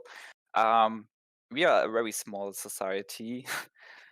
Depends on the player base, and every community contributor or content creator needs your help, your follow, your chat. Please follow us. I love it. I think the cards community is small. It's very tight knit, and hopefully more events like this will continue to bring in new players, bring in new eyeballs, and hopefully, grow that community. Now, my last question, it is the most important one. You mentioned to me off camera that you had baked a chocolate cake for your girlfriend, and I want to know, is she happier with the chocolate cake or with the 400 USD you just won? Are you happier with the chocolate cake or the $400 I won? Chocolate cake. Chocolate cake. There you have it, friends. Congratulations once again, Darkness. Great job taking home the KARDS Open 5 championship. Tune in again next week. We're going to have cards duos for you. Until then, thank you so much for tuning in. From Flake, Admirable, Bubbles, and Ollie, all the best, and we will see you soon.